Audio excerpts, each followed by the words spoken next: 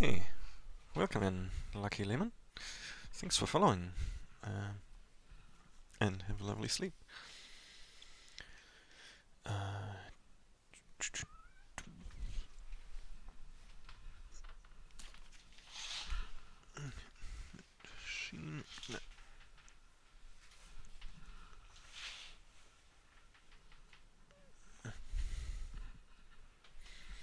Hmm.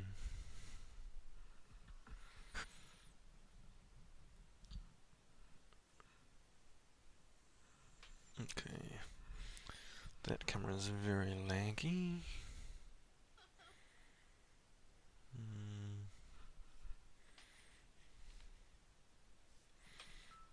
Oh, I think I'll do it like this. Okay, lost. The Wi-Fi to my phone is very inconsistent. So.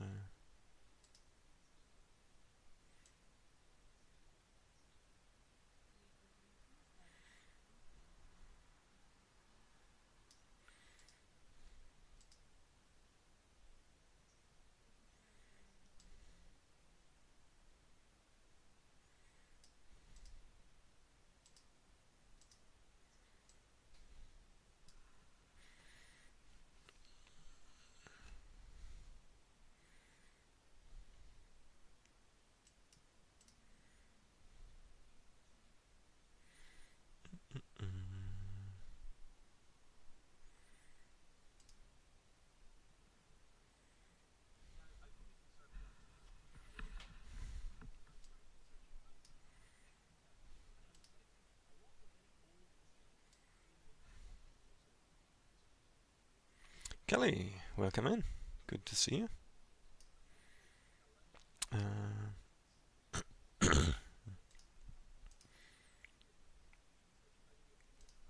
And takes me all across the internet, all across the world, if you will, and being able Looks like to that's access working. different locations through Surfshark VPN to allow me access to country-specific content and videos and the like is essential. I know how much you guys appreciate my deep dives and exhaustive research into topics, and Surfshark helps make that possible. What's more, Surfshark's Clean Web feature by far is the best out there for blocking ads, trackers, malware, phishing attempts, and the lot. Now, if you've watched my previous videos, you'll also know that it not only now takes me all across the Hey, internet, but all I see across some the world. Lucas. I will give a shout out. Yuma to Norwegian fortresses, and Surfshark has been my constant companion. Well, it's my wife, letting me keep my location based back at home so I can't lose access to the content that I want. So check out my link in the description below and use code CALUM to get 3 months absolutely free. Surfshark also do 30-day money-back Droid guarantee, cam so crashed. you don't have anything to lose. Anyway, thanks again for the support, Surfshark, and let's get back to HMS Edinburgh and the Z24 and Z25, which have, as I remind you, 8 5.9-inch guns. At around 6:30 in the morning, the minesweeper Hussar spots the 3 ships. No, I think that's not a go. She immediately opens fire on the approaching German destroyers. Yeah, it's got strong Wi-Fi signal, but the modem's too far away. Slam their engines full ahead and charge forward, guns blazing. The British well know that their best chance of defence is attack, and outgunned or not, they intend to do just that. Smaller minesweepers stay close to the Edinburgh, which circles the port attempting to make as much speed as possible. While her A and B turrets are functional, there is no electrical power to move the turrets or operate the firing director. Turret officer Lieutenant Robert Howe must hang head and shoulders out of a hatch on the turret itself and shout directions to his crew inside.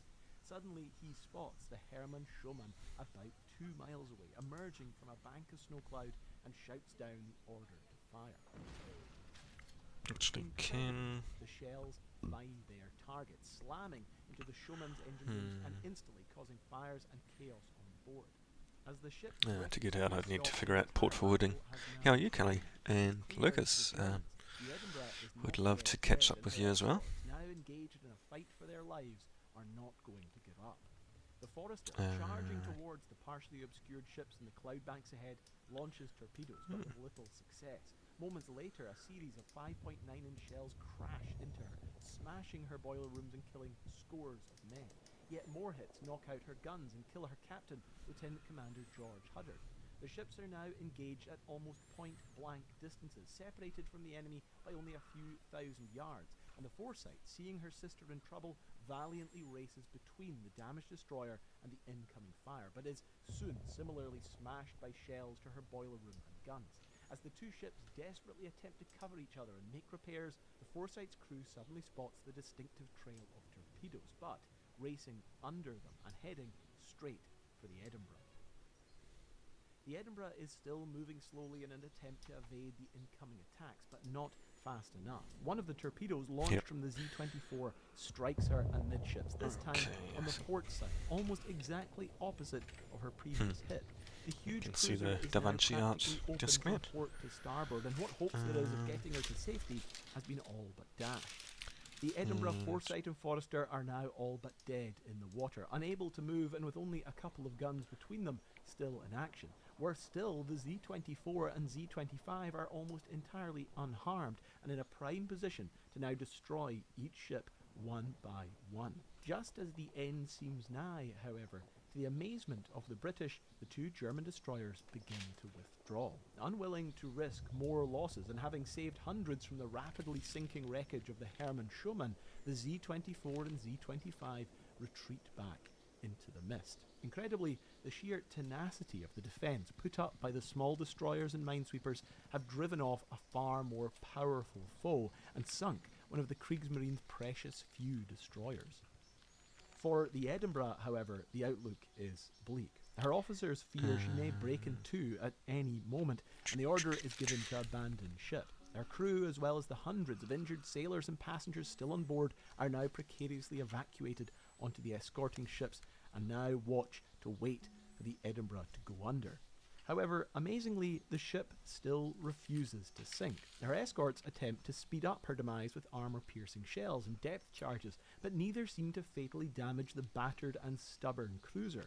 Finally, the Foresight sends one of her few remaining torpedoes into the wounded Edinburgh. Incredibly, even after this, the fourth torpedo to hit the ship, it would be a long, slow few moments before the Edinburgh finally heeled over and sank. It was a sad end for a tough and stubborn ship that had come, in the eyes of her crew, so close to surviving the fight. On board the Edinburgh, as she plunged under the Arctic Ocean, were the 57 bodies of men who had died over the course of the last 2 days, but also something else, something far more unusual, and something that many of the crew only a few days before had fatefully warned me curse the Edinburgh on this voyage. In a heavily armoured room deep within the bowels of the ship and close to where the first torpedo had hit were boxes upon boxes of gold, stamped with the markings of the Soviet Union. Now, the Edinburgh was pulling them down to her watery grave, and a new story was about to unfold of a relentless pursuit to find and reclaim the lost Soviet gold hidden within the wreck of HMS Edinburgh.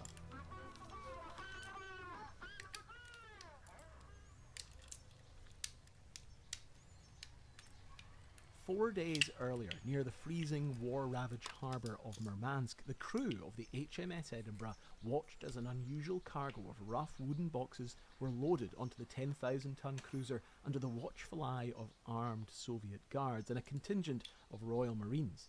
As the small boxes were lowered down 3 decks below into the armoured bomb room, one suddenly slipped and fell upon the open deck, breaking open to reveal the contents, ingots of bright, shiny gold. This gold, which had been perilously transported almost 1,000 miles to Murmansk from Moscow, was a partial payment from the Soviets to the United States of America for the millions of dollars worth of arms and equipment they so desperately needed to help fight back against the use German my phone as a camera, but delivering said my PC is arms and wired equipment into one would prove network, difficult, and the with Wi-Fi few at this end easy of the routes house is on a available different to one. move the vast So volumes of trucks, tanks, planes, ammunition and aid that the Soviets can't required. use my One of the shortest routes was via the remote X. northern port of Murmansk, where Winston Churchill had promised Joseph Stalin that the British Empire would be able to continuously supply with regular monthly convoys leaving from Great Britain and the recently occupied Iceland. These convoys would become a vital lifeline to the Soviets, but an unbelievably treacherous and Parts. deadly endeavour for the Royal Navy and the hundreds of merchant vessels and crews tasked with transporting the supplies. The route itself would be over some of the most tempestuous stretches of sea in the world. In winter, the convoys would have to deal with navigating in near constant darkness, constrained by the vast stretches of ice, constant storms and plunging temperatures that could freeze ships and their crews solid.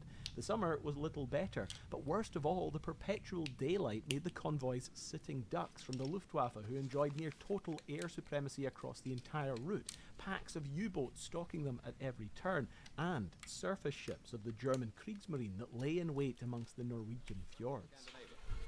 This is the Roof of the World route, which saw an Arctic sea battle between Nazi bombers, mine layers, packs of torpedo droppers and submarines, and the strong escort of ships and planes which screened the great armada of freighters, taking their precious cargoes to the relief of Russia. For about a week, the savage enemy assault went on in an attempt to wipe out the staggering tonnage of weapons and supplies, which even the Germans described as enough to equip an army. By May 1942, 15 convoys had made the perilous journey to Murmansk, with a total of 152 gone. merchant vessels successfully arriving to offload their cargo. Accompanying each convoy were a varied array of Royal Navy escorts drawn from the British Home Fleet. Minesweepers to scout and screen for minefields, armed trawlers, corvettes and destroyers for anti-submarine warfare, as well as cruisers and large battleships to counter the threat of German surface ships and aircraft. One such cruiser assigned to the Murmansk run, as it was known, was HMS Edinburgh, a town-class light cruiser built by Swan Hunter in Newcastle and launched in 1938, coming into service that following year. The Edinburgh, along with her sister, HMS Belfast, were enlarged and improved versions of the previous town-class cruisers, being longer with extra range, better armour and more extensive anti-aircraft capabilities.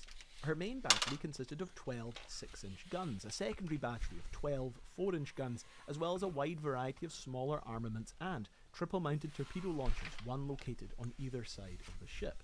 Perhaps most impressively of all, however, lay deep within the heart of the cruiser, where state-of-the-art targeting computers, fed by rangefinders and the latest radar systems of the day, gave her an impressive and advanced degree of targeting capabilities at the time. With a top speed of over 32 knots, like many light cruisers, the Edinburgh was designed for speed over armour, but she was nonetheless heavily armoured for her class, with 4.8 inches of thick armour on her main belt and protection for her decks, bulkheads and turrets. A tough, capable and modern ship, the Edinburgh had seen relentless service since her commissioning amid the outbreak of the war. Her officers and crew were highly experienced and well trained, and her presence in the Arctic was a relief to many of the merchant ships and escort vessels who were relying on her as a counter for both aircraft and the threat of Kriegsmarine destroyers or battleships. Having escorted the ships of PQ-14 from Britain to Murmansk, on the 28th of April, the Edinburgh was now ready to lead the returning convoy, QP-11, back home to Iceland. Along with her complement of over 550 men, over 200 passengers, mainly casualties and merchant seamen whose ships had been sunk in previous convoys, were also on board. Also leaving with the Edinburgh was Rear Admiral Stuart Bonham Carter, who took the Edinburgh as his flagship for the return journey home. Perhaps most crucially of all, however, locked away and secured in the bomb room, packed 5 to a box, were 465 gold ingots. The crew had been suspicious the moment the gold had arrived. Rumours had spread like wildfire that it was Polish gold, pillaged and ransacked from the Soviet invasion of the country in 1939. To the suspicious sailors, it was an ominous sign. Chief Petty Officer Reginald Levick was one of the crew in charge of packing the boxes into the bomb room. Levick would later recall what he saw. I told Commander Jeffries that it was going to be a bad trip. There was one really bad omen. Water streamed in red rivulets off the decks from those Russian cases. It was only stained from the crimson stenciling on each case, but we were suspicious and apprehensive. I thought to myself, Russian gold dripping with blood.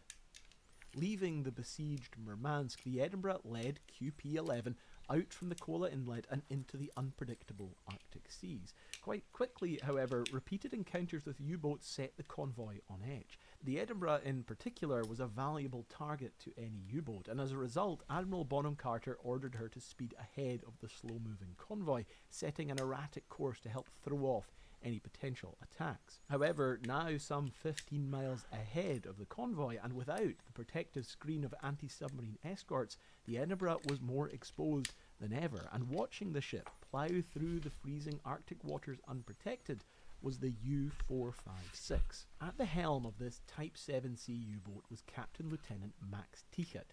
He had on board the submarine only 3 torpedoes, but he intended to make them count. Sighting the large ship in his periscope, Tichat estimated his range at 1,000 metres and the cruiser's speed at around 15 knots. It was 4:18 p.m. on the 30th of April 1942, and expertly timing his shot to coincide with the Edinburgh's changing of course, he launched the torpedoes.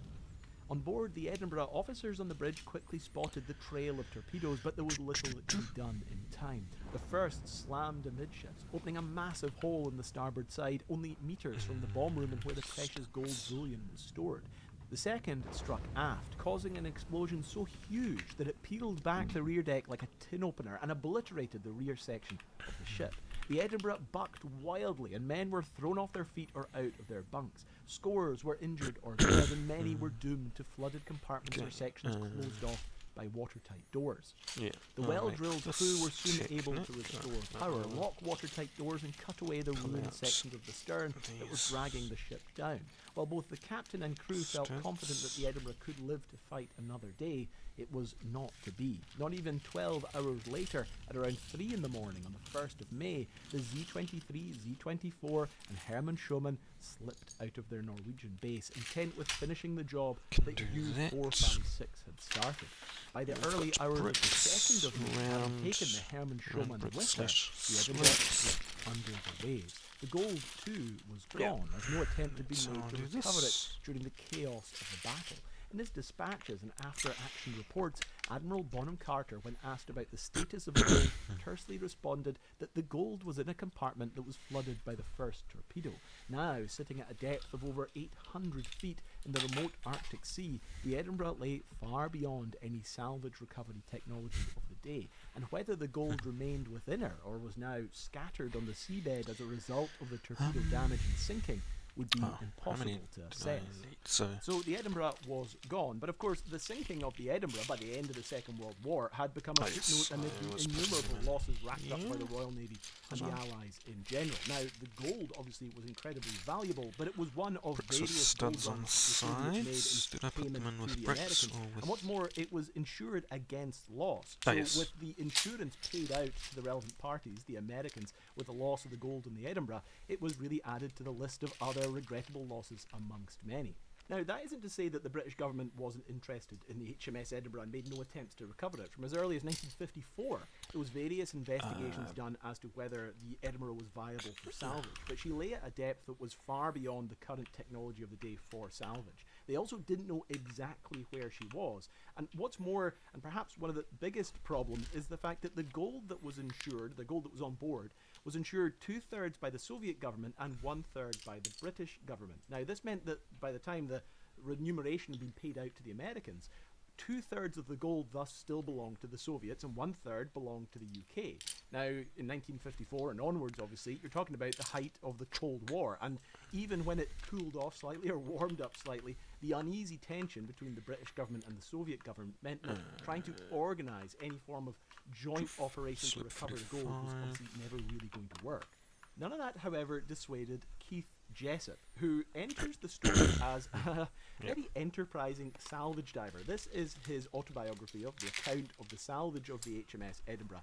And Keith Jessup is a fascinating character. He was a no-nonsense Yorkshire salvage diver who came from nothing and got a name for himself as a deep-sea diver and salvage diver. In fact, he actually got prosecuted for illegally salvaging a U-boat off the coast of Islay, which is a whole interesting story in and of itself. Now, Jessup became obsessed with the idea of salvaging the Edinburgh. He read one of the accounts, a Russian account, of the sinking of the Edinburgh and the gold, and from as early as the 1960s became kind of captivated by this concept that he could salvage it and reclaim the gold of the Edinburgh. Now, by the 1970s, the price of gold was on the up, and the technology was there for better, more effective deep-sea dives and salvage. A lot of interested parties were starting to look greedily at the Edinburgh, and someone who still had never given up on finding it was Keith Jessup. He had spent years researching the Edinburgh, interviewing survivors, poring over documents and logs from the German side and the British side and the Russian side.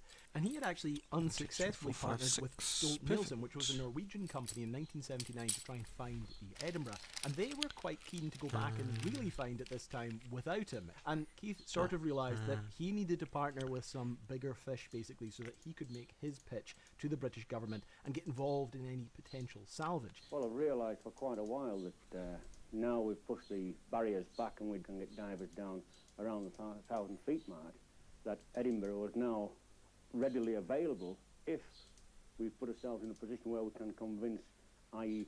the British government, the Russian government and the Salvage Association, that I can put forward the package that's required to get down there with safety, respect the Wargrave angle and bring back the cargo. I feel that at this point in time we can do that.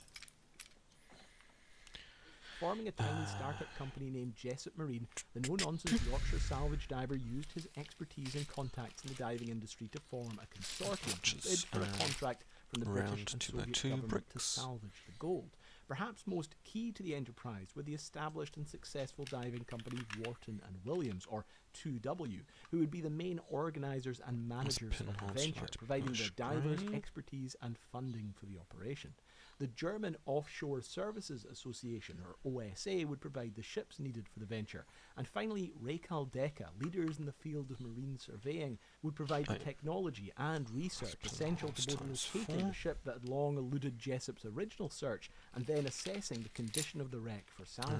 Jessup's consortium made a compelling bid, hoping to both undercut the competition in price, but also win over the British government with their more precise plan of cutting into the ship's hull and extracting the gold with as little disturbance to the wreck as possible. In 1957, in a move done partially to protect the Edinburgh from unauthorised salvage, the ship had been designated an official war grave. As a result, more traditional forms of salvage, which usually involved blasting open sections of the wreck using explosives to recover valuables, would not be considered appropriate. The plan to dive on what was now an official war grave was still controversial, but the bold pitch worked, and both the British government and the Soviets agreed to award the contract to the consortium. In May 1981, almost 39 years after the Edinburgh sank, the consortium's meticulous research into the sinking and trying to narrow down the search areas for the wreck paid off. The OSA search vessel Damtor located the wreck of HMS Edinburgh, and for the first time since she sank in 1942, human eyes gazed on the 600-foot-long cruiser, now lying under some 840 feet of Arctic sea. The Edinburgh lay on her port side, with the gaping wounds made by the torpedoes still clear to see. Incredibly though, she was still intact. Her enormously strong hull had held together after 4 torpedoes and a trip to the seabed, and it meant that the gold was probably still contained within the strengthened bomb room where it had first been stored. By August 1981, the Stephantium, one of the OSA's specialist diving vessels, set off packed with mountains of equipment needed for the operation and a crack team of some of the most experienced deep-sea divers in the world. They were facing a long and precarious salvage. Positioned above the wreck, 25 saturation divers, who would need to remain in closed, pressurised conditions for the entire duration of the work, would descend in alternating shifts onto the Edinburgh. The team had spent months researching every inch of the vessel, including visiting her sister, HMS Belfast, to research the best way of reaching the bomb room that contained the gold. The divers' plan was to pass through the huge torpedo hole on the exposed starboard side and into a void space originally designated to carry fuel. Once through this, they would then reach the wall of the bomb room where the gold had been stored and start to carefully cut through. As you can imagine, the entire operation carried tremendous levels of risk from every single angle. They were going to have to spend weeks working in some of the most turbulent stretches of sea found anywhere in the world, diving at depths that few, if anyone, had ever attempted before, and on a wreck of a World War II cruiser that was filled with tons of unexploded munitions, and all just for the chance of potentially recovering the gold that lay inside her. And of course, the entire time being watched by Soviet observers who they feared may at any point call in the authorities and confiscate everything they had recovered up to that point. Quite quickly, the team realised that their initial idea of accessing sections of the hull by passing through areas that the torpedoes had hit was never going to work. There was simply too much debris and detritus in the way that had either fallen down during the sinking or the battle in 1942. Instead, what they were faced with was cutting out sections of the undamaged armoured hull, Once this plating had been removed, they would be able to lift it away, move through this void space or fuel tank, and then cut through the bulkhead that would hopefully get them into the bomb room. It was going to be hard and relentless work for the divers, and they worked in pairs. A pressurised diving bell would be sent down with 2 members of the dive team inside it. One would come out and put in a 4-hour shift cutting and manoeuvring away sections of the hull. He would then go back into the diving bell to swap with his partner. He would come out and do his 4 hours, and then the 2 of them, when complete, would be lifted back up to the Stephantium, and a fresh pair of divers would be rotated in and travel down onto the wreck. Reading the accounts of this and seeing the footage of those divers working down there, I kept thinking about what it must have been like being there on the seabed of the Arctic Ocean, seeing a 40-year-old gigantic Royal Navy cruiser in front of you and digging through this strange otherworldly environment in the hope potentially of finding gold bars hidden within the wreck. And I thought to myself, well, why not ask a diver who was actually there? Mike O'Meara is concerned about the condition of his divers. My divers are pretty tired at the moment. I've got 6 working divers left out of potential of 8 at the moment. We had to decompress Dougie with his dislocated shoulder. They're pretty tired now. Coming out of saturation is Keith Cooper with an ear infection, and Dougie Matheson, who as well as dislocating his shoulder by a fall in the bell, has badly scalded feet. The water had to be very hot to keep you warm, and when it went up 2 or 3 degrees, it just went from kind of being nice and comfortable to being scalding hot. When I first heard that interview with Dougie Matheson, I Panels, thought that guy glasses sounds and familiar. In fact, he things. sounds like somebody who is born and raised from the Highlands in and around me. And my hunch paid off, because I asked my dad, and my dad asked somebody else, and somebody else got back to him and said, oh yeah, I know Dougie, here's his phone number. Yeah, I'll just dump out A this couple of days ago, I called up Dougie Matheson, who's Bits, still in the industry, bag out full on a of ship in bits. the North Sea as we speak, and asked him about Sort the out unique the experience of diving on the Edinburgh and seeing that vast, specialised gigantic parts, cruiser and it sitting leaves on the behind just seabed a for the first time. You know, I imagine small you must have random been bits, one of the first people to see and then we the can ship go the through all first of time, those. you know, since it had sunk back in 1942, and I just always thought what an odd thing must have been standing, you know, stepping out the bell and then seeing this ship in front of you, and I just kind of, I thought it would be nice to hear your own words what it was like actually experiencing that. Spooky, very spooky. And I can clearly remember going along the top of the hull and looking over the side. The guns must have been at the lowest elevation when she went down with a list, you know. And there's the turret, the guns pointing straight at me, you know. You could get about, you could see about fine. We didn't wander very far, you know. We could have stayed where we were working, like. So there's 2 of us would go down to the bell, and first diver would go out and do 4 hours and come back. We'd go out and do 4 hours. So it was normally about an 8-hour bell run. You know, we were complete. You'll hear me say in the video, and I still believe it, you know, we're about hot water burns and how hard it was and this, but just nothing compared. Went through in that Arctic convoys. little clips. What did I do with all the random The thing that brings it all to light Did is they go in when there? we found when we were clearing debris from modified the Finchley plates? bomb, Yeah, I we found guess. some human remains that kind of brought Small all the bits. suffering back to life And more that had bits. gone on when the ship was sunk, and it kind of, we were grumping and moaning about silly things like hot water and things like that, and how we were suffering doing the job, but it wasn't any of the suffering compared to what these men went through when the ship sunk. It would be almost 2 weeks of relentless, round-the-clock cutting and working and removing debris from out of the way before they finally reached the bulkhead and were able to cut into the bomb room where the gold was held. But there was no immediate signs of the gold, just vast amounts of silt and more debris. They would have to further dig through it by hand. But on the 16th of September at around 11 p.m, Dougie and his dive partner were on the wreck when all of a sudden the fateful words that the entire team had been waiting to hear finally came in over the radio.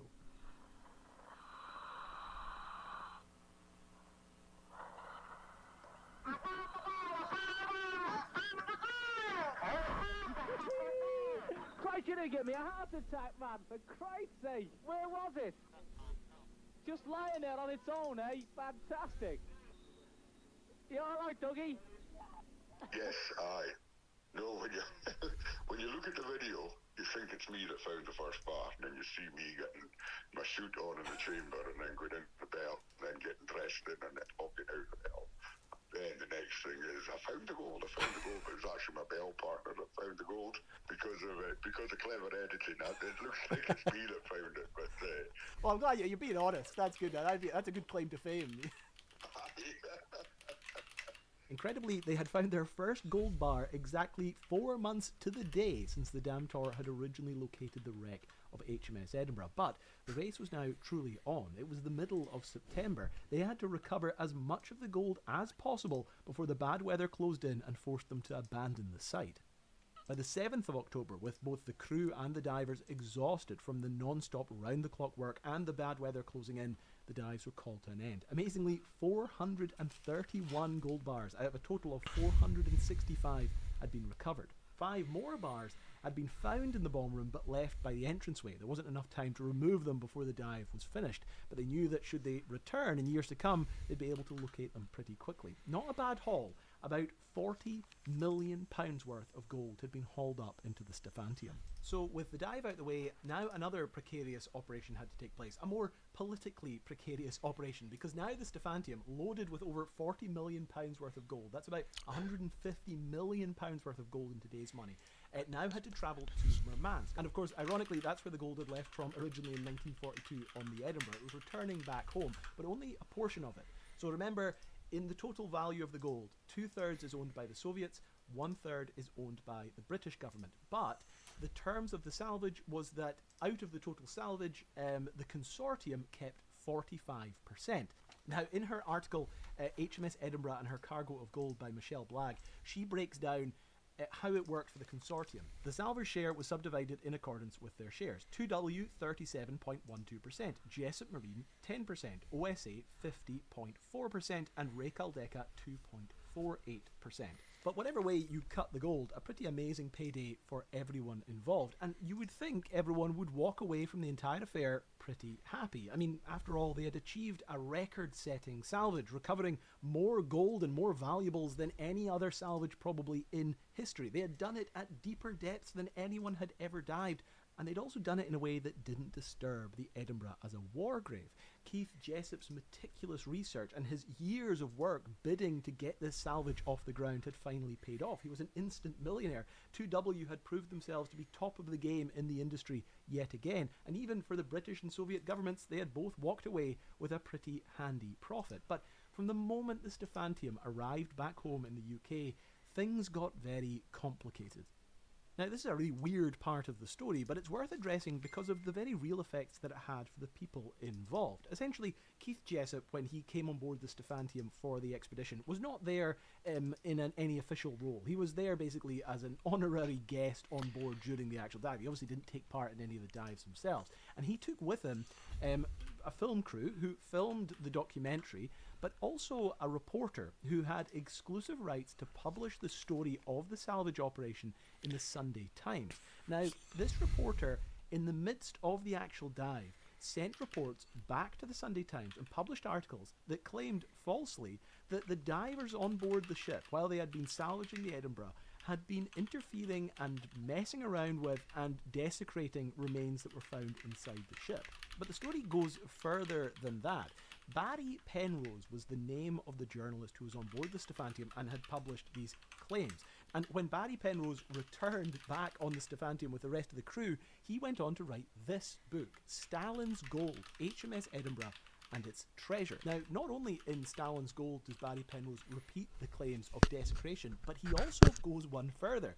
He alleges that the only reason the consortium ever won the contract was due to the fact that Keith Jessup had bribed members and officials in the government and the Salvage Association to give him and the consortium the contract to salvage the Edinburgh. Now, Keith Jessup took him to court over this, and the court ruled that Barry Penrose was lying. This book was libelous, and as a result, the book was ordered to be pulped. This one's actually an American copy, and I do wonder whether maybe the order to pulp them didn't reach America. Now, the reason I bring this up now is this had a real tangible effect on the people involved in the salvage. Dougie Matheson had to go back home and face up to people who thought that he had desecrated a war grave, desecrated a ship that had been crewed by people in the local community.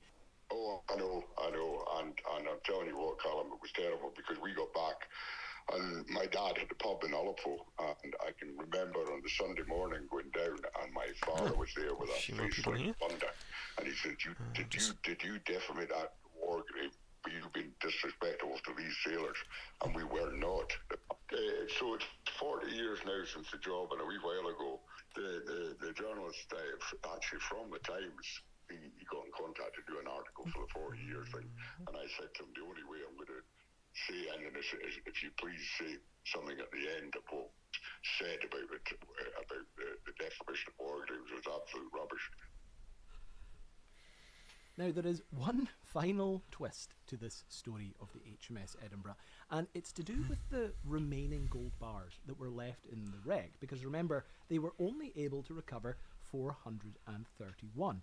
34 gold bars were left behind, and 5 of those gold bars were found and then stacked near the entrance of the bomb room to make it easier for the next team to come back and basically reclaim them. Now, in 1986, 2W, Wharton and Williams on their own managed to convince the British government to let them go back and do this salvage operation again. It would be a little bit more streamlined this time, and also it would be taking place with a brand new crew and a brand new dive team, so none of the original members would be coming back, and Keith Jessup was not involved with this either. Now, when they dived on the wreck, they noticed that an underwater camera that they had left behind back in 1981 was no longer there. And interestingly, when they entered the bomb room, the 5 gold bars that were stacked right at the entrance were no longer there. Now, they did the entire dive operation and they managed to recover the 29 remaining gold bars. But 5 of them, and specifically those 5 that were left at the entrance to the bomb room, were nowhere to be seen. Angel. Now, this is where I'll leave the story Oh, with what's- you. I would recommend going Do I call and you reading Angel? Rick Wharton's book, Sorry. Salvage of the Century. He maintains Can't that remember. perhaps the Soviets had dived on the wreck, recovered those 5 gold bars, the easiest bars to find. Perhaps it Good was to see somebody you. No, involved tomorrow. in the second That's right. dive that had maybe coordinated something or Lovely to organised see you something here. to secret away those 5 gold bars, never to be seen again. All I know is, and all we know is, out of all those Yeah, check out some 455 beautiful gold art bars, there. 5 of them are still not accounted for. But the one place they aren't is in the wreck of HMS Edinburgh. Ooh, there's a few posts from So you yes, that I the missed. HMS Edinburgh and the salvage of the century. Hmm. I mean, I think having it now being 1:30 in the morning and me still trying to get this video finished and edited has proven to me how big of a subject this is and how much it is outside of the scope of what is one short YouTube documentary. Look, if you are interested in this topic, there are, well, a stack of books that you can see in front of me here. I'm actually going to do something as well in the description underneath the sponsor, which is Surfshark. Thanks again, guys. You'll find in there a link to my website. I have so many books that you can imagine that build up after Project, and I'm going to try and contribute to getting more books back out into circulation. So if you go to my website, I will at the very least have one of these for sale, because I actually have like 3 or 4 of these. I don't know why. How are you? This is my favourite book on the story of HMS Edinburgh, and it's called I'm just Last trying Call to for HMS Edinburgh. get all the Story of the pieces Russian convoys. It's a very short book that tells the straight story what I want of to Edinburgh's final do. battle, but it goes into a lot of detail about stuff that I obviously wasn't able to cover. black. The other 2 books I would say, if you want to know about the salvage of HMS Edinburgh, Salvage of the Century by Rick Wharton. I don't have it here. yeah. I've got it on Kindle. Is an amazing book. Rick Wharton, remember, was the kind of co-founder owner of 2W, the main organisers, managers, and financiers of the Yep, salvage. two black. And he goes into so much detail and the technical nature of the salvage, more so than what Keith Rick Jessup is Modified. able to cover in Goldfinder. Because remember, Keith Jessup wasn't actively involved in the salvage in that regard by that point. He was, doing the research and pitching to form the consortium in the years previously. But his book, Goldfinder, is fantastic because it really it lets Two you of into the mind a lot those. more of Keith Jessup. Yeah, And I mean, I'm just it is enjoying a remarkable, this just peaceful Saturday drive, morning. this just fanatical drive that he had towards the salvage of this tiles. ship, and it I'll makes put that all moment these on deck that you can see in that tiles amazing documentary, which back is with quite some hard to find. I've tiles. only ever seen a few copies poorly uploaded to YouTube of it, but you can see that moment when he's on the ship and he sees that first bar of gold, what it must have been like, and you can get a better understanding of that in this. I think that's everything. I think I've managed to cover it all. Really enjoyed this. Thanks again to my patrons, as always, for supporting what I do. But this month has been a little bit unusual. My grandfather, also called Callum, passed away. He was 95 years old, so a pretty good age. And very healthy up until the very end, and completely sharp and full of stories, and everything that you would want from a grandfather, or a shenner as we call him. That's the word in Gaelic. And the thing that I'm going to miss the most is he was the best hype man you could ever have for a YouTube channel, despite the fact that he had no idea what YouTube was. I think around 1995 he basically was like, I don't want to know any more about technology, like that is it. That is, I'm done. I've learned how a tape player works. I could turn on the radio. I'm fine. I could probably 5 p.m. build 10:30 an entire a.m. house here. in an afternoon, but I'm not going to learn how. Oh yeah, 7 hours.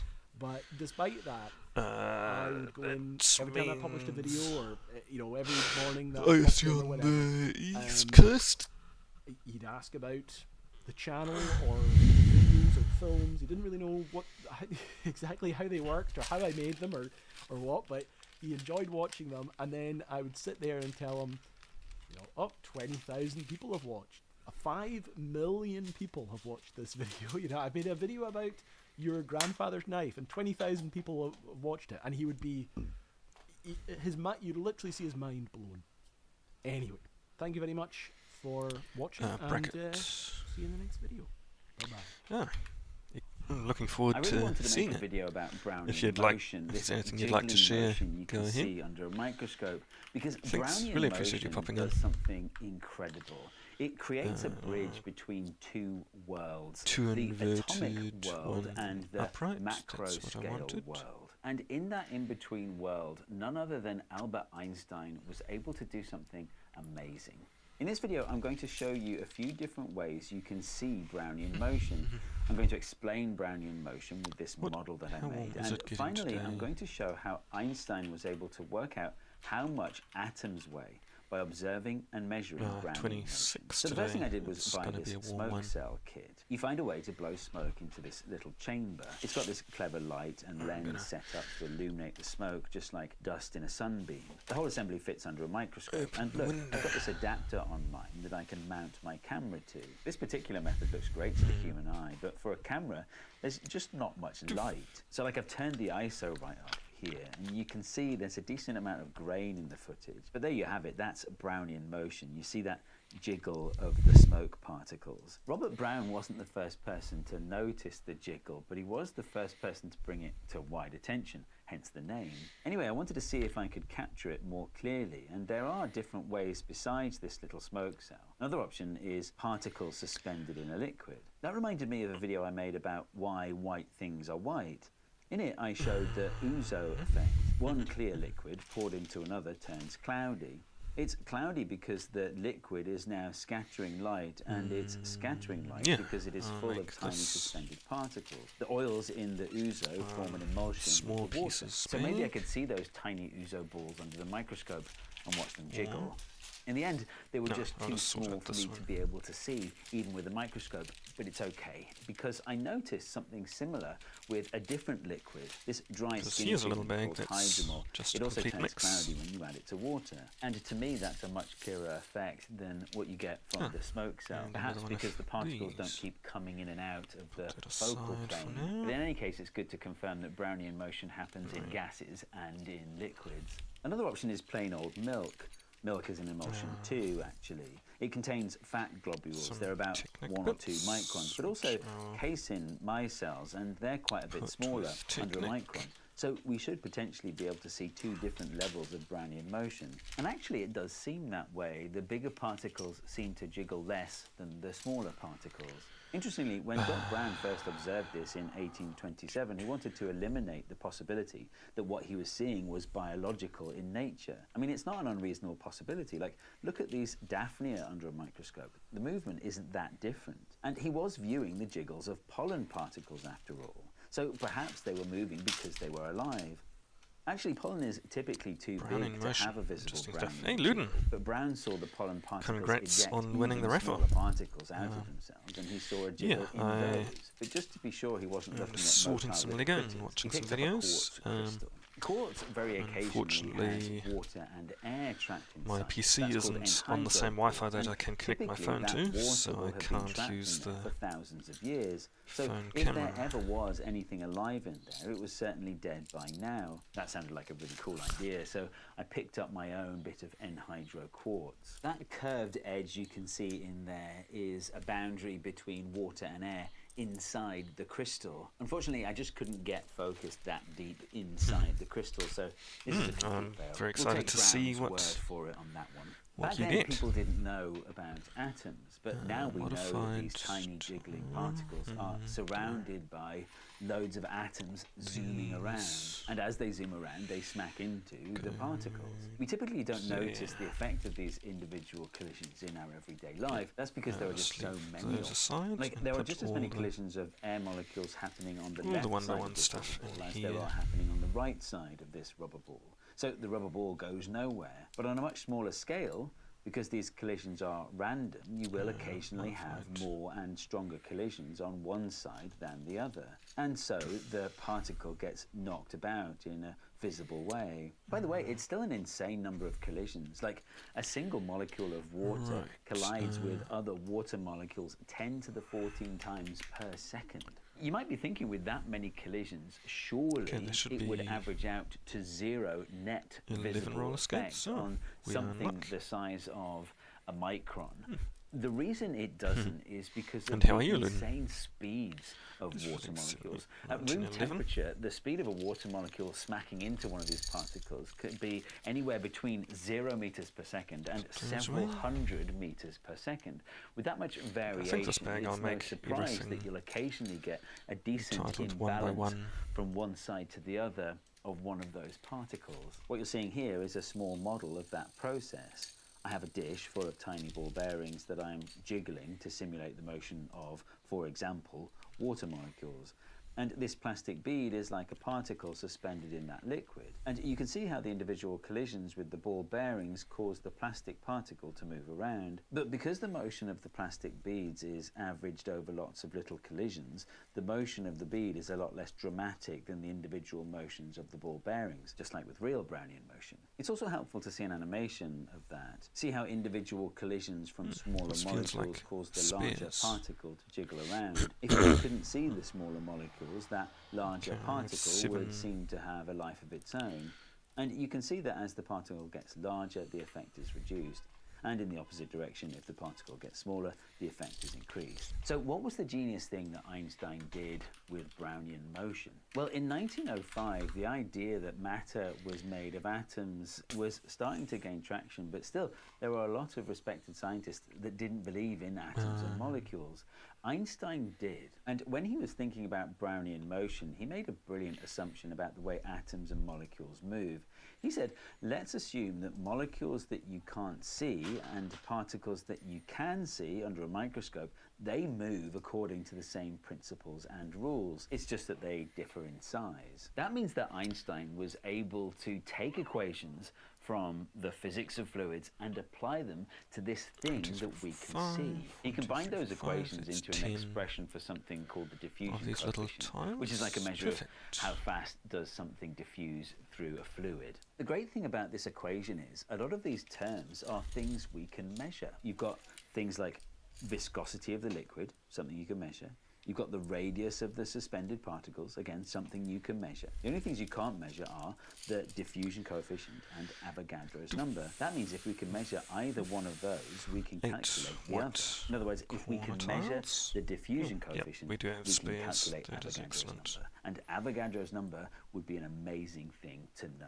Avogadro's number tells us, for example, exactly how many atoms of hydrogen there are in 1 gram of hydrogen. And if you divide 1 gram by that number, you then know the exact mass of hydrogen. Good to see How you. cool is that? So if we want Avogadro's number, we need the diffusion coefficient. So how are we going to get that? Well, here's the genius part. Einstein realized that we can calculate the diffusion coefficient of these tiny particles by observing them move.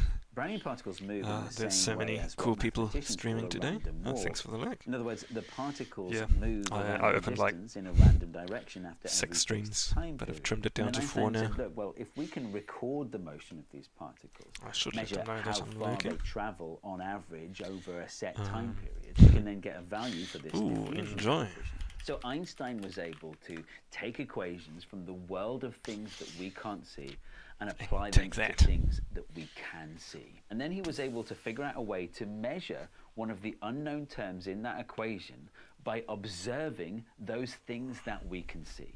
And that is the bridge between two worlds that Brownian 6 motion of the brown creates. ones. 3 years so later, far. Jean Perrin actually conducted that experiment and calculated Avogadro's number. I've got to be like a list of the 7.15 pieces times 10 to the updating. 23.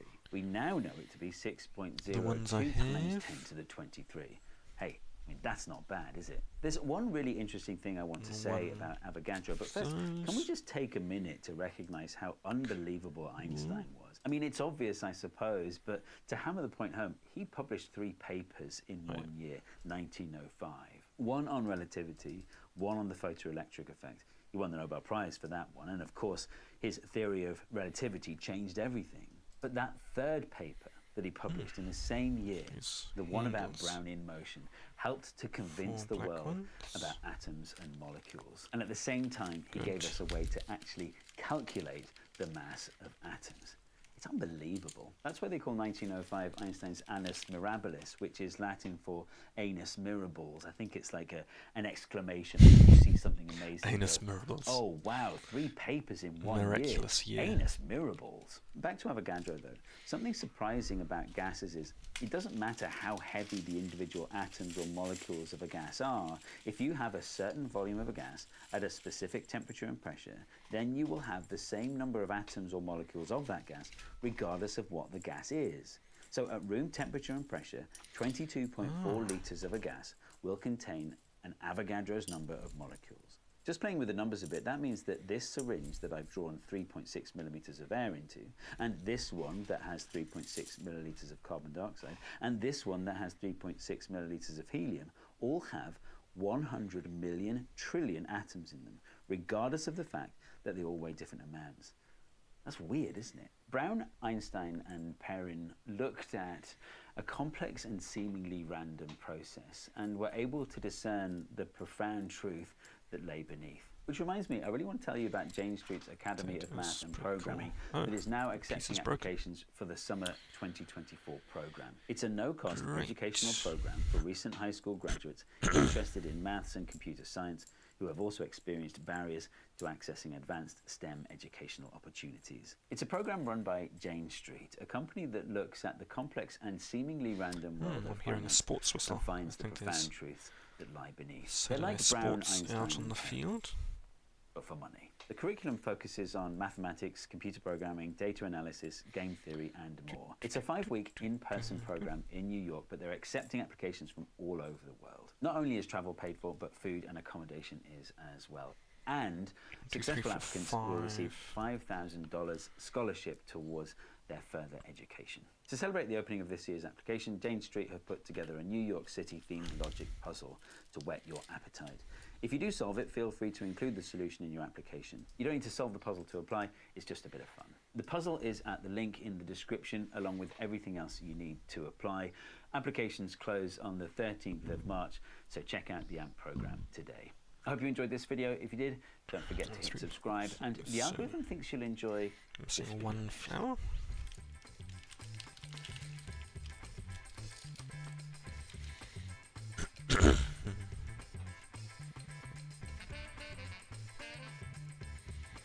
Five, 10,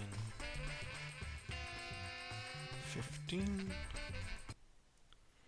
20, 25, 30, 31, 7.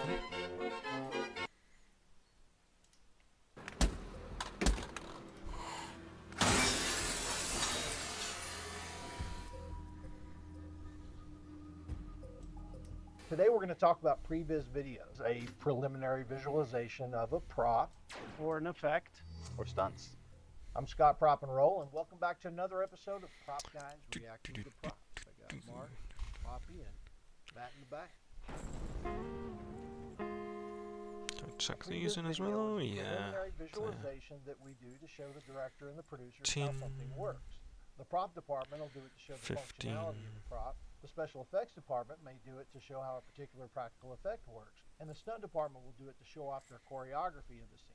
What better way to start talking about previous videos than to show this Return of the Jedi clip where it's the speeder bike scene? This is a previs video they made with models, dolls, toys on wires to get an idea of what they would be shooting, as well as effects work that was going to be going in. And this was actually made by Joe Johnston, who started as one of the effects guys at ILM with Lucas. He moved up to, by this point, I think he was an art director, but later he became a director and did Honey, I Shrunk the Kids, and he did Captain America, the First Avenger. This is kind of shot for shot. 10, 20, 30, 40, 44. 44, so I'm just missing 4 of those. Lucas is kind of the king of previs, and even in Star Wars, when they were editing, he would use World War II footage and cut that in because at the time, ILM was brand new. They were still doing effect shots, and they had nothing to cut in yet. Did you ever find the clips of that? Well, I found something similar. A movie from 1954 called The Dam Busters that Lucas used as a storyboard for the trench scene at the end of Star Wars. And he might have lifted a few lines of dialogue, too. The size of that thing. My goodness, it's big, isn't it? I'm going to cut across the axis and try and draw their fire. I'll fly across the dam as you make your run and try and draw the flag off you. We're starting our attack run. I'm going into attack. How many guns do you think, Gall 5? Say about 20 guns. How many guns do you think there are, Trevor? I say there's about 10 guns. You should be able to see it by now. I reckon you should be able to see it by now. Wow. It's away! Thank you, it didn't go in. We've done it! We haven't! It's still there! So he used that whole section of the movie as a previs. Basically, yeah. He just said, let's do this. Okay, I really went down the rabbit hole for this episode. I dug deep into my camera roll, so did Mark and Poppy. I called my special effects buddies. 25. I called my stunt coordinator buddies. We got lots of good previs to look at. Now, when we're showing the director and producer's props, we often just send photographs. But if we have to show the functionality of something or a process of using the prop, we'll shoot a previs. Hopefully there's one more showing up eventually. We had a 1915 dark room for the show The Sun. So here Matt is showing the entire process of a dark room. And we did it practically here for the demonstration, but we weren't really trying to pull an image because we were going to go back and digitally put in the image in post-production. Yeah. So you can see an image starting to come through. This was more of a proof of concept of what we could do practically. And I will say, our visual effects guy on this show was one of the Star Wars visual effects guys, Terry Wendell. Yes, that's See, correct. I pulled that connection in. So we shot this video to show the director Single that our black actor 1x1. was competent and could fire and show the functionality of a 1915 Lewis gun. These were used by the British in World War I. And that was a rental ISS, right? Weapon that's been adapted to shoot blank. Yeah, it looks great. So here we were testing out a horse rig for a TV show called The Sun. I'm in the back of a flatbed truck with our rig and our fake horse head. And the rig was on what, like a spring? It was on a thing called an equalizer. I'm amazed they didn't use that. Put a cowboy hat on you. Yep, just horsing around. And when we're using a lot of old technology and old weaponry, we would shoot a previs video. Here we have our reenactors. There's a spare. I smell John Navarro. On the So our armor, John Navarro, called in his buddies that were all reenacting. There he John is. right there. There he is. Was it a Union soldier? It's all marked off. I love shooting out cannons. The ones. Smells good. Yeah. Those ticked off. Cannons in the morning. Duvall there. Duvall. Yeah. What's that? Good Morning Vietnam. Yeah. one red That was Apocalypse stud. Now, Poppy. You were joking, right? Sure. You would.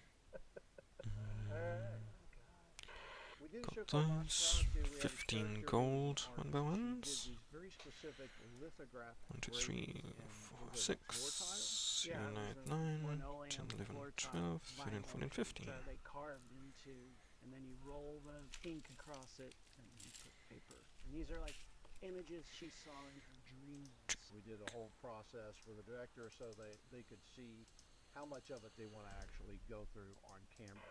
So digging into my phone, I found this old clip showing Mila Kunis how to fire a weapon. Of course with blanks, to aim at someone without aiming at someone. You go off axis, but as you see from the side view, Two you of can't tell them. she's not aiming right at me. Yeah. And her character was actually being shot at. So I wanted her to feel comfortable and show her how safe it One was. of them. It helps to have an experienced armor on a film set. It really helps if you follow protocol of how 2, you 3, deal with guns. And 4, if 5, you do that, 6. you never have a problem. Yep. So I was working on a Nike commercial where we had to launch golf balls at these kids in a golf range. Matt developed this golf ball shooter. He made that out of a mower. Did you blow them all away? Yeah, they were blown away by the leaf blower ball blaster. If you need somebody to blow in balls, Matt's the guy. So I was doing a Dr. Pepper commercial and we had to launch a 2-liter of Canada Dry. Wait, hold on. You were doing a Dr. Pepper commercial and you had to shoot a bottle of Canada Dry? I think they owned Canada Dry at the time.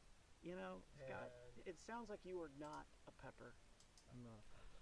So had to do it with a football chucker, and you know that reads good on paper, but it didn't exactly work. So I had to wrap the tires with ace bandage so it would. Oh, interesting. So it would touch. Huh. Yeah, because those aren't adjustable. No, they're not adjustable. You know, they're made for regulation footballs, not regulation 2-liter soda bottles.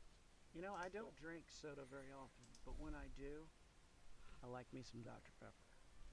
Dr. Pepper is good. Hey Matt, didn't you have a previs you wanted to show?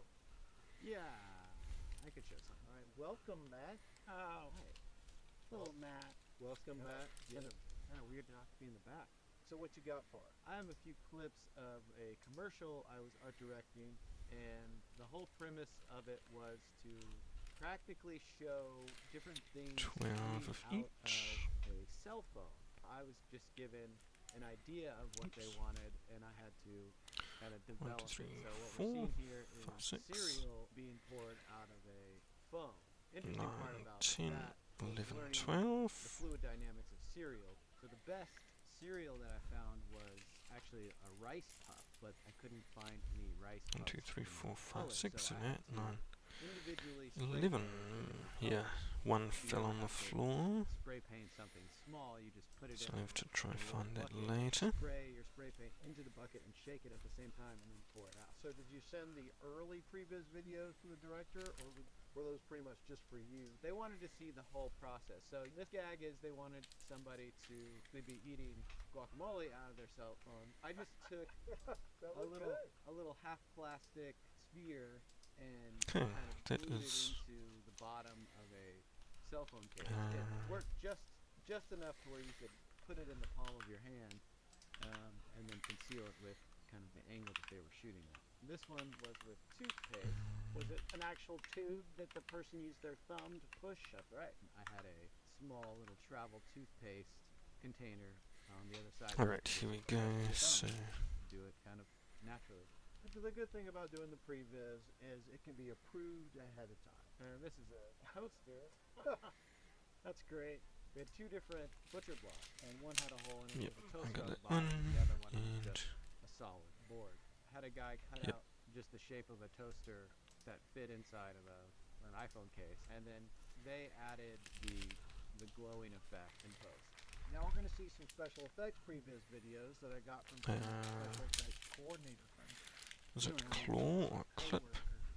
We got a Battle Angel Alita clip here. This is surgical table, smash.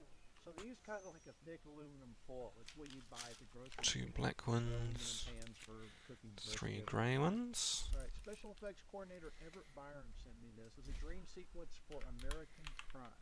And it's just really a cool sequence. And this isn't really the previs, this is just kind of behind the scenes of what they actually did. One They shot a orange previs, ice but cream I'm not scoop. sure if this is.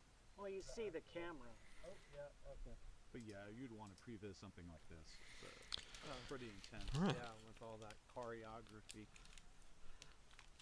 I'll call that bag done. It took a second for it to register.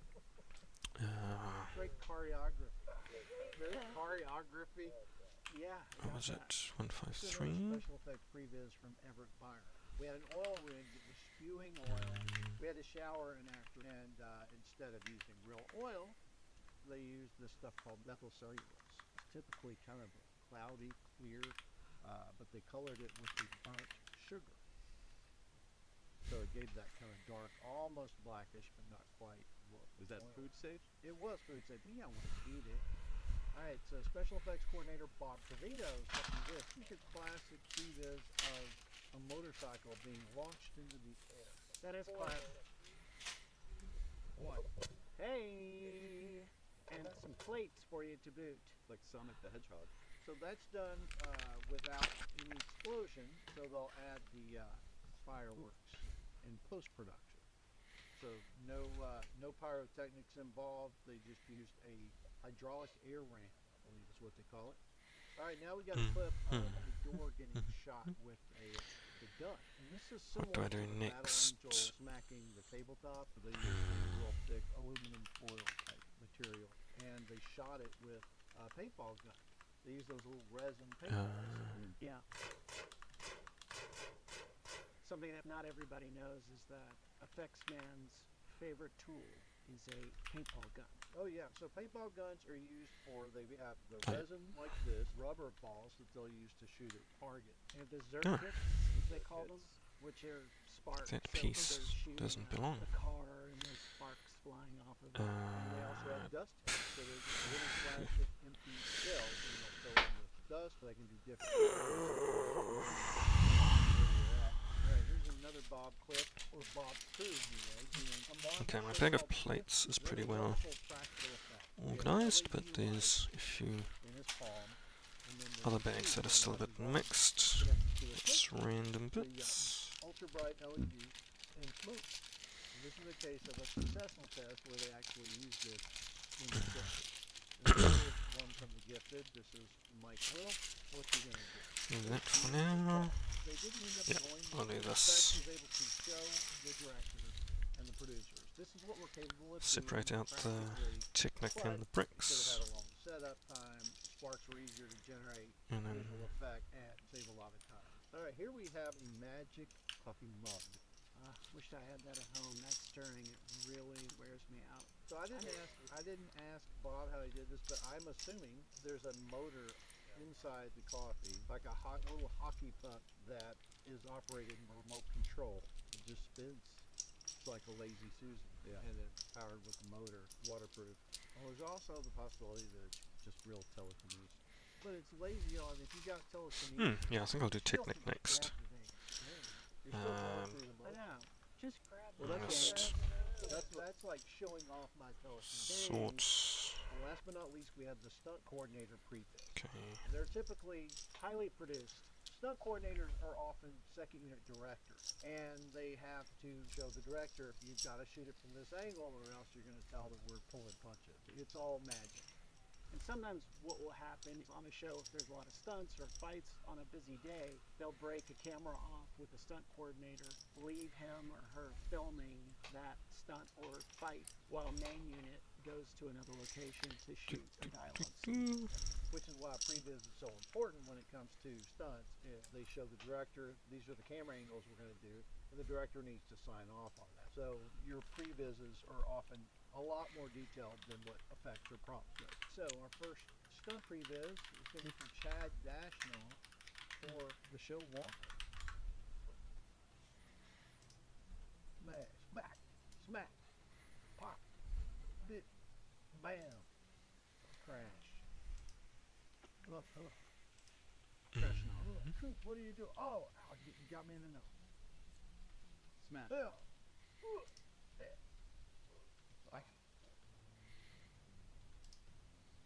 Oh no, I just wanted a hug. Now, this is a highly produced stunt sequence for Marvel's The Gifted. Even have special effects. Yeah. And here they're also demonstrating like some supernatural, like superpower type stuff. Yeah. So you'll see the cables and stuff. And I would guess that this is probably, if it gets signed off on, it's helpful for visual effects because they can start working on their stuff before main unit even shoots the real version. Mm-hmm. All right, so here's another one from the Gifted stunt team. But you can see how they have to include the special effects because they play such a huge part of the dynamics of the scene with the whole, disappearing and appearing somewhere else. Yeah. Thanks so much for watching Prop Guys reacting to Previs. Please don't forget to like, subscribe, and the notification button. Wait a minute, I have one more. Sometimes you have an idea and you have to pre-visualize it to make sure that it's not only effective, it's believable and appropriate. Okay. I think it speaks for itself. Let's see it. I knew that guy.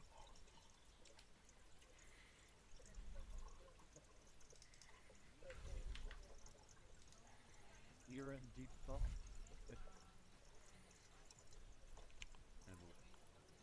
Hey, when you gotta go, you gotta go. Feedgasm?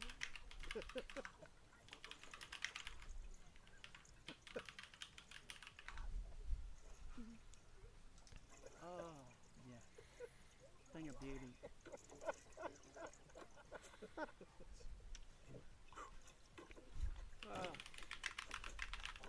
That was hydrated. Yep.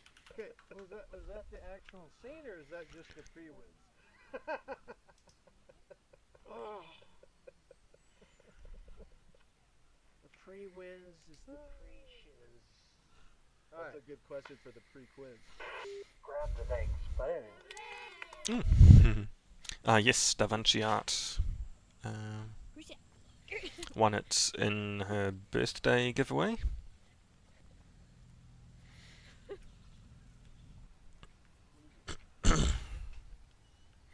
Yeah, I'm very happy with it.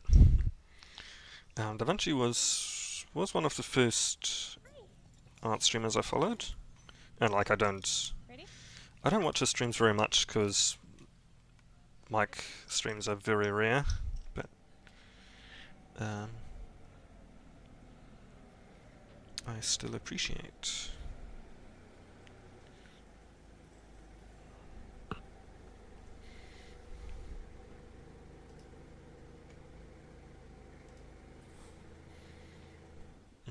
How you going, guys? Curtis from Cutting Edge Engineering. Today's job we're going to be modifying a front strut rod from a 784 cat truck to suit a 785 dump truck. So the front strut is the main suspension component in the front of a dump truck, and it is also the main pivot point for the steering. The 784s are not a dump truck. They are more known as a prime mover or a tractor truck. They generally have a trailer of some nature fitted to them, whether it be a float or a lowboy for transporting machinery on a mine site, or they could even be fitted out with a tipping trailer. The reason why we're modifying this is the customer has a 785 strut rod that has damage to it and the chrome is starting to come apart. So they could potentially send that out for chroming, but that is going to take 4 to 6 weeks in order to get that done, and it is quite expensive. This sort of modification is not common, and that is because the 784 truck series are not common either. Because the 784s have a lot of parts that will fit the 785s, we worked out that these struts are exactly the same, they're just 100mm too long. So we're going to be shortening this one so they can use it on their 785. So ideally we would shorten the top end of the strut where there is no taper, but there are bypass holes that have been drilled in there, and they need to be there in order for the strut to work, and they fall on that 100mm mark, which means we can't do anything on the top of the strut, so we're going to modify the bottom. So before I shorten this, first thing I need to do is drill the holes to the correct depth. These holes only go 70mm deep. When I shorten it 100mm, I'm going to lose that bolt pattern. So rather than lose it, I'm going to pre-drill them down to the correct depth. That way I'm going to save myself a lot of time and setup. So in a perfect world, I would set this up on a horizontal borer, which would make it very quick and easy to drill and tap those holes to depth. But I don't have one of those just yet, and I could set this up in the Zaya, but that would require turning the head around and clocking that in, getting the job set to the right height so I had clearance, and unfortunately I don't have a quill on that, which means I would have to hand feed the bed to drill the holes. That is just way too time consuming, so we're just going to use the mag drill. And because this isn't the first one I've done, I've already got a fixture plate made up.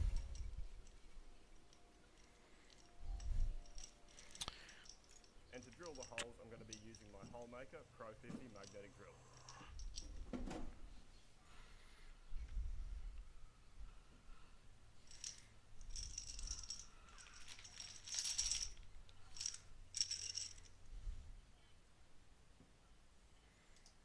drill the holes, I'll be using a Goering 22.25mm drill. All those bricks. Excellent. So we're going to have to use the whole length.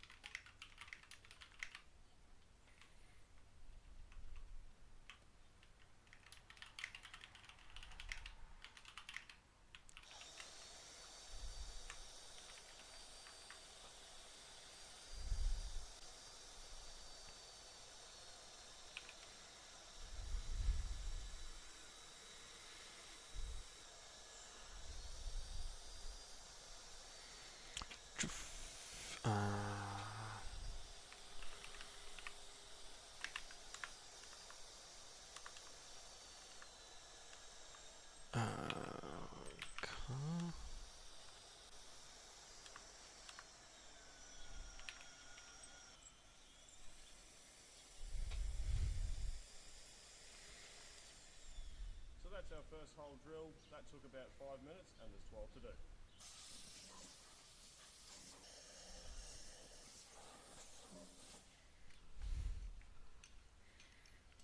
These are the covers. Those go on the roller coaster cars. Right.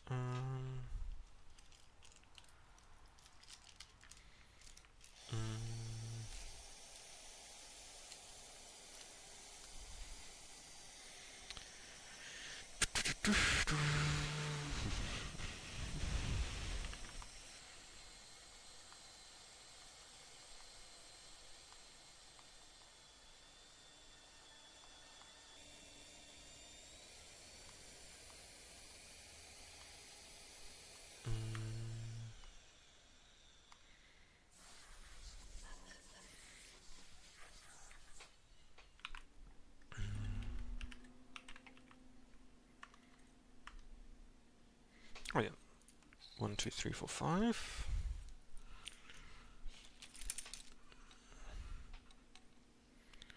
Without stunt.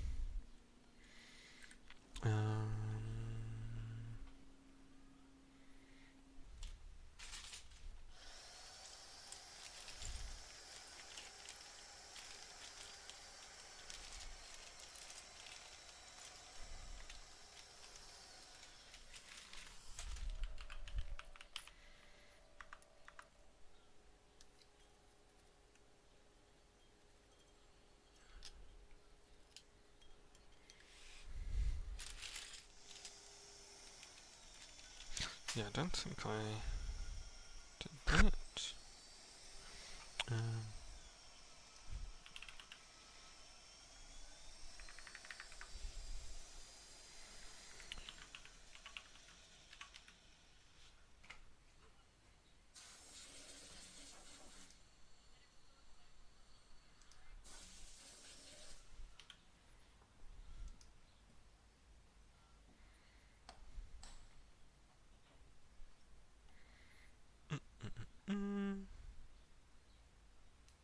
Six of them, yep, I've already reduced that.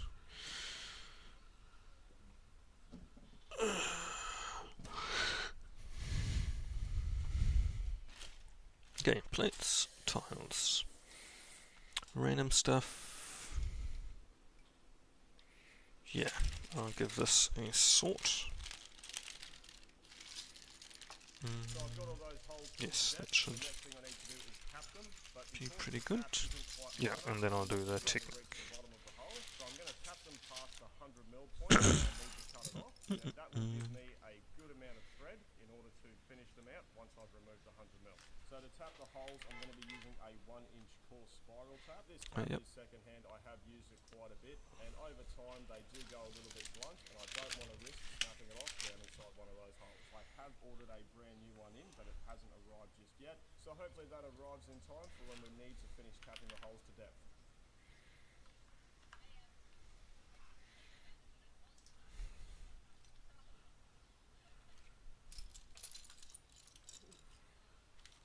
And, oh, cool.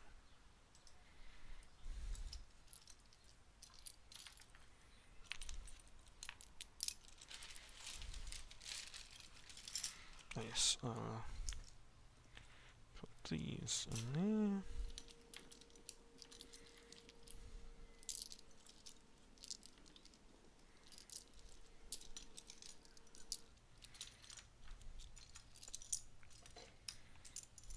Oh, yes, I added those to the bricks here. Brick modified I can do.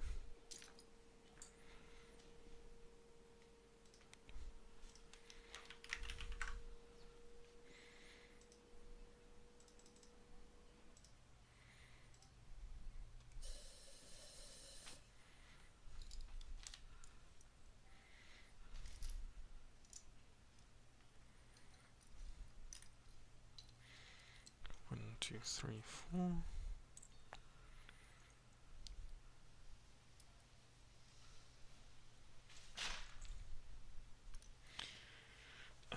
Tire.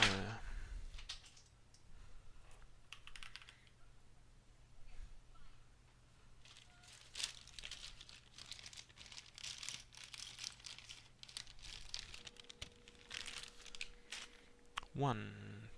Why?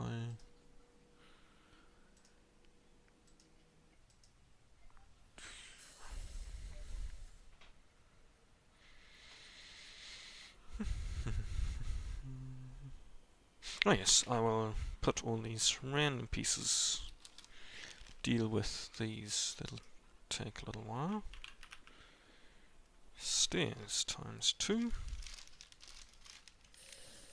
And then move a Technic into that bag.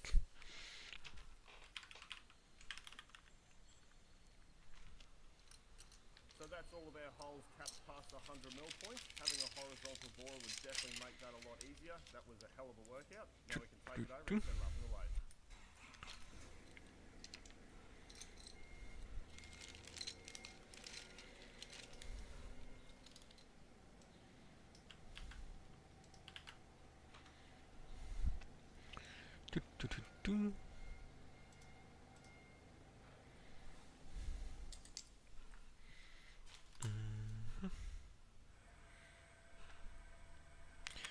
Where was the rest of this fence? I remember seeing it, but not anywhere there. Where was it? It was all stacked up. No. Good.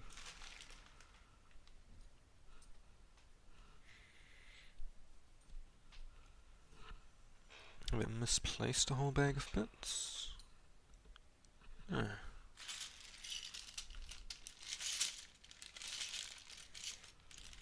Good.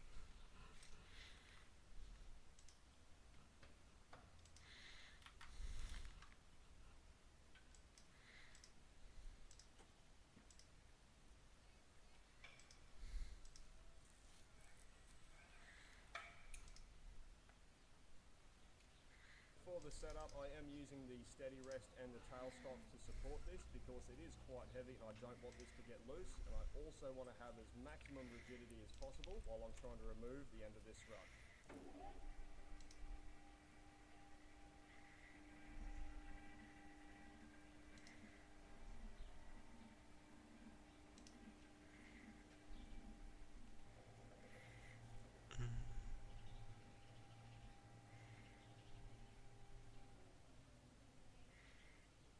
Now we've got that set up, I can dial in the tape. Okay, the streamers have finished. So to machine the taper, you could definitely use a taper turning attachment. The attachment for this lathe, when I priced it up, was many thousands of dollars, and I don't do enough taper turning to warrant spending that sort of money. The attachment would only give me an extra 80 mil of travel over what my compound can already do. This taper on this strut is actually about 320 mil long, so that will require 2 setups in order to use it. I'm going to have to do 2 setups using my compound. Gooden, if you're still here. Like, guessing you are quite familiar with DaVinci Art. So that's dialed in. Our compound is reading at about 3.5 degrees. And guess how long you followed or stuff like that. So now I'm going to be machining the majority of that 100 mil off the end of the strut.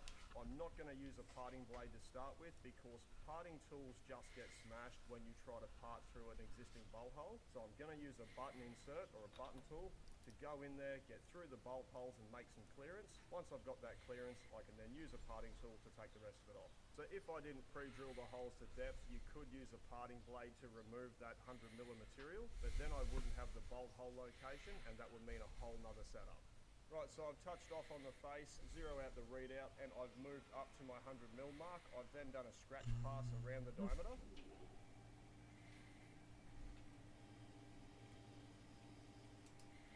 That will then be my stop point. I'll then change out to the button tool, and then I can come back 5 mil to give myself plenty of room, and then I can start machining this on.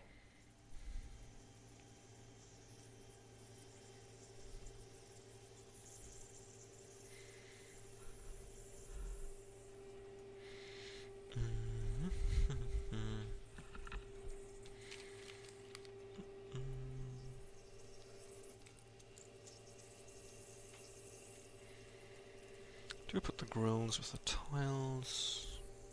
Tile modified, I guess. Yeah. Nice, 1 by 1.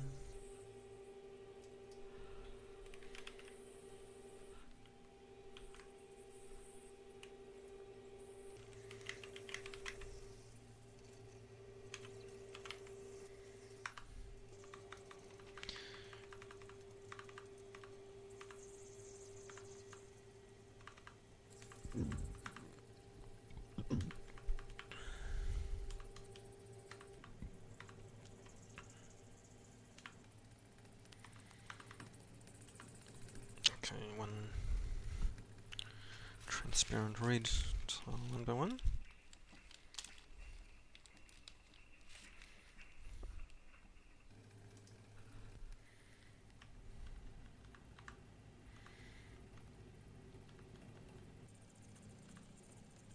Okay, with bar and pin holder. Okay, I guess that's what that is.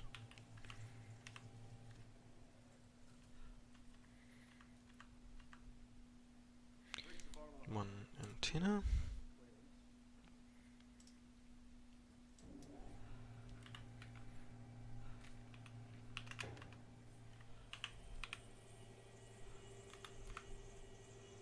I keep forgetting to untick stuff.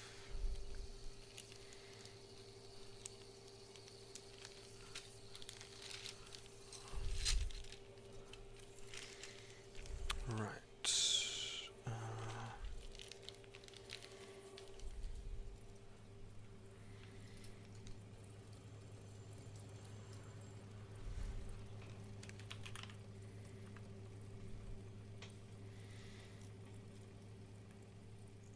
2, 3, 4, 5, 6, 7, 8.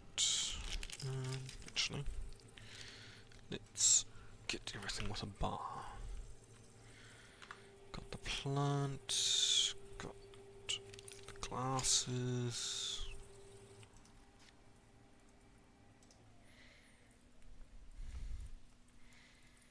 Let's just check these in as well.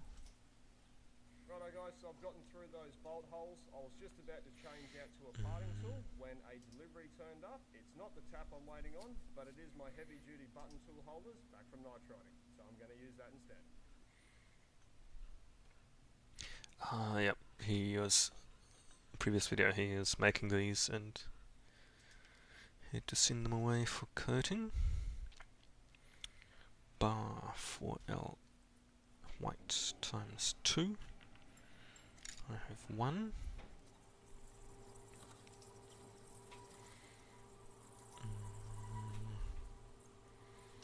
Two of those.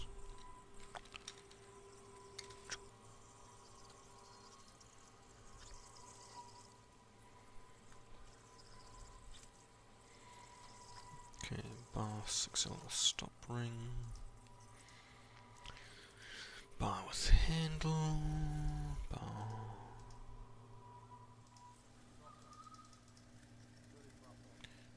Got it. Bar holder.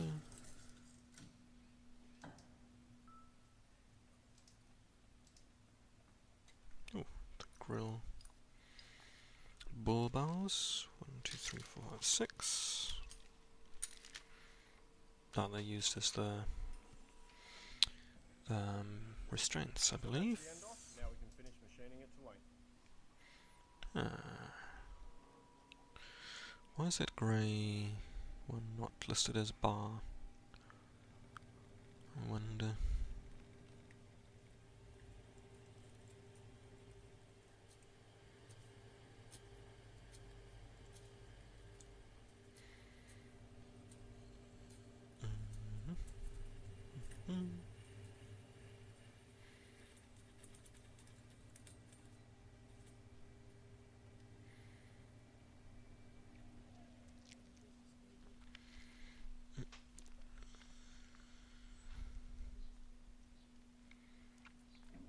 Oh, antenna. Oh, antennas they are.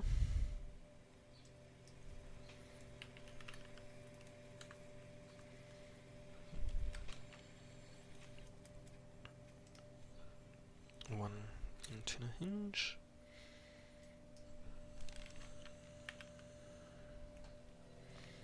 Minifig utensil camera.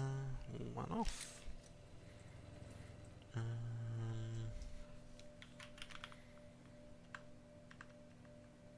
And then the movie camera with stunts on the sides. Hi, Misprint. Congrats on first.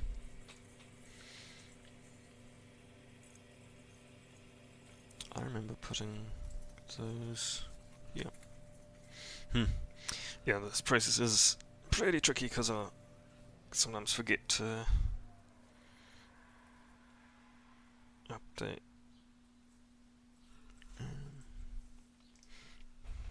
Right, so we've got the strut machine to length. The next thing I need to do is bore the ID. How are you? But I don't want to lose the reference that I set before Seen you in a couple of chats today. reference is for the minor diameter of the taper. So what I'm going to do is go back to my 0 points, make a plunge cut in on the face, and that will give me an area to touch off on. And go to cut the taper. Yep.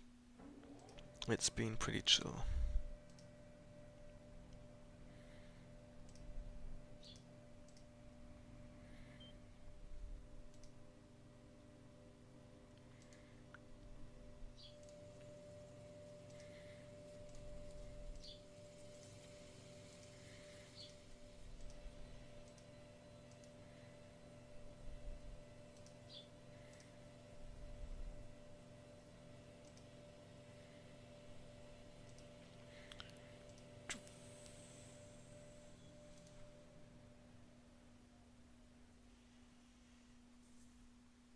So now that that's done, I can set up my boring bar and I can use the digital readout. And the reason I'm not cutting the taper now is I'm going to leave that till last because the risk of damaging the chrome using a steady is far too high on a component this expensive. So I'll be supporting it with the tailstock and getting rid of the steady rest. And this part of the process is very important because we are machining this to be a very tight tolerance for a blanking plug. And what that blanking plug does is stop all the pressure that gets built up in the strut from escaping. So the first thing I'm going to do is machine the ID to suit the OD of the plug.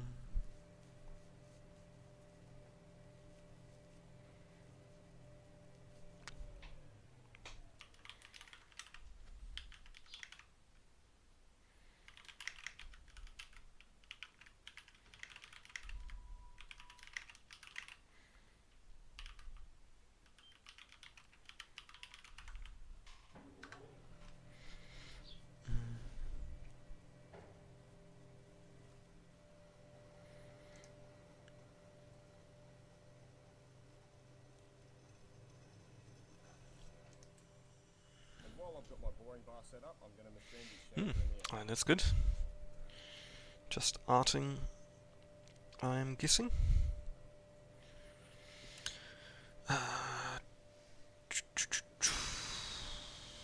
Doors, seat backs, fences. There's meant to be 11 of these, and I remember seeing a bag which had a bunch of these stacked up, but now I can't see it. I'm going to be using my shop modified 16mm button tool.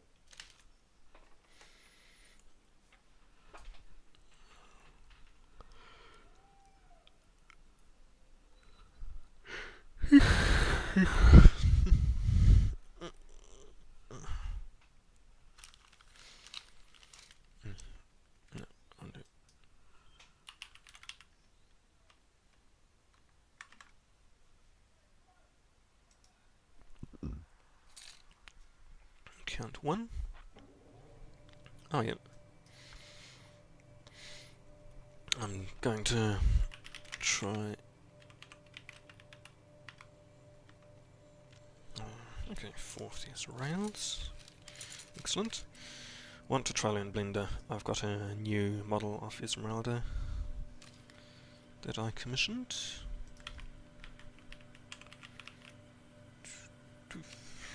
One brown seat.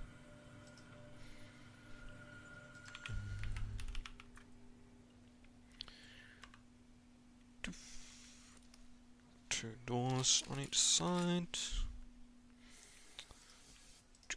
Now with the groove machine, we're going to test fit the plug, and the plug also has a radius machine into it to sit against the retaining ring. Yeah. Yeah, so even simple things. Like, yeah, don't have any idea where to start with how to figure it out. But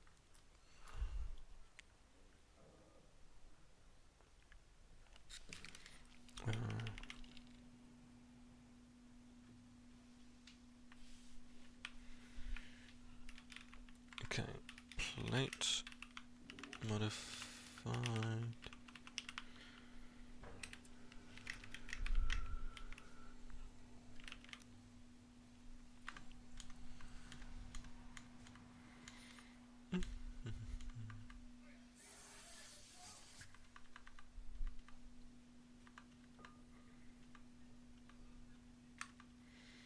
Okay, so this is not plate modified 1x2, even though it looks like a plate.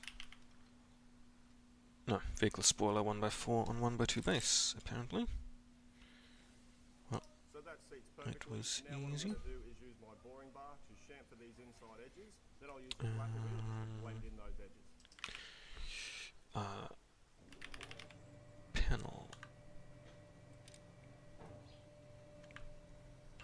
Yep. One set panel. These two I remember collecting.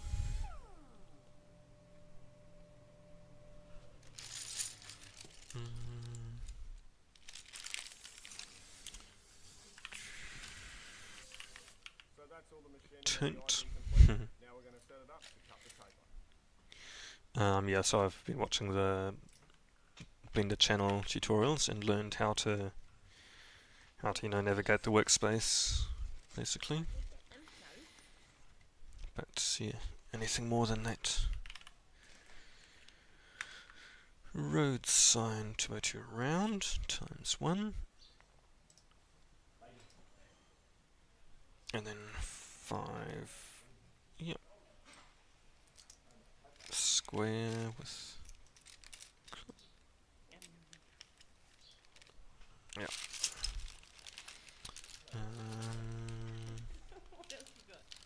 Yeah, I'll put the grill. 1, 2, 3, 4.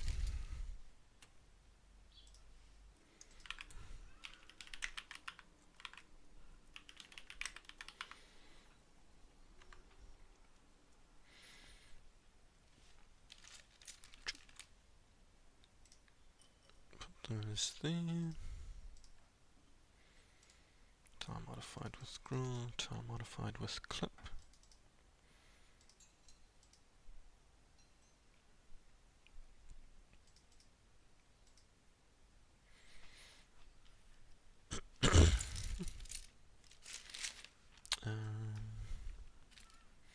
Here.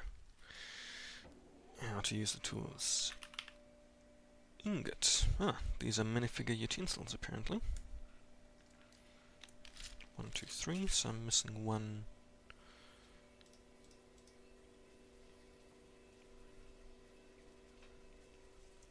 One of those.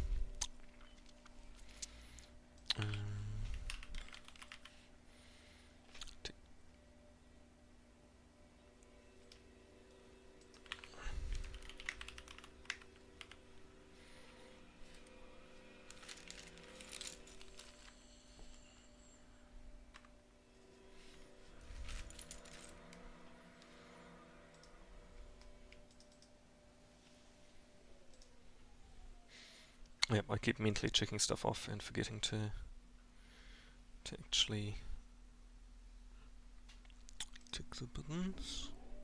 Actually tick the box that it was present. But I should have a good enough memory of what I've counted in order to keep track.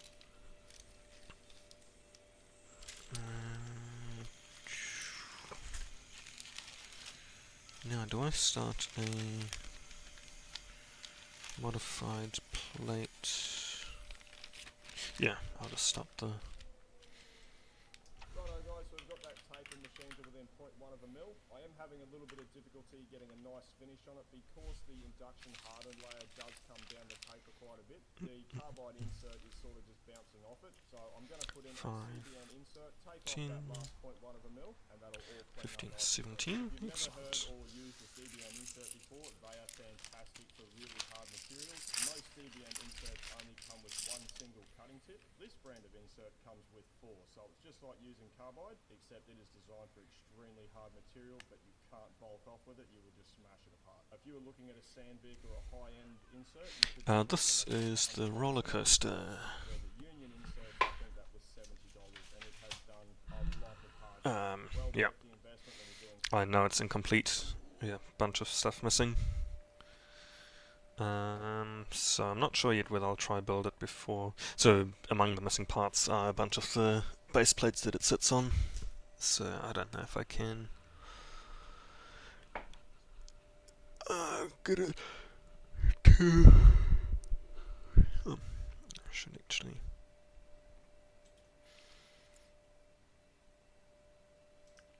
Will I be able to even build it properly? Yep. Yeah, here's the base plates, so it's missing like... It's supposed to have 13 of these big squares. And it has 9. So I actually started a few steps in and then was like, wait, there's not enough of the base, so yeah, I wouldn't be able to put it on. And yeah, that's all the tracks.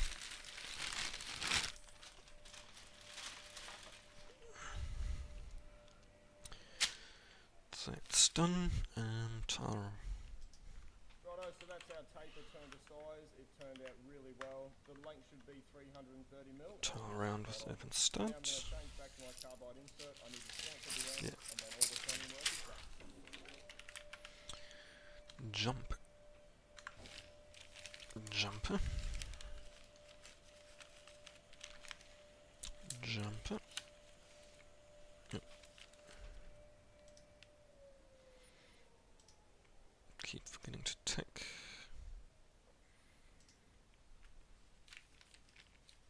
Now we're going to get it out of the lathe and get it set up to finish tapping these holes. Tick. Tick. Yellow one. The white one. And the red ones.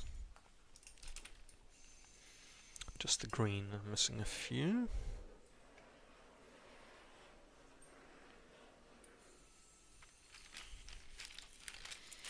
Right.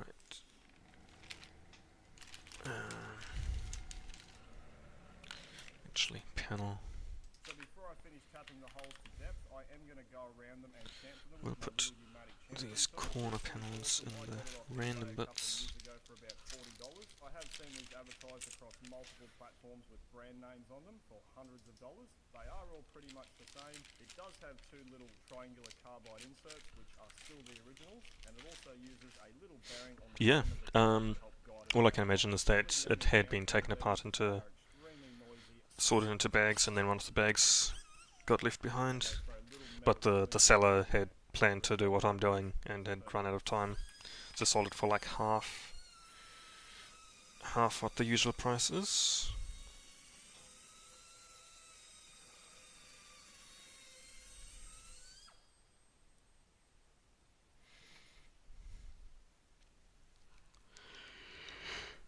Oh yeah, it doesn't have any of the people, the minifigs.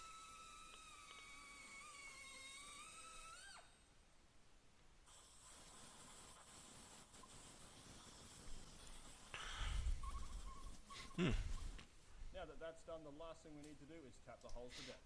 And thankfully our new tap arrived just in time. Oh, I should...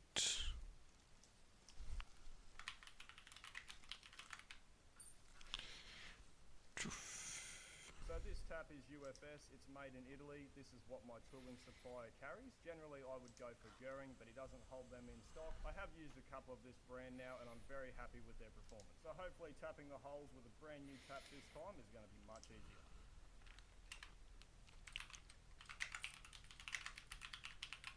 They've made another coaster, loop coaster, which has a big drop and then does a loop, which is pretty epic. I should actually see about getting the loop coaster before it's impossible.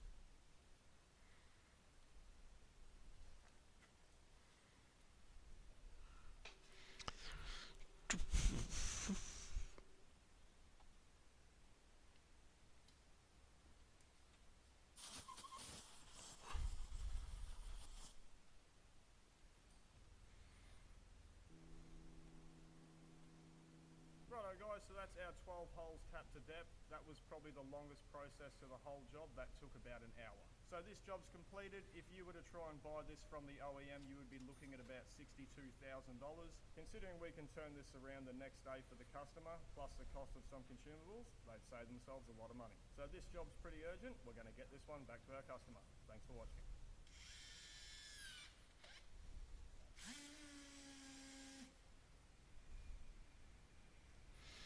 Sharing some posts on Instagram.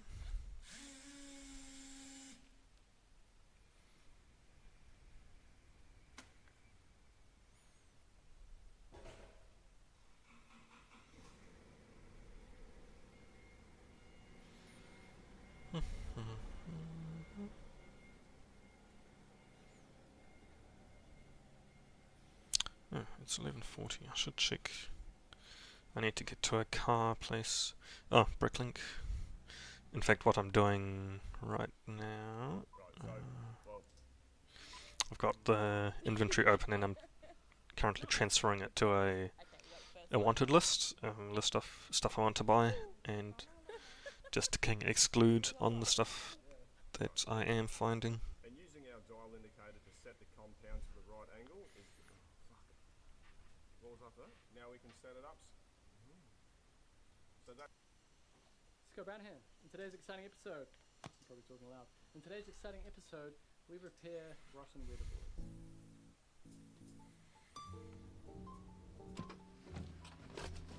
So I've got Oh, yeah. brackets. Now I've they're got open bolts, till but this episode evening. is about making this room warmer. We are insulating everything.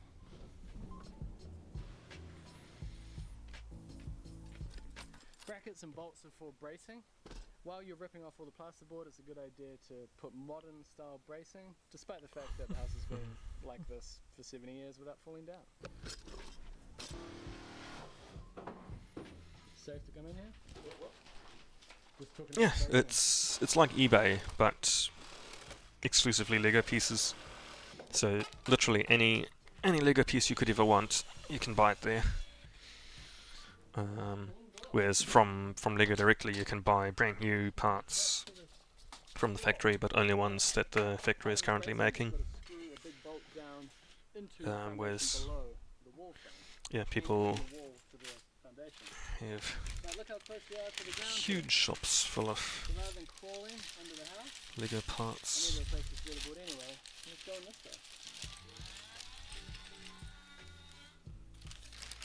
Yeah, it's the Brickling's the sort of thing that every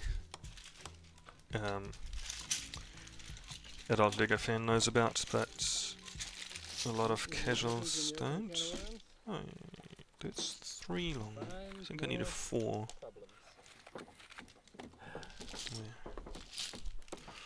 Just looking at getting a nog a rod.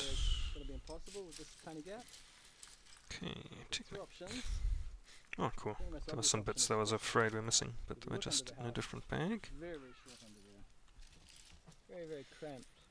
Which is fine, but there's also the plumbing pipe in the way. So we have connectors. Yeah, I'll put gears and rounds over there. Non-Technic to the side. Oh, what's that doing here? Yep.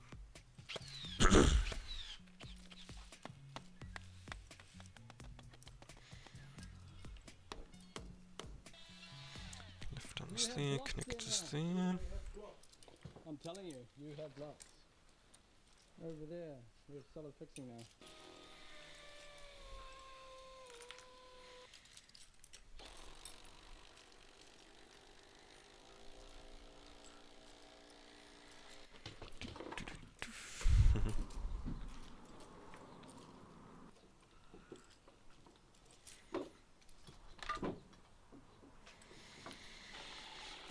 But do you dabble in Lego?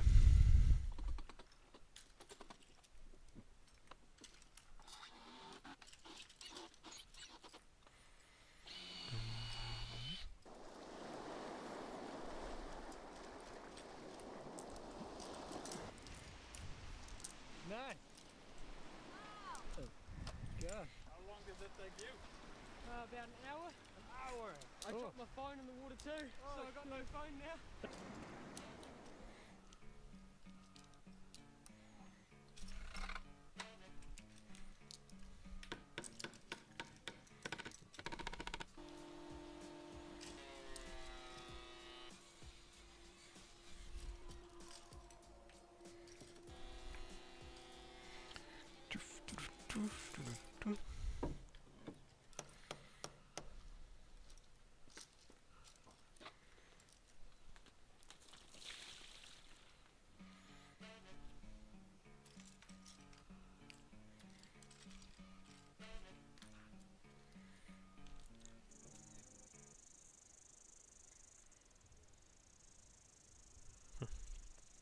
Thought I ticked those off, but if they're here, then I didn't. I'll have to verify. What did I actually tick off? Ah, yep. Oh, that's cool. Lego is a very fun puzzle.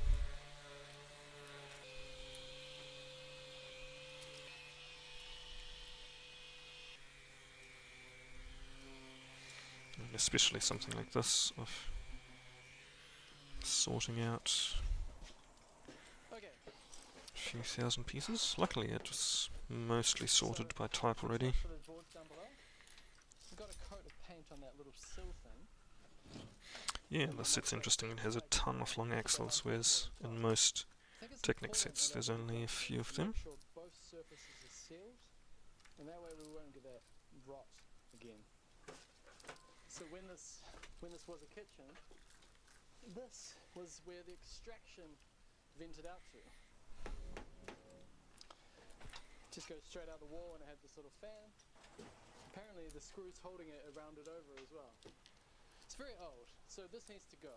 And obviously it's a thermal requirement to remove it, because when I used to make coffee there in the mornings, I could hear all the birds and the trees here like they were right next to my head. It's actually quite nice.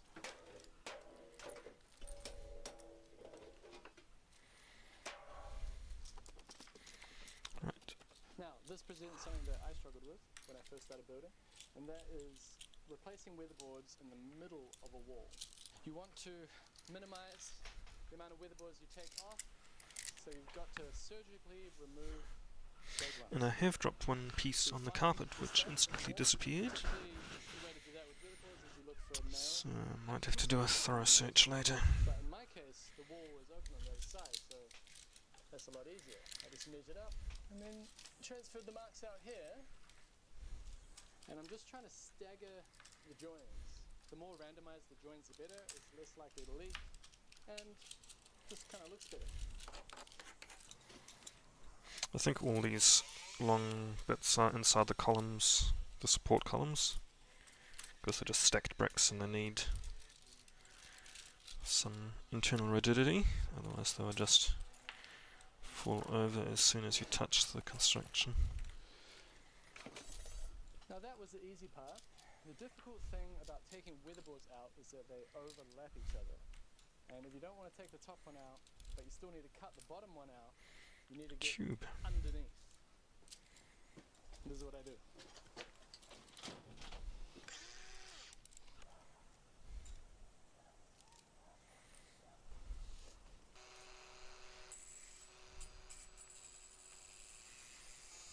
Oh, yeah. Cutting with pliers. Oh no. There you go. That little sucker is the key. Ah, he trimmed his saw. Ah, so he can fully cut. Yeah, it's sort of under my desk, so and it's only a tiny 1x1 round transparent green, so it will be quite difficult to find.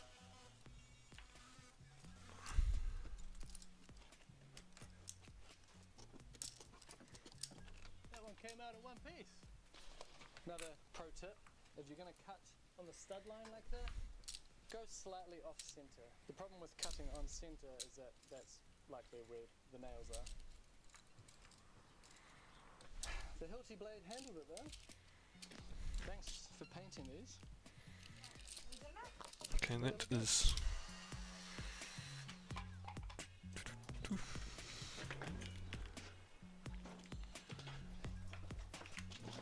Oh, did I not do the end? No, I just cut them. Could you please paint these ends? This? Yeah, that looks good. Thank you. 1, 2, 3, 4. Just call me Picasso.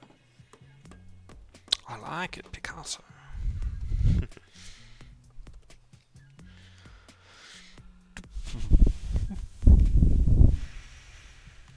25. 12 longs. 1, 2, 3, 4, 5. 6, 7, 8, 9, 10. 15. 20. 25. Excellent.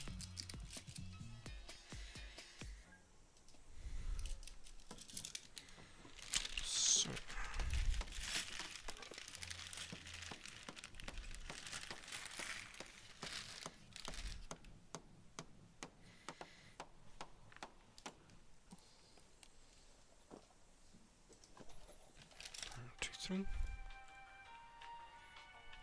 My name is Scott Brown, and I'm afraid of pocket doors.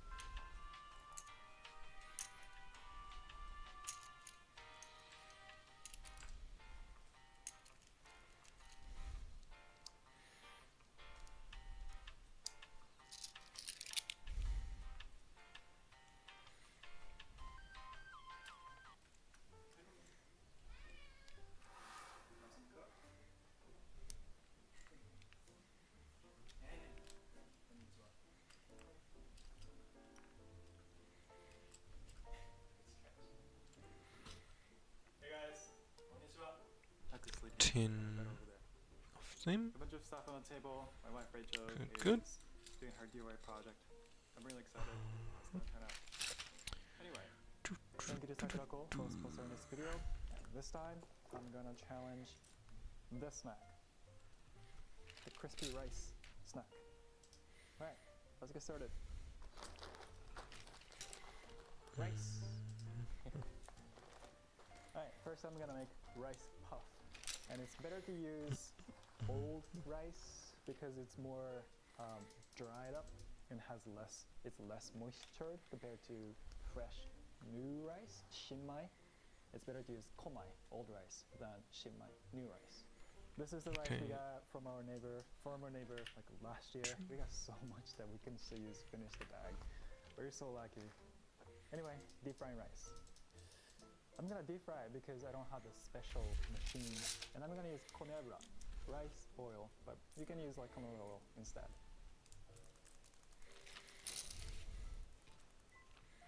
It looks like they can't stop looking at local kitty slipping on our car.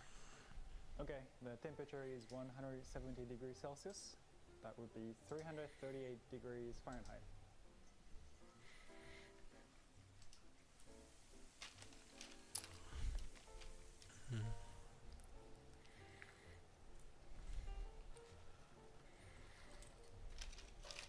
Rice puff. I didn't know you moved up there, Pokey. He always comes here when I start cooking and then try to steal whatever he can eat on the counter. You can't let my guard down. Yosh. Ta-da! Puff rice. It's ready. Alright, you got curious? Rice puff. Mizurame. Starch syrup. Sugar. And almond slices. Food coloring. And I could not find a fancy strawberry extract, so I'm gonna use vanilla extract instead. He's purring. What's up? Baby boy.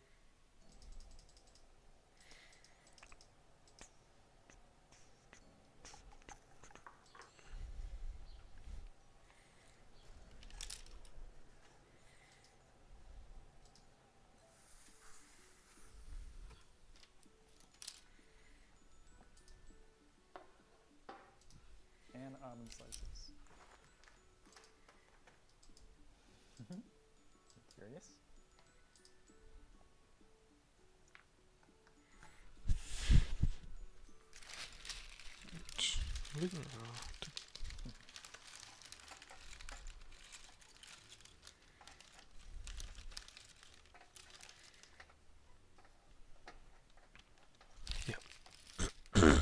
Just forgot to tick.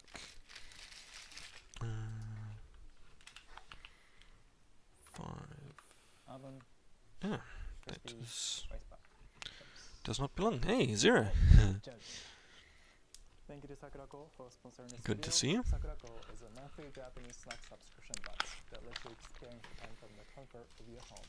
They partner with the local Japanese snack makers to provide 20 traditional, authentic, and artisan Japanese snacks, including Japanese food, and a special Japanese item every month. This time, How's your day Neko going? Sakura dish. And this month's theme is Beauty of Sakura. Sakura no utsukushisa. It comes with a booklet with information about all the snacks, ingredients, and allergens, as well as Japanese culture. If you're interested, you can use my code in the description to get $5 off your first box. You feel settled? Okay, excuse me. Which snack do you want to try? Oh, okay. I definitely want to try this Sakura tea. And this looks pretty good. The fancy mochi with Sakura syrup. And of course... Yeah, I think that's good. Tired and sick. Oof. Yeah, it's actually going pretty well. Finding most stuff. Did I tick? But I keep forgetting to tick off stuff that I find. Like the Technic Brick 1x10. I'm sure I have those in this bag. And then rice puff. As I thought, this rice puff is way more puff That's super fancy sakura tea drink. Sakura kuzumu. Yeah, I got those, and I just forgot to tick that I had them. And it goes really well with the sakura's honey syrup. This is really good. Tick that. It's a nice Tick sakura tea. that. You can actually eat sakura petal if you like. The sakura Tick itself is that. actually a bit salty and it has like a lot of unique umami. It almost feels like I'm drinking kombucha. But the tea is sweet. The one on the left is the one I made. The one on the right is from Sakura-ko. Ah, such a pretty pink. Okay, start with mine. Let's start with mine. Judge, onegaishimasu. June, it's so hard. It is. Patai. Patai. Oh no. I feel like I'm gonna crack my teeth. 1 out of 5. Yeah, I gotta say maybe 1 out of 5. The one's for flavor. Me too. 1.5. Alright, let's treat ourselves with an actual nice rice puff, actual puff. Itadakimasu. Right. Yeah, this is the way it's supposed to be. Really good. It's really good. It looks nice. Thank you. And I appreciate the effort. I appreciate the can't effort, agree more. but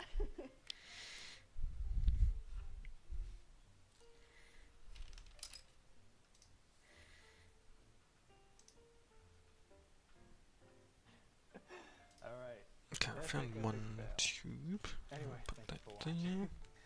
And I'm gonna really enjoy the rest of Aldo Sakura snacks. Sakura season is coming, Rachel. I'm really excited. Let's go see Hanami. Yeah.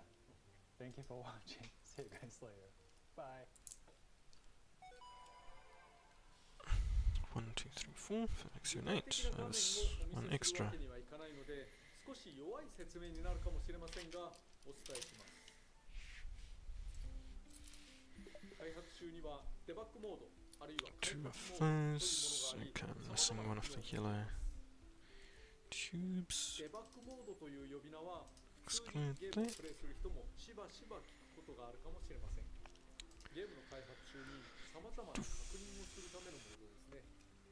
あまりにも機能が多く多岐に分かれているので一言で済ませられないのですけど、これによっていろんなテストや分析を行いながらゲームを作ります。スマブラの場合、全員の体力を所定の数値にすることも普通にできるのですが、それがない昔の時代はフォックスの横強攻撃、下の攻撃力を100に設定して試していたりしました。デバッグ機能がないと工夫や手間が必要になります。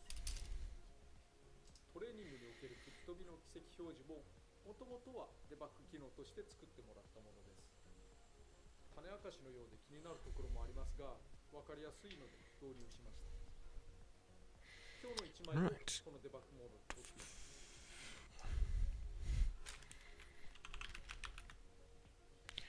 Crank 1, so I still need one more. カメラ機能による価格変更など自由自在。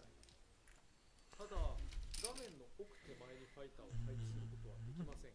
また、手に持ったものが消えてしまうなど、まずまず制限も多いですね。開発モードですから。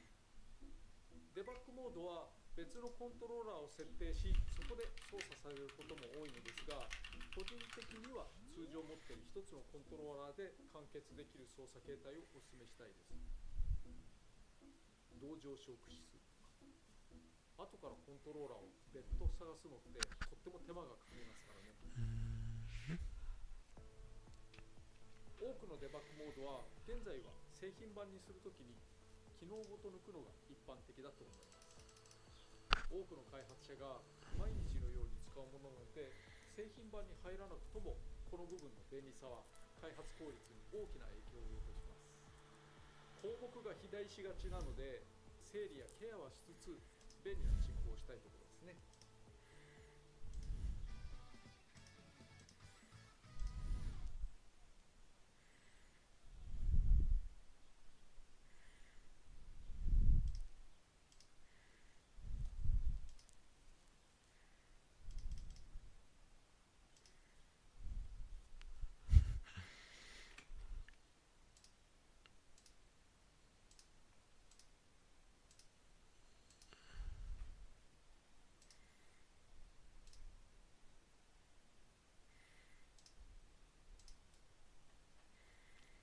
do I have unavailable videos?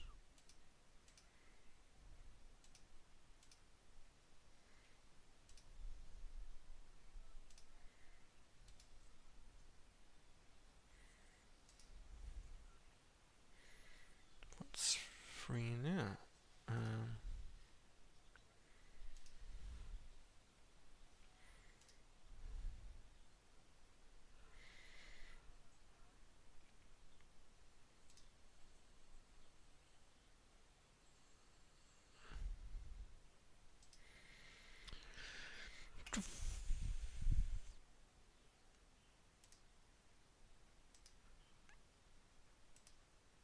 But this one's different.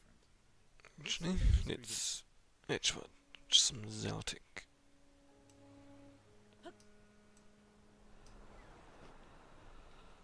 The Legend of Zelda Tears of the Kingdom is the biggest and most ambitious game Nintendo has ever produced. I've been a Zelda fan my entire life. I closely followed the development of this latest title ever since its announcement, and even I couldn't have expected the sheer scale of Tears of the Kingdom. The sequel to Breath of the Wild finally released around 9 months ago, in May of 2023. So I've had the best part of a year to play my most anticipated release ever and to form my own opinions on it. And it's time to ask, is it any good?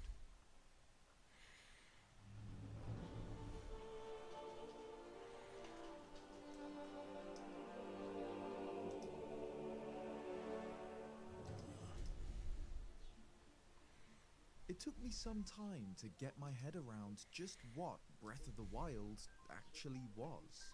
I'd been following its development for years, convinced that we were going to see a game somewhat similar to The Wind Waker or Twilight Princess, only set in the most expansive, freely explorable world to date.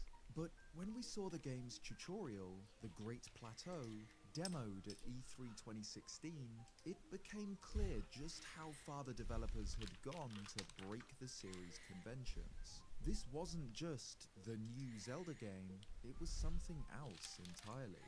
I was somewhat disappointed by Breath of the Wild's complete lack of traditional Zelda elements at first.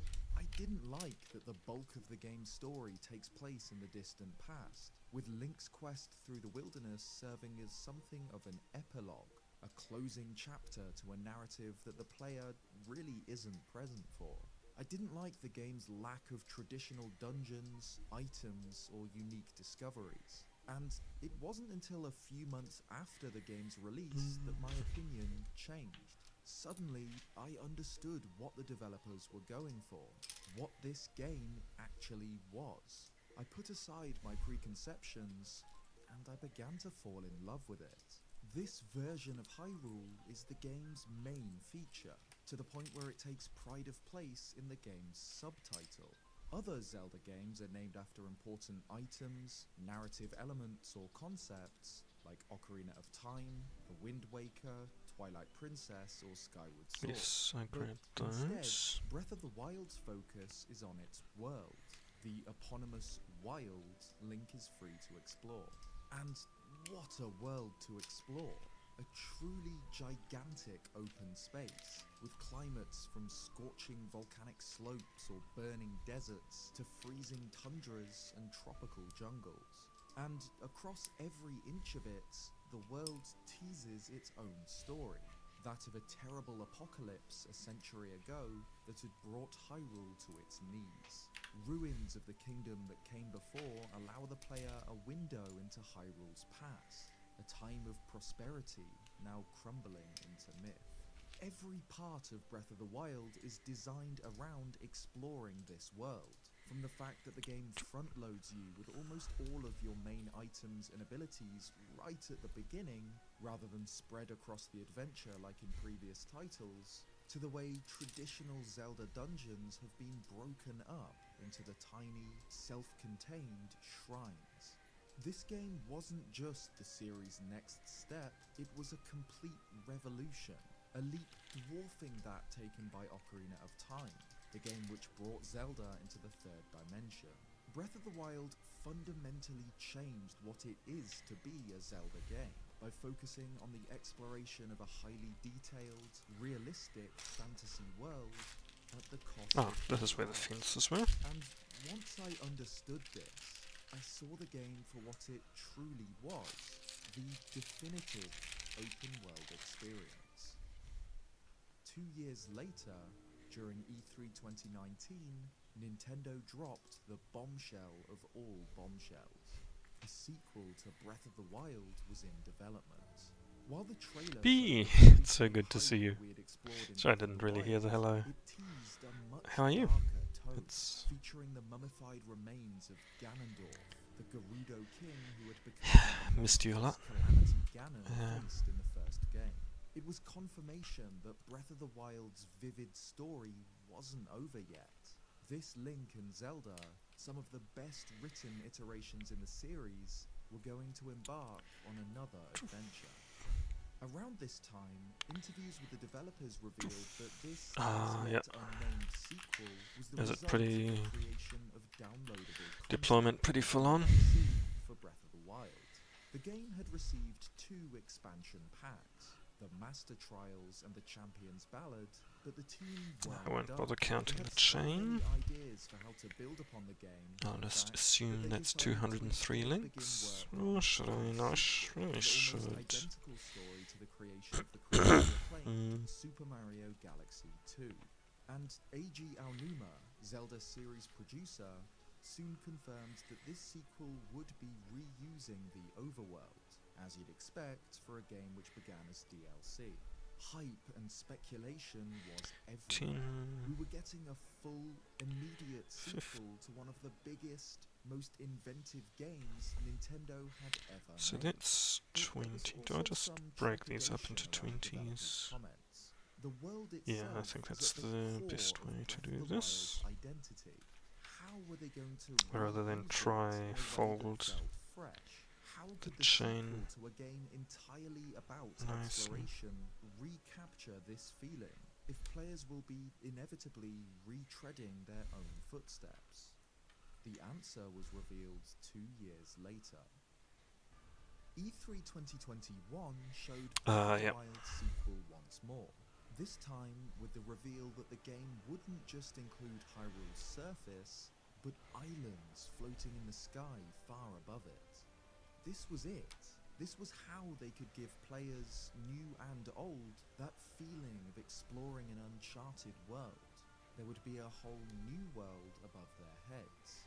With each subsequent trailer, we learned more about this elusive sequel.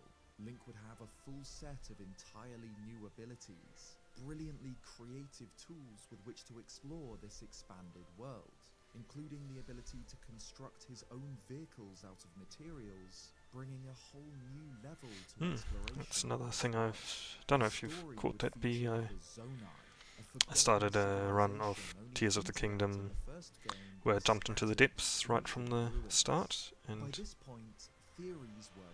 going to try survive down there. Everyone was speculating on just what this game was going to be, how they were going to build on the foundation of Breath of the Wild, and where its story would take this incarnation of Link and Zelda. And then the game was released. Good thing I counted, because this definitely doesn't look like 203. It received overwhelming We have critical acclaim, just like Breath of the Wild had it's before 100, it, and Skyward it's 200. Sword Okay, before that. now we do have a bit The more. game shattered sales records, moving 10 million 207 we units had. in as little as 3 days, becoming the fastest-selling Nintendo game ever in the United States. It's unarguably the biggest, most successful launch of any Legend of Zelda game in history, the absolute zenith of the series so far. Or so it seemed. While the general consensus around launch was that Tears of the Kingdom had lived up to, and even exceeded, the lofty expectations of the Zelda fanbase, over the following months, the cracks began to show. Tears of the Kingdom isn't perfect. While in I'm many watching a ways little it represents the highest heights of the Zelda series so far, the game little also stumbles into some of the lowest lows. a dog, I making think. it a confusing mix of brilliant and disappointing. It's taken me a long time to collect my thoughts on Very Tears of the cute Kingdom, little VTuber, because 34 in followers. So many ways, my opinion hasn't changed. I loved the game then, and I still love it today. And it's obvious why. But the game isn't flawless, and I feel that there were many decisions made by the Zelda team that held it back from true excellence. Blemishes which stain something which is otherwise so impressive. Of course, this is just one man's opinion. You'll probably feel differently to me, and I'd love to hear your own opinions on the topics I discuss in the comments. So let's break down the biggest Zelda of them all, and discuss what worked and what didn't. Tears of the Kingdom, like its predecessor, is set in the Kingdom of Hyrule. An indeterminate amount of years have passed since the previous 45 of game, these likely no pins. more than 5, and Hyrule has begun to heal from its wounds, to recover from the apocalyptic great calamity that had broken it. Children have been born and new settlements constructed, until the peace Link fought for is once again threatened by the emergence of poisonous gloom from deep below Hyrule Castle. Link and Zelda investigate together, and the source of the gloom is revealed to be the body of Ganondorf, the Demon King, a figure remembered only in Hyrule's most ancient myths, from a terrible conflict called the Imprisoning War shortly after the kingdom was founded. 35, The seal holding 40, Ganondorf breaks, 43. the Master Sword is shattered, Link is mortally 5, wounded, 10, and 15, a 20, strange 25, artifact 30, 35, transports 40, Zelda to the 43. distant past. Yep. Link recovers on the Great Sky Island, a gigantic floating landmass, one of many that has appeared in Hyrule skies since Ganondorf's awakening, an event known as the Upheaval. This new cataclysm also resulted in great chasms opening up like wounds in Hyrule's surface, leading down to 15, the tick terrifying off. depths, and in strange events plaguing Hyrule's main races. The Rito, Gorons, Zora, and Gerudo are each affected differently by the return of the Demon King.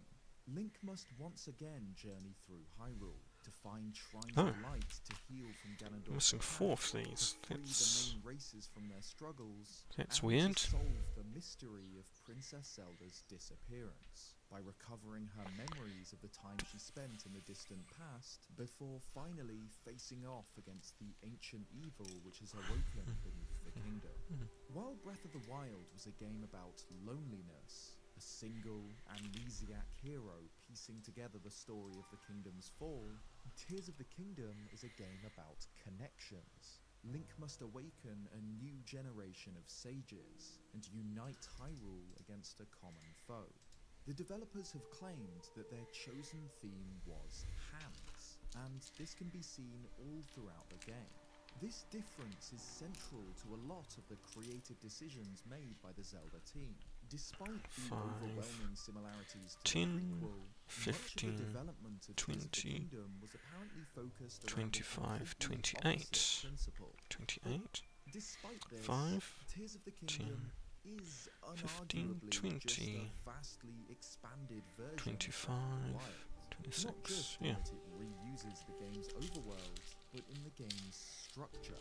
Link once again wakes up on an isolated tutorial island and is guided by the spirit of an old king, once again journeys to more than 100 shrines dotted all across the world to gain strength, once again unlocks a map of Hyrule by visiting Sheikah Towers, and once again collects fragmented memories from a distant time, cutscenes which serve as the game's main story before heading to Hyrule Castle to face Ganon. The game features most of the same characters, enemies, music, materials, armor, and weaponry, and, most importantly, the same soul. The central tenet of Tears of the Kingdom can be distilled down to the same single word as its predecessor: freedom. Freedom is at the heart of everything. Yes, I did. The entire Okay. experience is absolutely devoted to providing the player with as many options as possible all the time. The developers took the concept of unbounded exploration that had been their design philosophy for Breath of the Wild and turned it up to a Okay, I billion. didn't take that. The very heart of what Tears of the Kingdom is can be summarized as simply as this. The raid wheel and wheel white. Coolio.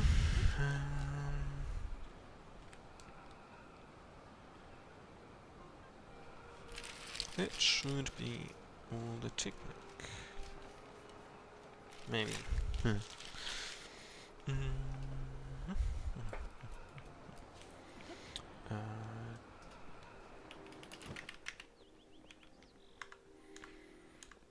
Plate round 2x2. Oh.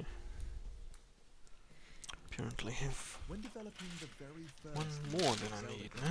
on the NES, series creator Shigeru Miyamoto described it as wanting players to have a miniature garden they could keep in their drawer, meaning their very own little fantasy universe which they could visit and explore as if it was as real as the world outside their window.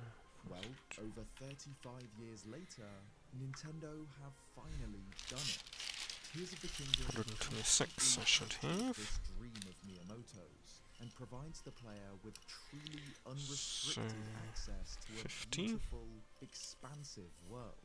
It says a lot about 100. the game that it makes Breath of the Wild feel restrictive. This absolute lack of restriction is the reason for Tears of the Kingdom's excellence, but it's also the cause of many of its issues. Let's examine why.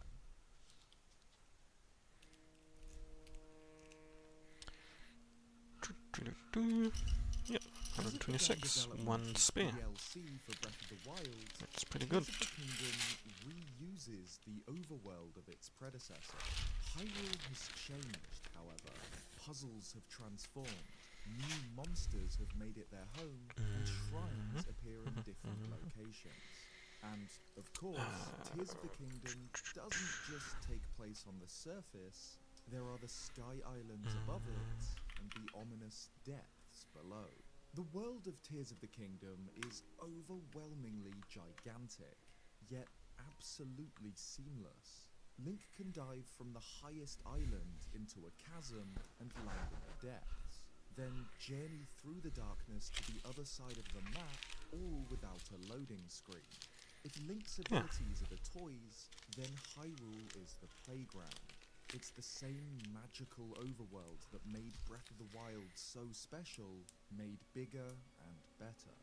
The first game saw Hyrule in a post-apocalyptic state, crumbling ruins slowly being consumed by the creeping growth of the wild.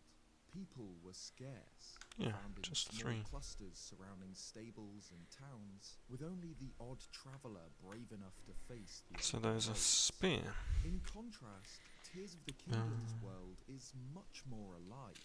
This world isn't on the brink of collapse, but beginning to thrive once more. Take Until that. the return of Ganon, that is. Most of the towns have been significantly improved The since Nef? Breath of the Wild. Tarry Town has Or been is this the expanded next into a piece? wide plain at the foot of I'm thinking the Nef piece Citadel, had a bustling community. clouds. A fungal fashion fad has taken Hateno Village by Need storm, one of those.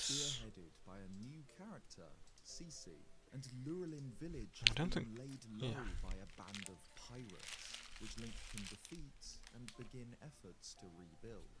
Like with Breath of the Wild, Tears of the Kingdom's characters have their own schedules. They perform different actions at different times of the day, a mechanic often used in the game's many side quests.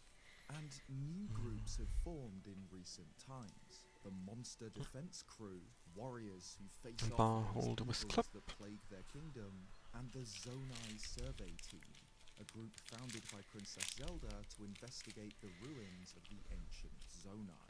While Breath of the Wild was primarily about Link exploring a country which was only barely clinging to life, Tears of the Kingdom's world is Bar far holder more with vibrant, handle. and it sells the idea that One. Hyrule is beginning to recover extremely well. Everyone comes together to unite against this new threat, and the efforts to understand the mysteries of the upheaval and the disappearance of Princess Zelda are believable responses to such tragedies. Tears of the Kingdom's overworld repurposes almost all of Breath of the Wild's points of interest. So that black twisting one, them into something it's probably new and strange.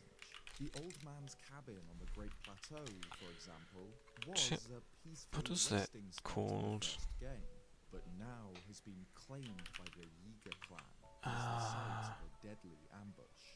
Not only this, but the overworld is now littered with caves, the entrances to which were revealed by the upheaval.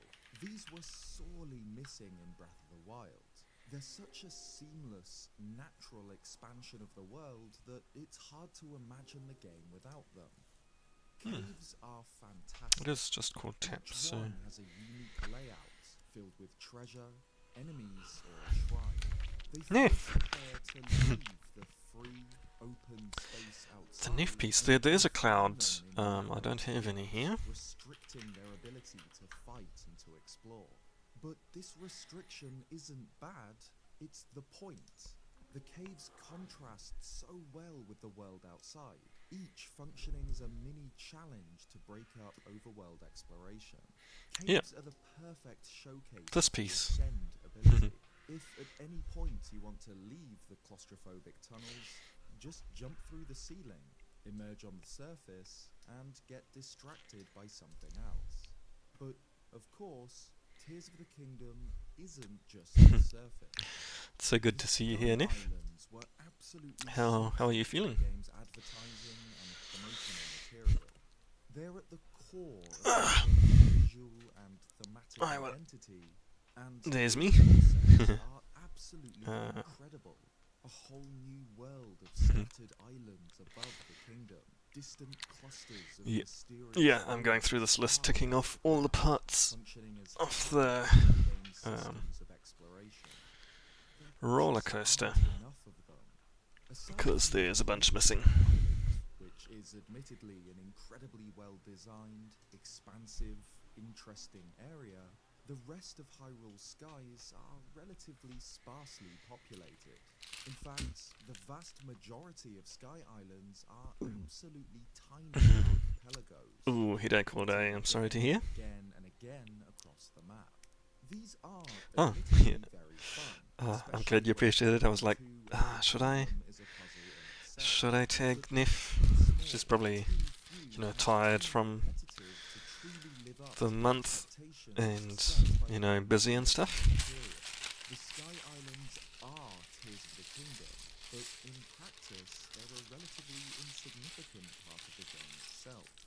Many Sky Islands can be solved Right, let's get into modified plates. after leaving the Great Sky The Bach Edict. captures that feeling of deeply exploring the floating ruins of a lost civilization. And Let me see what I can do about that. the atmosphere of the Sky Islands, if you'll pardon the pun, is absolutely stunning. The music is ambient and sad.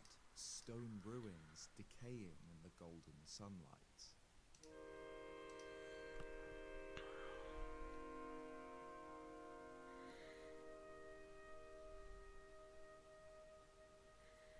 The Great Sky Island feels like a tease for something we never truly get to experience again. Nothing else in the game comes close to the brilliance of this opening section. I'd have loved to see much more content in the skies comparable to the Great Sky Island. Perhaps 2 or 3 or 4 more giant clusters, the ruins of other settlements or temples from the time of Hyrule's founding. And frustratingly, it seems that something like this was once the case. Okay, try it now. Game director Hidemaru Fujibayashi claimed that they had gotten carried away adding Sky Islands, adding one after another to test different gameplay concepts. It got to the point where they had so many that some game designers intervened, telling them that the skies You might just have to refresh to and too cluttered with their inclusion.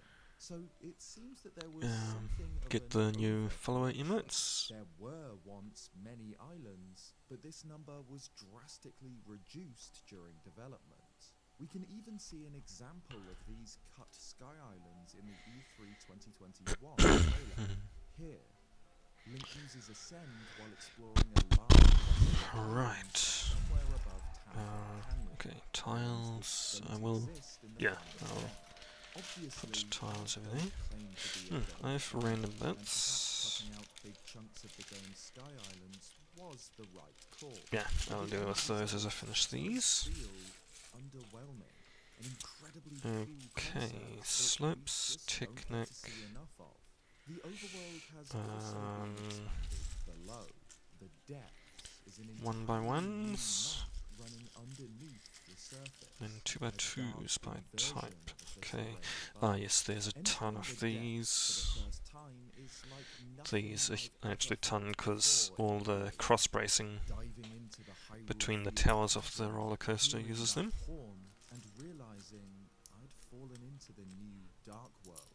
At first, the depths radiate such an overwhelming feeling of dread. Pure blackness reaching out in all directions, seemingly forever. Like the Sky Islands, the atmosphere of the depths is astounding. The music is deeply unsettling, and the pitch darkness choking the entire layer makes it one of the most terrifying areas in the Zelda series. Coupled with the fact that enemies down here are more powerful, strengthened by gloom, this means exploring the depths truly is Yeah, I've started a run where I dove into the depths straight from the Sky Island, so I'm facing those enemies, stronger enemies with no food, no armor upgrades, barely any weapons. Just like the Sky Islands, the depths lack, well, depth.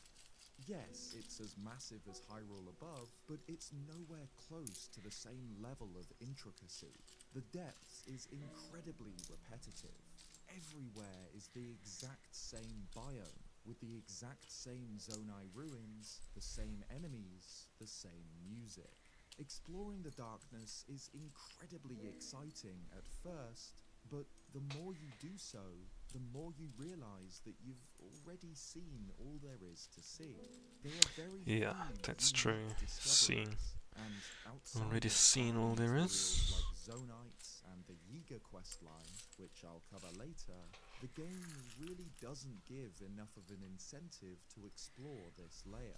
While I think that the Sky Islands should have been bigger and more numerous, I feel that the depths could have benefited instead from being smaller. Rather than an entire dark world, with a small number of points of interest scattered across a gigantic open space, breaking the depths up into smaller pockets could have allowed for much more interesting designs. Perhaps different biomes or more unique areas that can't be found elsewhere. Tears of the Kingdom's world is designed in a way that lets you experience the best the game has to offer however you play, and however much you play. This means that points of interest are repeated and scattered everywhere across the map, so that everyone will encounter what the developers want them to in a natural way, just by following their own curiosity. This is Luden's why the also game live now. feels so unbelievably excellent in the first few hours. Everywhere you go, everything you do, there's something new and exciting and interesting waiting for you. But it's also why the game begins to sour and feel repetitive the more you explore. And I think that the depths exemplify this issue.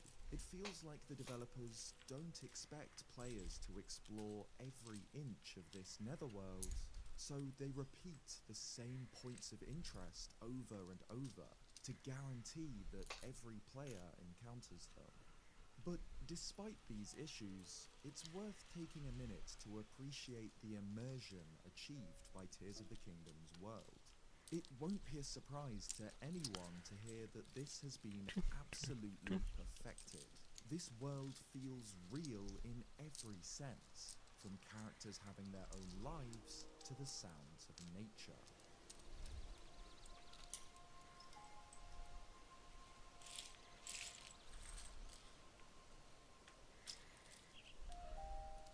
The sound design of Tears of the Kingdom is head and shoulders above anything else in the series. It was nearly flawless in its predecessor, but it's been improved even further. The developers made a conscious effort to create a soundscape that was even more immersive. Sound director Hajime Wakai commented, "In The Legend of Zelda Breath of the Wild, we tried to make nearby environmental sounds, such very as good. bird calls, sound realistic.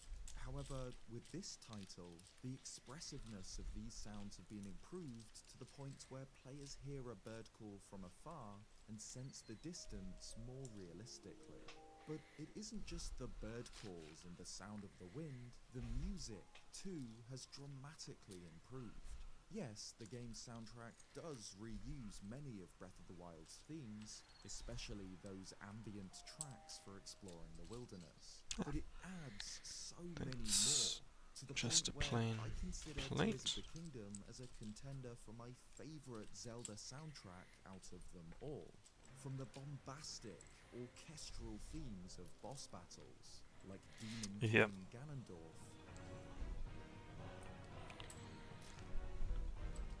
to the quieter, Yep, I got the Fu notification as well. exploration, like the skydiving theme,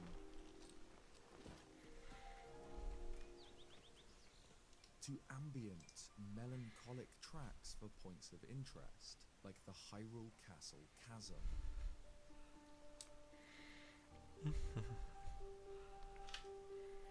It's almost not worth mentioning Zelda music in a review.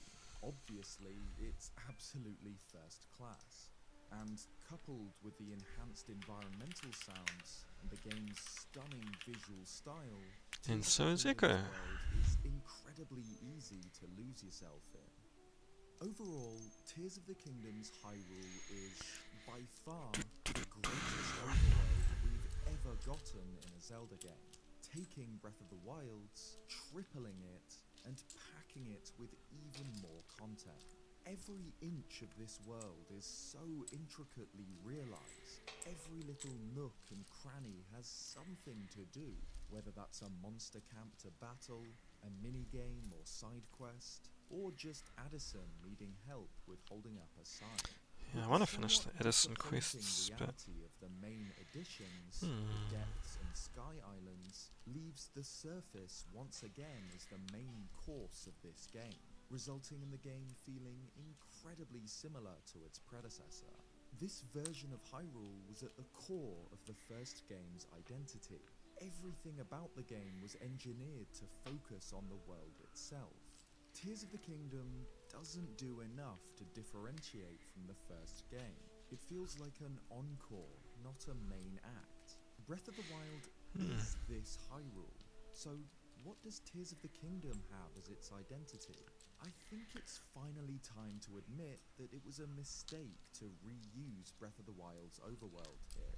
For a game so hell-bent on giving players the quintessential exploration experience, it doesn't give I us don't think it enough was a mistake to reuse Hyrule, especially for those who've already played Breath of the Wild, because already spent hundreds of hours. a lot of people exploring haven't every played the corner of previous this game. world, which, considering the game sold over 30 million copies, is quite a few people.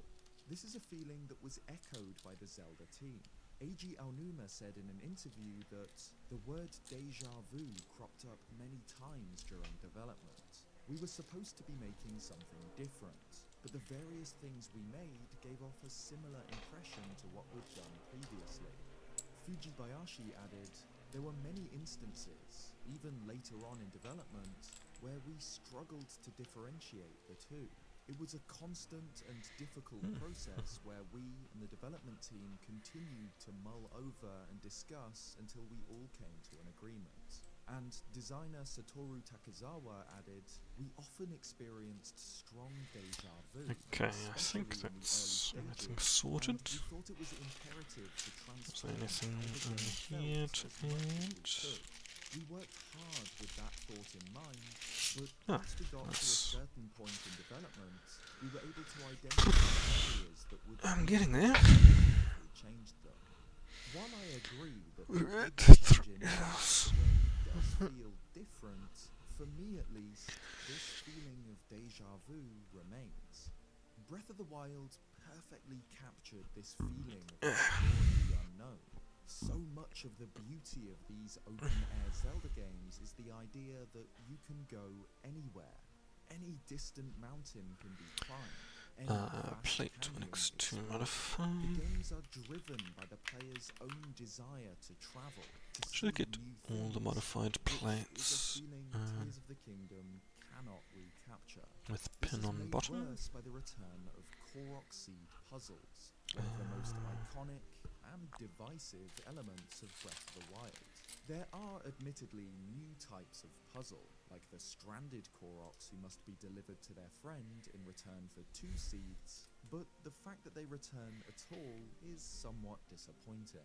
Breaking the game world up with microscopic puzzles like these is still a great idea, just as it was in the first game, but the fact that they return in an almost identical fashion doesn't help the game feel different to what came before.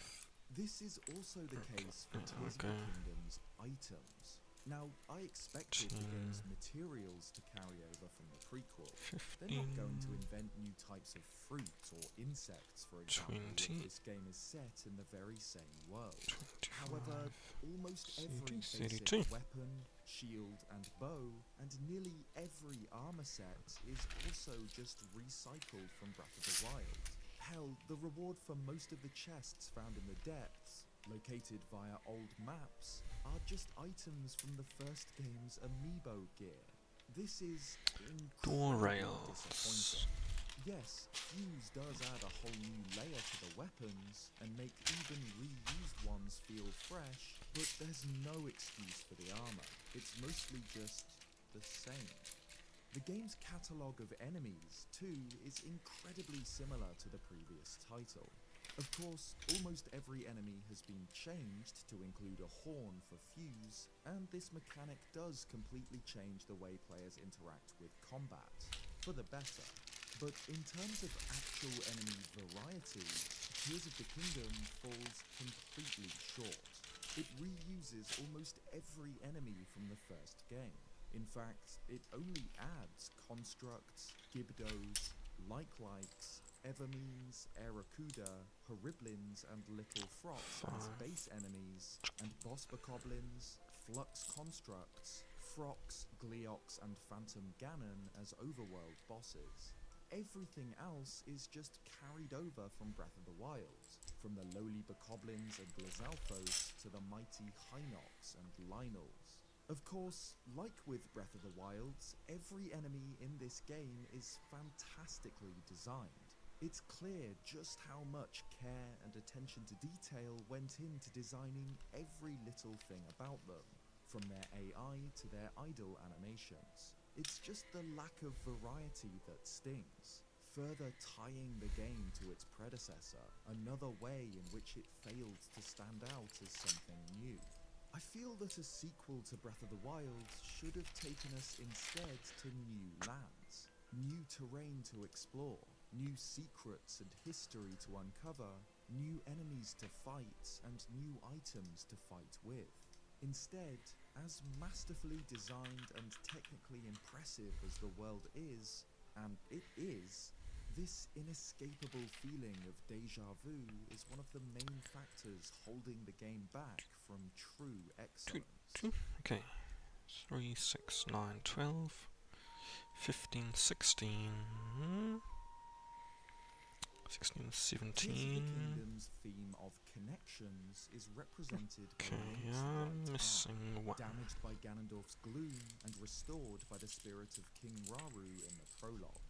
Link's arm is his attachment to Hyrule's past, his connection to his new allies, and the source of his new 12, 15, the 17. main 4 of these are the replacements for Breath of the Wild's Sheikah Slate runes, unlocked in shrines on the Great Sky Island. First, and most important, is Ultra Hand, a much more advanced version of Magnesis. This allows him to manipulate almost any object in his immediate environment, to pick it up, move it and rotate it, and even combine objects 2, 3, 4, together 5, to 6. build whatever he wants. If the player wants to cross a great chasm, no problem. Simply cut down some trees, stick them together, and you've made a bridge. A lever is missing its handle, making it impossible to turn. Just glue something else on as a replacement. Ultra Hand represents Nintendo fully leaning into the sandbox elements introduced in Breath of the Wild, giving the player control of their surroundings in a way no Zelda game has done before. And, of course, the Ultra Hand ability allows him to build with Zonai devices. Zonai devices are individual pieces of ancient machinery. Fans, wheels, lights, So weird not getting online. Yeah. gliders, all of which Yep. Link is able to manipulate When it's a freely with routine, Ultra Hand. To glue pieces together, then you and have build to whatever he change. wants. This allows him to construct anything, from battle bots to cars, helicopters to jet planes. The world is littered with devices, practically begging the player to cobble together some ingenious new way to traverse it. Ultra Hand's building system is a truly incredible feat of game design. The steering 5, stick, 10, another Zonai device, can be glued 15, on to 20, any of Link's homebrew 25, vehicles to give him the ability to 30, turn. The player can stick 35, pieces together absolutely 40, however they want, and the game 45, engine will still understand exactly 50, how it should function. This crafting system 55, is the defining mechanic of Tears of the Kingdom. I 60, just wish it was encouraged more.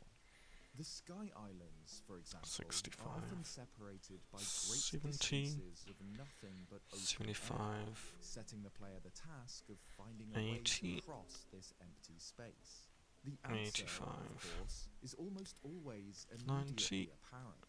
These 95, islands are covered in Zonai 100, devices, which can be combined into a vehicle to 100, soar 506. across the sky. This is the core of the mechanic, and it is fantastic.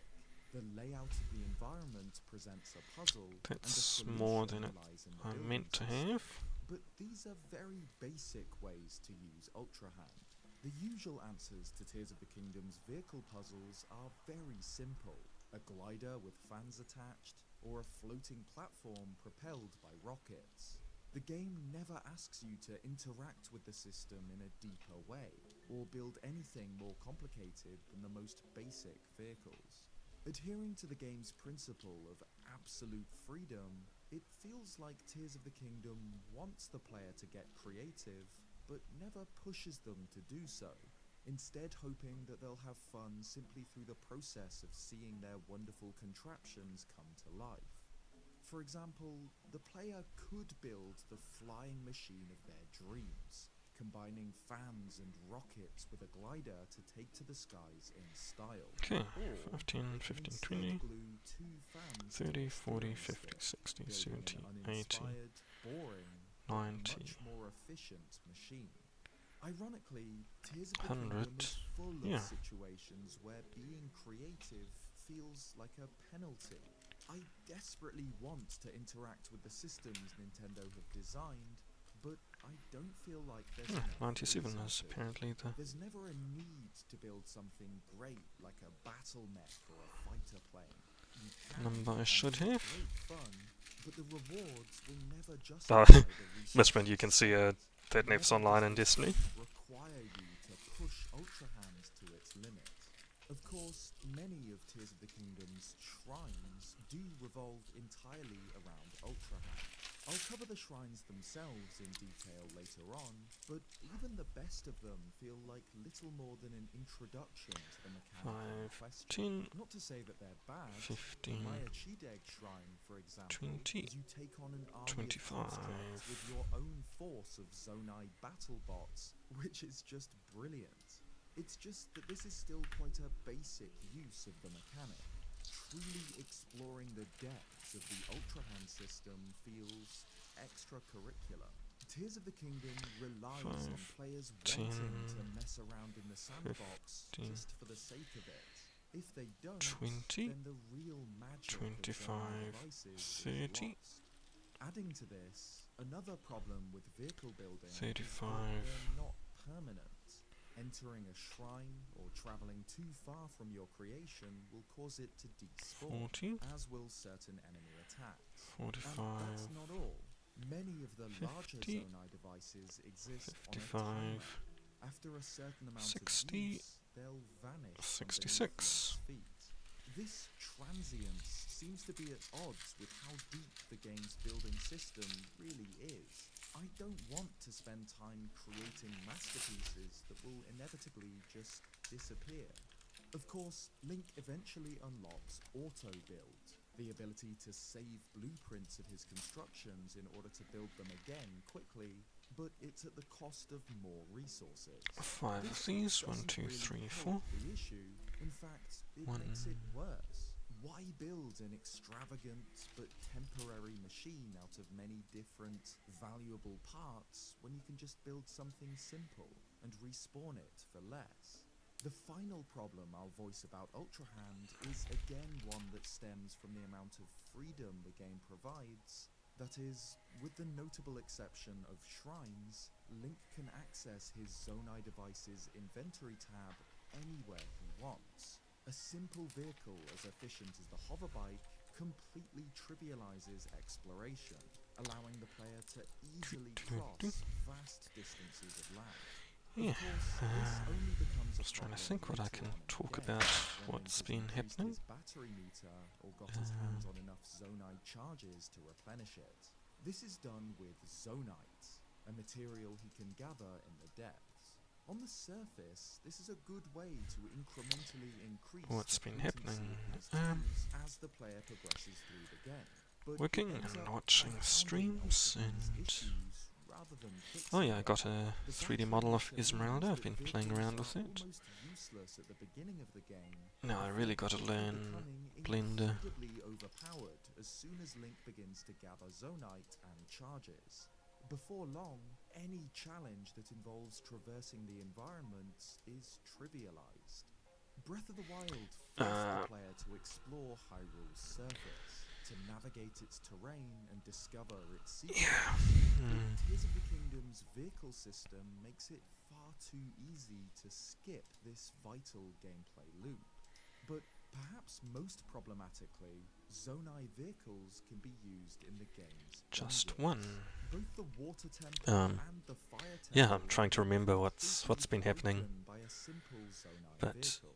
Traversing these yeah, really areas not should much be part comes of to the mind. puzzle, but Ultra Hand makes it a complete non-issue. Of course, as with anything in Tears of the Kingdom, Hanging out with flatmates and... but players shouldn't have to restrict themselves. I should figure out a new contest to draw this in your style. Contrary to the design philosophy of the game itself, I'd argue that Ultra Hand Ah, yes, I have. Yeah. and less free. I'll try More throw it off. instances where the game Show it directly off. required its use in I specific think I'm getting advanced tired.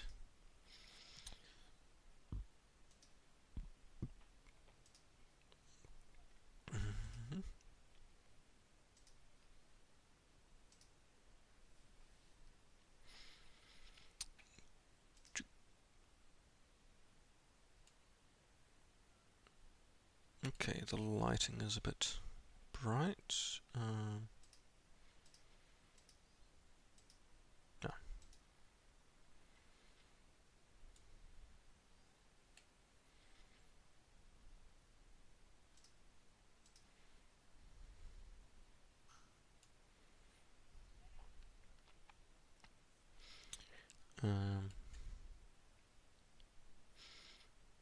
Yep. She is rigged. Yep.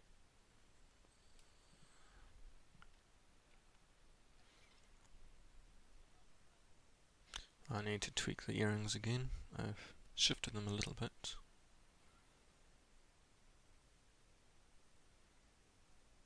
Yeah, want to get them perfect.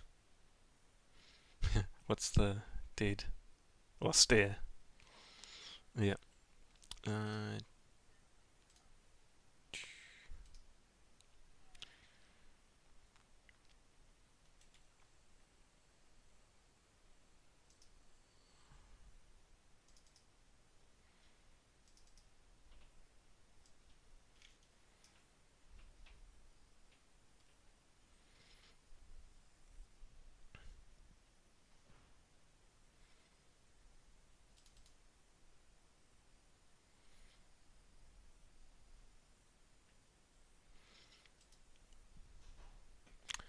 yeah, that's... And the kits as well.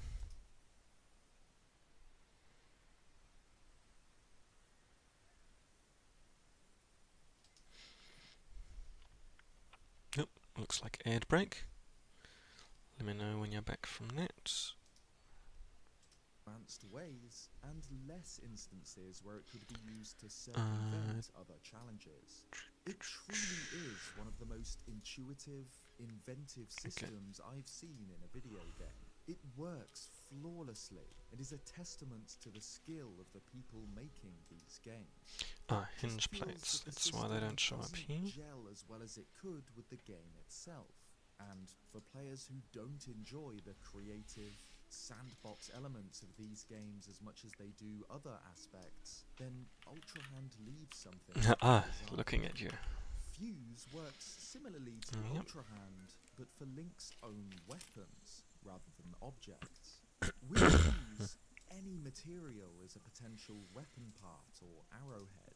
This feels like a direct response to two of Breath of the Wild's main issues, the weapon durability and the uselessness of many of its vast library of collectible materials. In that game, I often found myself avoiding conflict with groups of enemies, simply because I knew that the fight would damage or break my weapon, and that I likely wouldn't get something of comparable or greater value in return. Fuse means almost every enemy is worth defeating. Most have been given new horns, which can be attached to weapons or that's arrowheads modified for brick. increased Modified damage. brick. 1, 2, 3, 4, 5, 6. This still hasn't solved the issue of weapon durability. It is still disheartening to see your best weapons smashed to smithereens on contact with a cobbler's skull, but it greatly tips the balance in favor of actually engaging with enemies, and makes encounters far more exciting and worthwhile. The ability to fuse materials to arrows, too, gives use to so many of them. Attaching eyeballs will give the arrow an unnatural kind of sight, allowing it to hone in on its targets, and wings will greatly increase their speed and distance. Naturally, Tears of the Kingdom does away with the elemental weapons and arrows of the previous game, instead asking the player to fuse elemental materials, like chew jellies or gemstones, to their equipment for the desired effect. Fuse does unfortunately suffer from Tears of the Kingdom's somewhat clunky UI. Fusing materials to arrows involves stopping the game to select a material from a slider, and fusing materials to weapons or shields often involves opening the inventory and dropping them on the ground first. These both feel like oversights that hinder a system that is otherwise close to perfect. It seems strange that arrow fusion doesn't allow the player to set defaults, for example, to prevent the need to open the menu every time, or that Link isn't able to fuse materials to his weapons directly from the inventory screen.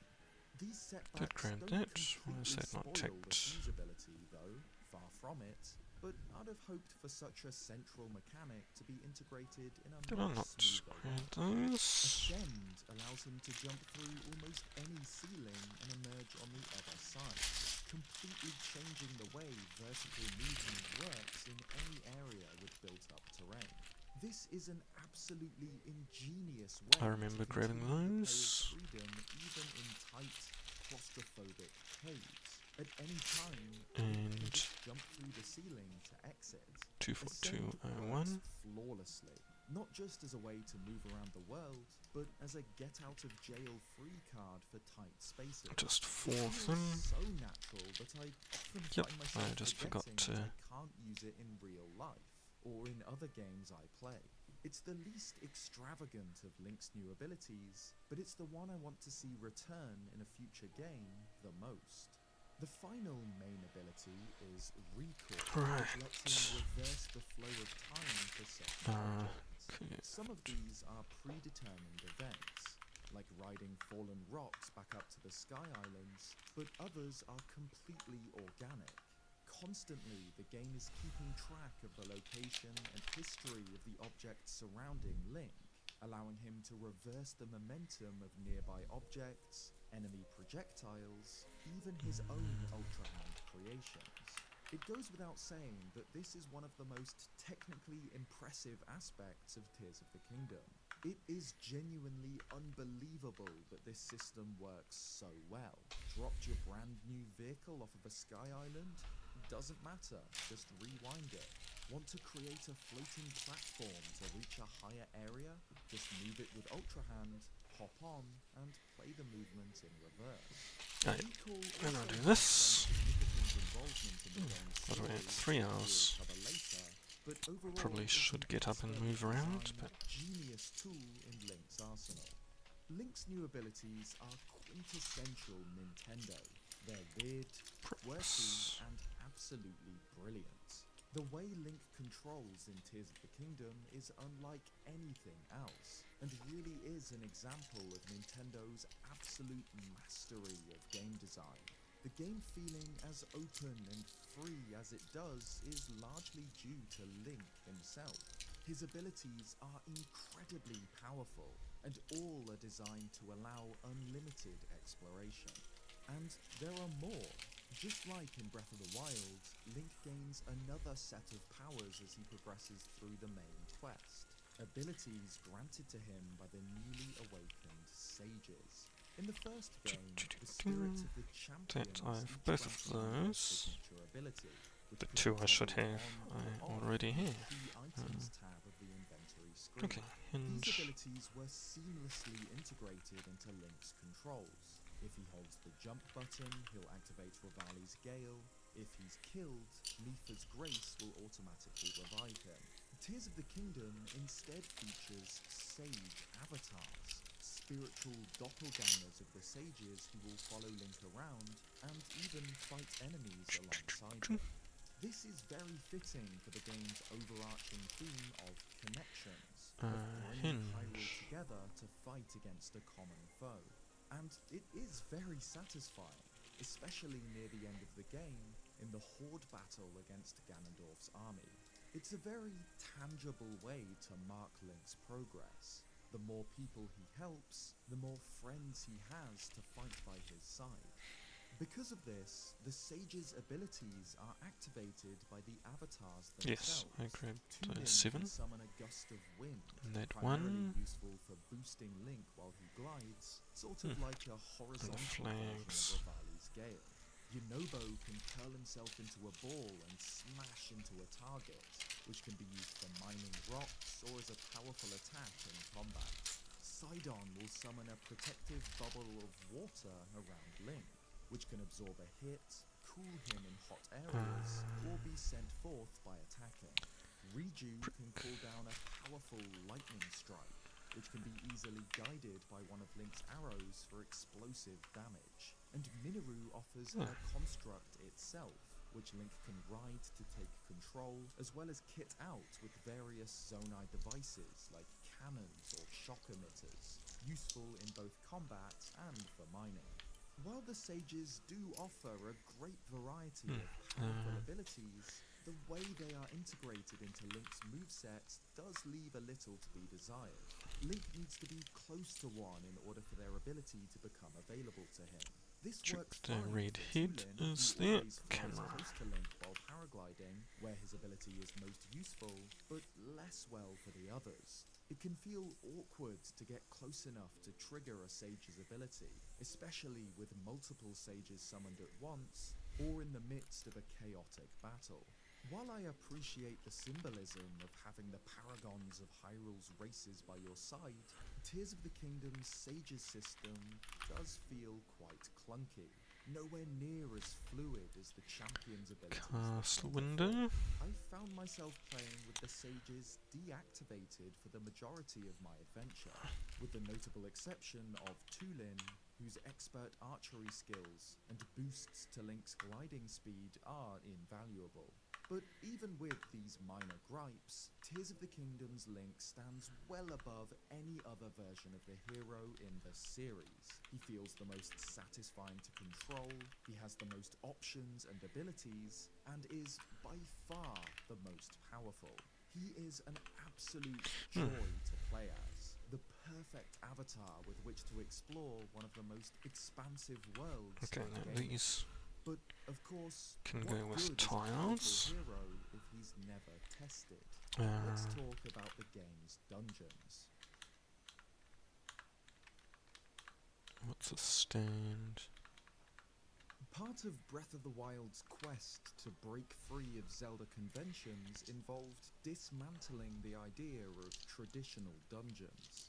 Every 3D Zelda game Missing one of before it them. had these labyrinths, each with their own unique visual and musical themes, their own bosses, and their own connections to the game's story, often closely associated with the area they're found in or the people who live nearby.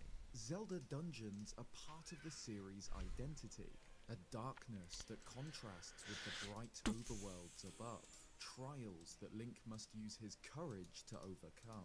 These are often the best support, parts of Zelda that's what games. it's called. The Forest Temple in Ocarina of Time, the Sand Ship in Skyward Sword, the Arbiter's Grounds in Twilight Princess. Zelda dungeons mark your progress through the game, testing your abilities in both combat and puzzle solving, and rewarding you with items and story progression for your trouble.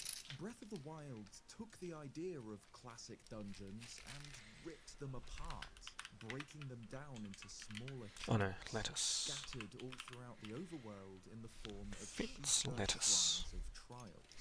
Each of these presents a miniature challenge, comparable in scale to a room or two from a more traditional X1, Zelda dungeon, and Dark each rewards 10 Link with some times. treasure, as well as a spirit orb with which he can Also one increase missing. his stamina or heart containers. I'll go on record saying that I actually love shrines. I really adore these tiny puzzle boxes, challenges that offer a break from overworld exploration for a few 305. minutes at a time.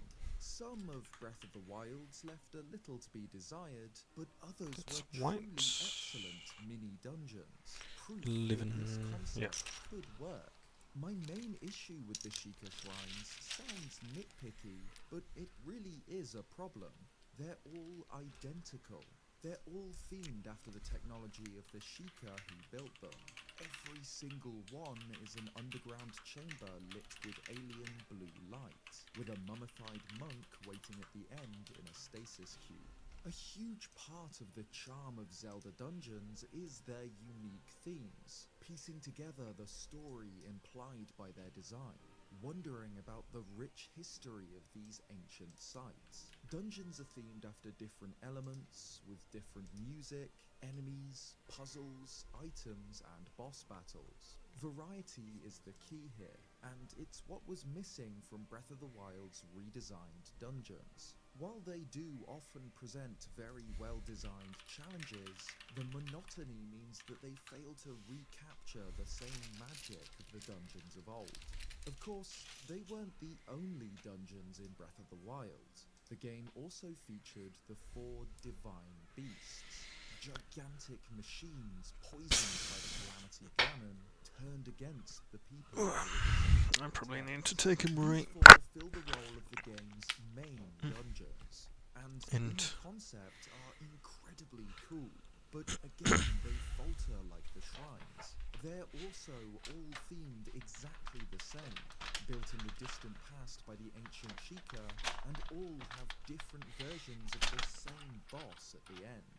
In fact, the problem is worse here. The divine beasts are incredibly formulaic. Meet when descending to the champion, subdue the beast and enter it, activate terminals, then defeat the blight. None of them are bad or unfun by any means, but they don't quite scratch that dungeon itch. So how does Tears of the Kingdom change things? Not much. Shrines return in the sequel, though now they're known as Shrines of Light rather than Shrines of Trials. And instead of being designed as a test for Link by the ancient Sheikah tribe and their advanced technology, these were designed by the ancient Zonai using their advanced technology. They were built by King Rauru and Queen Sonia. How's Destiny going? To purify evil magic. Like Breath of the Wild, Tears of the Kingdom features well over 100 of these shrines, scattered all across the overworld and the skies above. The depths instead feature light routes in their place, found directly below surface shrines, offering a fast travel point and a small bubble of relief from the oppressive darkness. Many shrines are incredibly creative mini-challenges, making use of the game's mechanics in unique, satisfying ways, and tasking the player with showing their mastery of the abilities that have been introduced to them. When Tears of the Kingdom's shrines are at their best, they're brilliant, and just wanting to see what challenge awaited me was enough to make me excited every time I saw a glowing spiral in the distance. However, this isn't the case for all of them. A solid chunk of them are simply tutorials for specific game mechanics or Zonai devices, and another chunk more are just blessing shrines, those that offer no challenge, only rewards. Blessing shrines make sense if the puzzle itself exists in the overworld, like delivering a Zonai stone to the correct place. Tiles or plates first? Let's get through the plates. Or, no, I'll do tiles, I think they'll be more annoying. Plates should be a bit more fun. In that they're incredibly monotonous. Again, the interior of every shrine is themed exactly the same. They're all made of the same, admittedly gorgeous stone. They're all filled with the same construct enemies, and they all end with the same statues. There's no variety whatsoever. Yes, some shrines experiment with different elements and different types of puzzle, but they're all so similar. And Tears of the Kingdom's emphasis on freedom causes a new problem. Many of the game's shrines are incredibly easy to cheat or to break entirely. Link is so powerful and has so many options that the average difficulty of shrines in this game feels significantly lower than it was in the prequel. For example, bridging the sands involves an orb starting close to Link before being launched all the way across a vast room of flowing quicksand. The shrine offers you the materials to build a craft to cross the sand and retrieve the orb from the other side, where it's guarded in a little fort by constructs. In concept, this is a wonderful little challenge, except for the fact that Link has recall and can just rewind the orb's trajectory back to the start, skipping the whole thing. This ability to solve puzzles in any way you want is very exciting at first. Coming up with unique ways to complete shrines makes you feel like a genius, but only at the beginning of the game. By the end, the challenges presented by them felt so trivial that I was desperate for something more difficult, puzzles that were curated and less easy to break. The major exceptions to my criticism of Tears of the Kingdom's shrines are the Proving Grounds, shrines which strip Link of all items and equipment upon They should have made more Proving Grounds. Though luckily you can replay them. These functionally replace the Test of Strength shrines from Breath of the Wild, but there's really no comparison. While the former are monotonous and tiresome, these are utterly fantastic, and are yet another example of Tears of the Kingdom truly shining when absolute freedom isn't allowed. Restrictions force the player to get creative. Proving Grounds shrines ensure that the player can only use whatever tools can be found in the shrine itself, and as a result, they're much more difficult than the others, and much better for it. These were some of my favourite parts of Tears of the Kingdom, challenged with using Link's abilities to face seemingly impossible odds. There are only 13 of these shrines in the game, however, less than a tenth of the total shrine count, and I wish there were far more of them. But like with Breath of the Wild, shrines aren't the only dungeons in the game. Tears of the Kingdom features elemental temples related to the game's main races, each with their own individual themes and unique bosses. These are the wind, fire, water, lightning, and spirit temples, touted as a return to the classic dungeons of old. Clearly, the Zelda team was happy with the results. In a recent interview, Eiji Aonuma stated that their intention was to put a bit more density or thoughtfulness into the design of the dungeons in the game. I mean, when we think of Breath of the Wild, one of our guiding principles was to rethink the conventions of the series, and that applied to thinking about dungeons as well. So we kind of broke apart our previous assumptions about the way we've made dungeons so far with that game. And I think the result was a simpler approach that you saw in dungeons in that game. But then we did hear the desire from fans for a bit more of a designed dungeon, and that led to our approach to dungeons for Tears of the Kingdom. And so, as we proceed, whenever we're making a game, we look back at our past, and then we consider where we are now, the freedom that we give to players in these games. So, did they succeed in providing old-school, bigger, and more challenging dungeons? Yes and no. Players can of course solve Hyrule's regional phenomena quests in whichever order they like, but the game definitely pushes you first towards Hebra, where Rito Village shivers in an endless blizzard. The snowstorm prevents supplies from reaching the settlements, leaving the Ritos starving and freezing, alone in the cold. The source of the blizzard is revealed to be high up in the sky above Hebra Peak. The Stormwind Ark has returned, a flying ship built by the Zonai, recorded only in the oldest Rito legends. This ship is the Wind Temple, one of the game's 5 main dungeons, but even the act of reaching it is a challenge. Yeah, I haven't played Disney. It's like multiplayer, is it dungeon raiding sort of thing? Co-op? I should know, but... A flash of lightning reveals the silhouette of the Ark. The legend is real. As they climb, a voice sounds out from the heavens, beckoning Tulin onwards to come to him. The atmosphere of the Wind Temple is Tears of the Kingdom at its very best. In fact, this entire quest line is peak Zelda for me.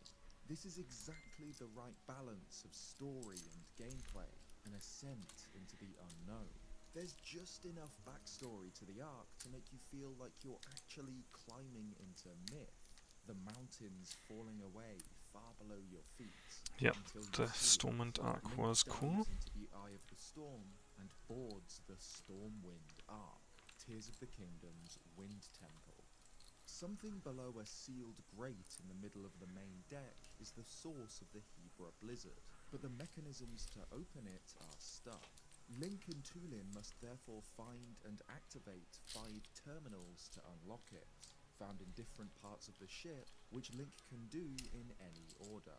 The dungeon itself is very small, and the puzzles are very simple, but this is the dungeon players are pushed towards first, and it works really well as an introduction.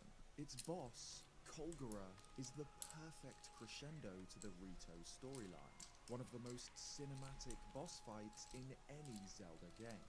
While the fight isn't particularly difficult, like the Ark itself, Crunchy, welcome in. Good to see you here. boss players face. Yeah, the build will be a little more exciting. Its design, its theme music, How are you? and the sheer wow factor of fighting something while free-falling through a snowstorm is enough to place Kolgura among my favourite boss battles in the whole series. It's truly majestic, and I'll never forget the feeling when I first heard the Dragon Roost Island theme play.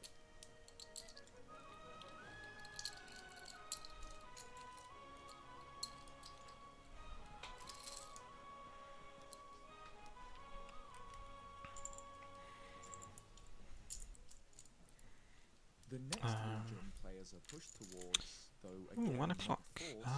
Did Miona say anything about streaming today? Link's companion this time is I've already forgotten. same as in Breath of the Wild. However, he's not himself.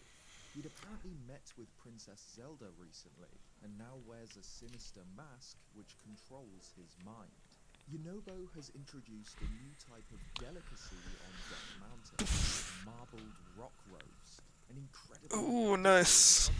that lulls Gorons into a zombie-like state. Yeah, cathartic is probably accurate. Stoners. Once Link frees Yunobo from his possession, the pair travel to the peak of Death Mountain to find Zelda, but are instead attacked by Moragia. This boss fight is an incredible spectacle. Link and Yunobo must fly a Zonai plane around the volcano's summit, using the Goron's signature technique to take down each of the monster's 3 heads. It feels like fighting Dark Beast Ganon in Breath of the Wild, but that's not a compliment. Oh, true, it's Friday. That it really can't be called a boss fight. Still Friday for you guys. Opens the way to the depths and to Gorondia, once the Zonai-built home of the Gorons, but also the fire what did temple used by the ancient say? Fire. Compared to the story of the Rito dungeon, For sure be around by the weekend.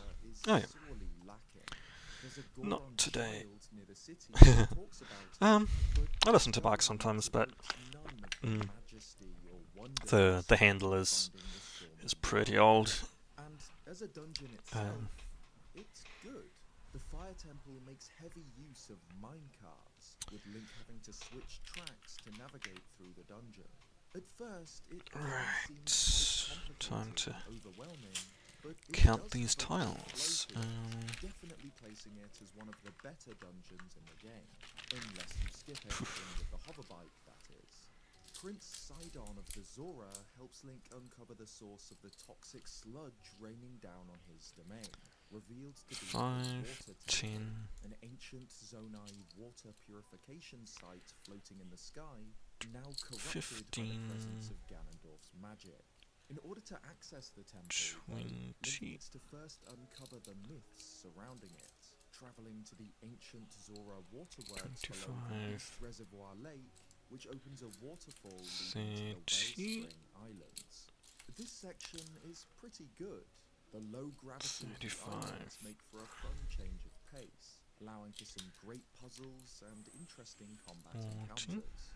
The Zora quest is certainly better than the Gorons, but doesn't quite recreate that same brilliance of the Ritos. Unfortunately, any goodwill I had towards Sidon's adventure is lost immediately afterwards, once Link reaches the dungeon itself. No. The Water Temple might just be the single Gotta recount. worst 3D dungeon in any game. Uncharacteristically for a water temple, it's so short and so incredibly easy that it's quite hard to believe it made it into the final game. It feels like a beta or a proof of concept rather than a true Zelda dungeon. There really isn't anything to even compare this to. No dungeon in the series has ever been this pathetically tiny. Some shrines are bigger and more involved than this. The temple consists of 5 miniature puzzles scattered around a handful of tiny floating islands, each very simple. There are no difficult combat encounters, no instances where the player has to actually think, and the only redeeming feature is the music. Hey, Nate, New Zealand. Welcome in. 1, 2, okay, 10, 20, 30, 40, 50. 1, 2, 3, 4, 5. Yeah. Far the least exciting boss battle in the game. 5 extras. That's why the counting seemed off. Pathetic, weak monster using powerful magic to summon toxic sludge sharks is great, but in practice it's tedious and underwhelming. But the game redeems itself with the Lightning Temple, an ancient Zonai pyramid thanks for popping in, Crunchy. See you around. An insectoid Oh, thanks. Ganondorf, which has shrouded the Gerudo's home in a perpetual Yeah, I don't have a face cam because it's pointing at the Lego, but yeah. Thanks for the follow. As Gibdos threaten the desert settlements, the Karakara Bazaar, and Gerudo Town itself. This is a brilliant sequence. I'm curious if you second only to the think build-up I have a of voice Link for Temple. Link must help voiceovers or anything, because some followers have said so, defense is very small but and I think very it's nothing easy. special. The second is much grander. Link must choose where to place Gerudo soldiers, barricades and artillery before joining the battle himself. 5. Following this, he must uncover the source of the undead 10. nightmare, eventually leading him to the Mural's 15. myth, the Gerudo dungeon itself. 20. The Lightning 24. Temple is by Perfect. far the best designed dungeon in Tears of the Kingdom, and the closest to recapturing the magic of those in older Zelda games. Again, like with one many other brown. things in this game, it's the restrictions placed upon you by the temple that make it so great. Much of it involves exploring tight, dark tunnels and chambers which limit Link's abilities, and the puzzles presented are relatively challenging. Yeah, The Lightning Temple boss, definitely the too, best is dungeon. one of the tougher fights in the game. Queen Gibdo hits hard and spawns groups of Gibdos that chase you around her arena. Overall, the Lightning Temple is a brilliant dungeon, and I'd have loved the others to have been more similar to this, rather than entirely open. One of my only complaints would be that it's still a little on the short side. It's a tease of something we really don't see enough of in the game. But even still, it suffers from the same 10. big problem as the rest. As soon as the player 15. begins their second regional phenomena quest, they realize that their first wasn't a 20. unique experience. 22. Every single one of them follows the exact same formula. Link meets with the descendant of an ancient sage and begins to investigate ways to subdue the phenomenon. As they do so, the sage will call out to them, asking their descendants to come to them in their temple.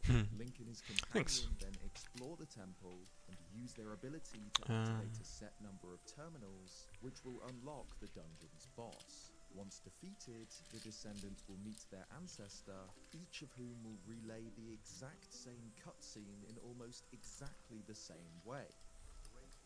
A great evil, the demon, Yeah, that was really dumb having all the cutscenes the same. To which their companion will react in, you guessed it, the same way. It's quite hard to believe that this made it into the final game. Breath of the Wild's divine beasts were formulaic, yes, but at least they each ended with a unique, personal conversation with the spirits of the champions, characters who the player has come to know and understand. I'll cover them more in the story section of this review, but the ancient sages are completely absent of any character at all. We're never told anything about them, not even their names, and they all repeat the exact same dialogue, almost verbatim at the end of their respective dungeons. I know that games like Ocarina of Time and Majora's Mask could be accused of this too. The cutscenes in the Chamber of Sages or when meeting the four giants are all very similar, but not as similar as this. We were no match for his overwhelming strength. The world are strongest, one lightning strike. All four main elemental dungeons end with almost exactly the 2, same 3, clip 4. in the imprisoning war, and exactly the 5. same reactions from the new sages. 6. Making 7. completing them 70. incredibly boring and predictable. 70 exactly. Which isn't great Perfect. when the imprisoning war itself and the events in the distant past are the game's central mystery. Instead of 4 unique glimpses into this ancient past, giving us different stories and different viewpoints of this forgotten history, we're given the same thing again and again. Yeah, that really annoyed me. Tears of the Kingdom also features a 5th dungeon, the Spirit Temple, found in the depths of the Faron region. In truth, the Spirit Temple itself isn't really a dungeon, it's just the site of a boss battle. The actual puzzle solving takes place in the Construct Factory nearby, where Link must build a new body for the spirit of Minoru. Like the other temples, the music and atmosphere of the Spirit's Temple is exemplary, and I'd argue that the puzzles themselves, moving various parts of the constructs from their depots to the central area, are really great. My main complaint here is that it's just too short. For the dungeon that players will encounter last in their adventure, I'd expect more of a challenge, a culmination of everything they've learned through the game. Instead, the Spirit Temple is 4 puzzles, a journey across 25, 28, depths, and an admittedly awesome mirror match boss battle against the seized construct. Unlike the 4 main dungeons, the Spirit's Temple ends with a much longer, more detailed recounting of the imprisoning war, told by Minoru. This is perhaps the best cutscene. Yeah, these are in the printed, game, these are showing the stickers, climax so of I the can conflict and Ganondorf's just missing one. imprisonment at the hands of Roru. But I can't help but feel, if this exists, why even bother with the 110 other tile, 4 Sages cutscenes? Why 6 show raid us 4 tiles, identical, limited glimpses of this battle if Minoru's cutscene shows the entire thing later on? To me, it seems that it would have been more effective for each ancient sage to have explained something relevant to missing them, one of them. perhaps a story of how their people had struggled against the Demon King, a chance Dark to explore 10, something who's the personal rest to of them them? and their connections to their descendants. Instead, the meetings with the sages only make the temples feel more repetitive and soulless, which is one of the most glaring weaknesses of the game's dungeons. Dark azure color, neat. The quests surrounding the main dungeons. Breath of the Wild's divine beasts were all accessed after a small regional quest too, but these were far shorter than their counterparts in Tears of the Kingdom. Often little more than some short cutscenes and a battle with the divine beast itself. In comparison, Tears of the Kingdom's regional phenomena are much deeper, more rounded quests, giving more context to the struggles of Hyrule's races. They're head and shoulders above so before, 4 but they don't do enough needed. to completely absolve Tears of the Kingdom's dungeons of their issues. One of my gripes with the Divine Beasts as dungeons was that they all felt very similar. They all featured the same ancient Sheikah design, 14 of same them. enemies, and were solved in the same way, by activating terminals. And every one of 3, these 4, problems 6, has 7, been 8, carried 9. over into these new temples. They were all built by the Zonai, they're all populated by constructs, and they're all solved again by activating a set of terminals. While I do appreciate the effort that went into giving each of them a unique quest, theme, and boss, they don't solve any of the actual issues Breath of the Wild had with its dungeons. Again, there are glimpses of something brilliant here. The build-up to and the atmosphere of the Wind Temple, or the intricate light puzzles of the Lightning Temple, show what Tears of the Kingdom's dungeons could have been, but they're just not enough. They're too repetitive, too short, and too simple. They're not classic Zelda dungeons. They're divine beasts in disguise.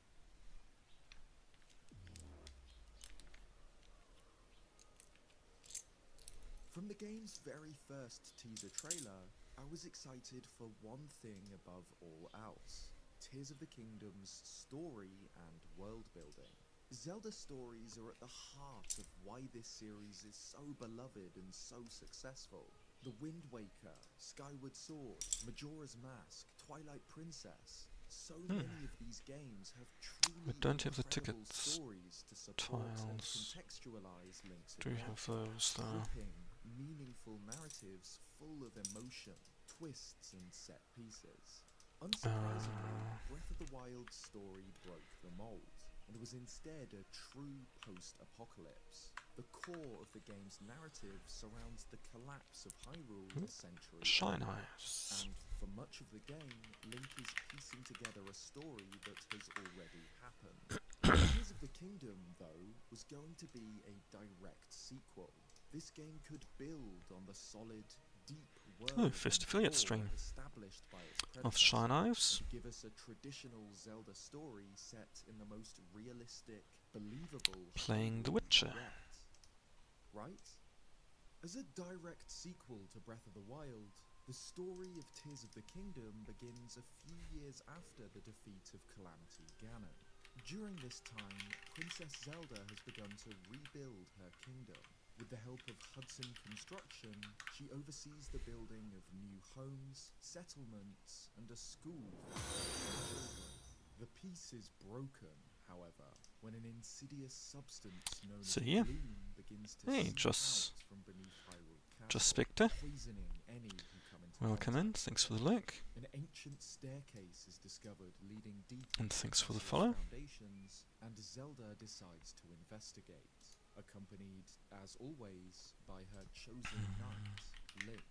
The pair journey deep into the bowels of Hyrule Castle, where they eventually discover ancient stonework and statues built by the Zonai, a civilization mentioned in Hyrule's earliest records. In a large chamber, they find a set of murals, which appear to depict the founding of the Kingdom of Hyrule and the imprisoning war that followed shortly afterwards.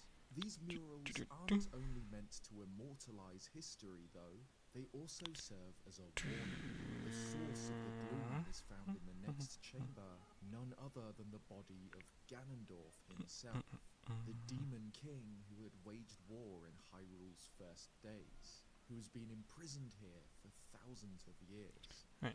As soon as Link and Zelda get close, the seal breaks. The spirit hand holding the Demon King lets him go, dropping a mysterious stone as it does so.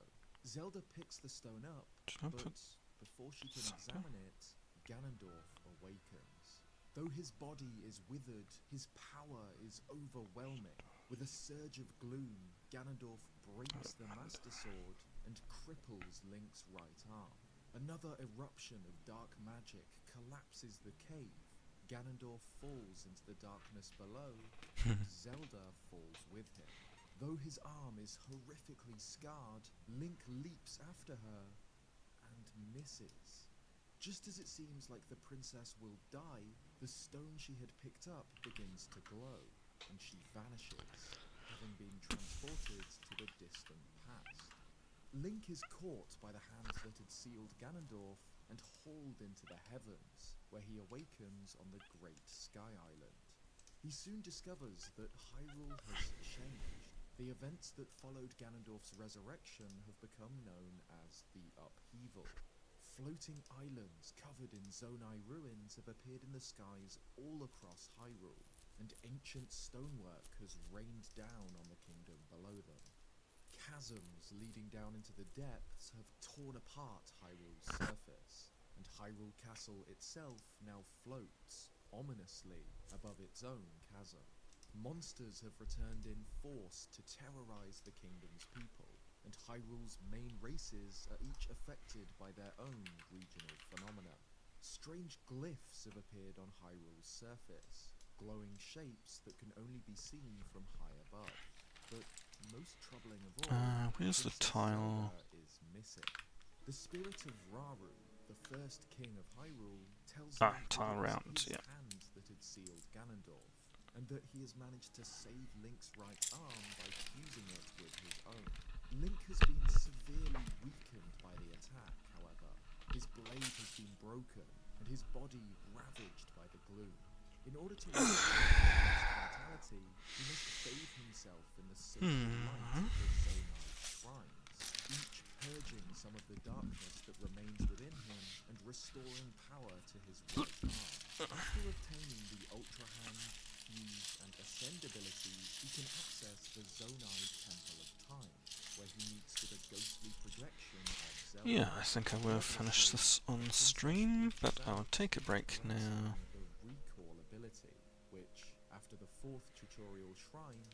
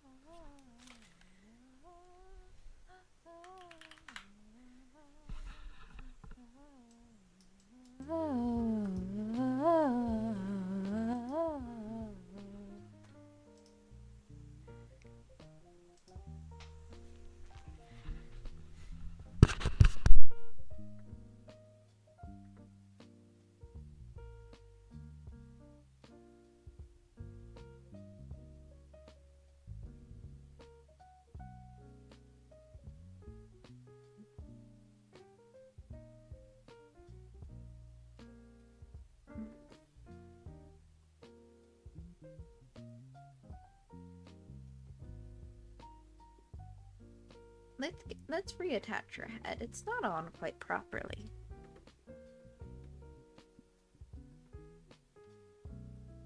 Have you ever been to a chiropractor before? I have, and I did not like it. I'll wait until the end for my story.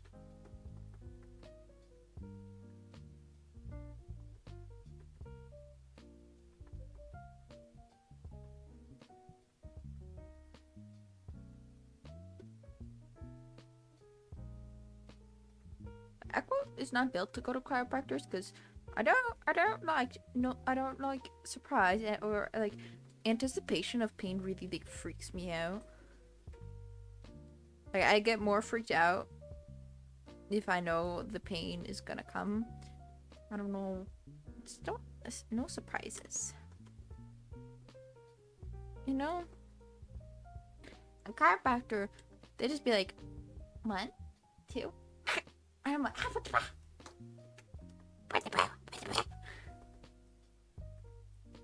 It's frick my neck so much. Like, I don't think my neck should crack so much.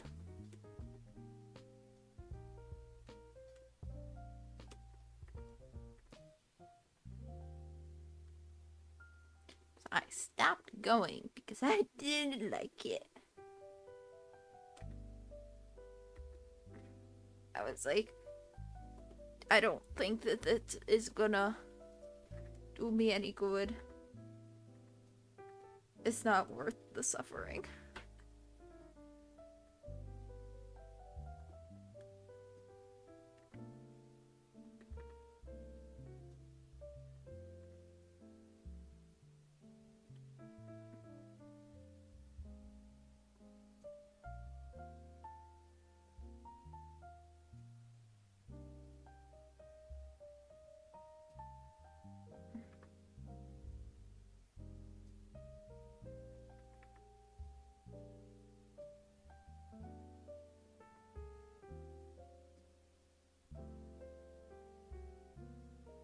Remember me hard.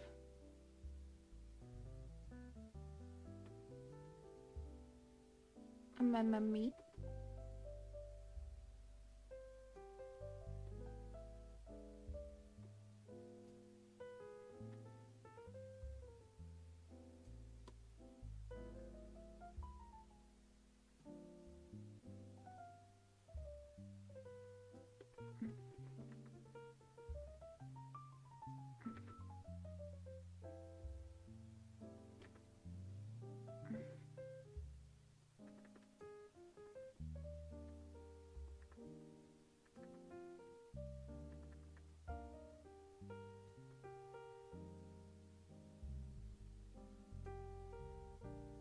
What even is another penguin? This is unprecedented. Oh my goodness. I feel like we really need to try some penguins. Hi.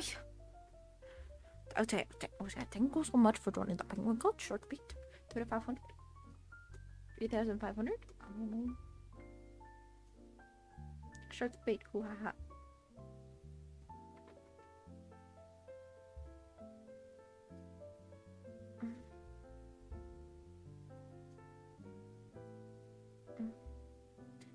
This.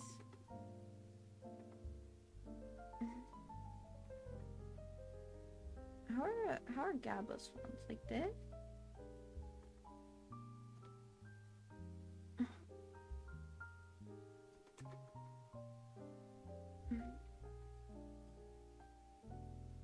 gonna be Gabba.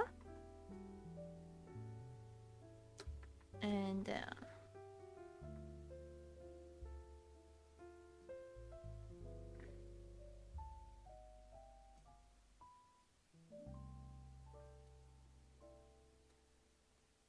Ninja. How do you make Ninja? Give him a little.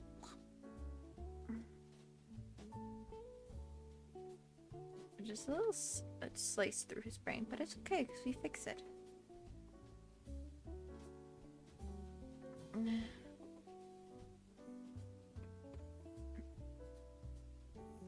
I had Ninja.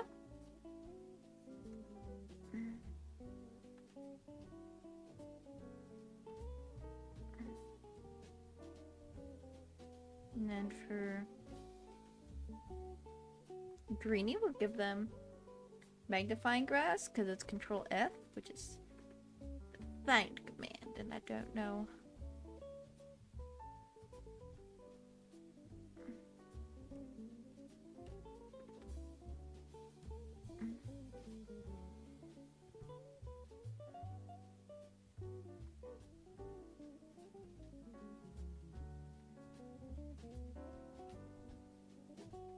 If you put head surgery, fixate, wonkiness, and for sure could be.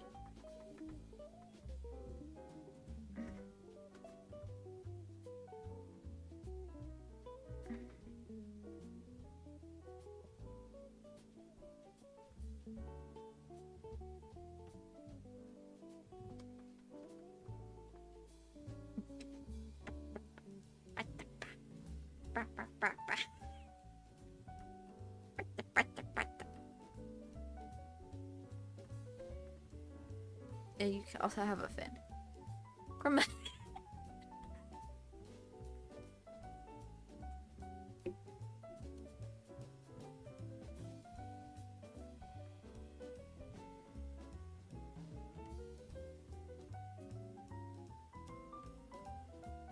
Enjoy.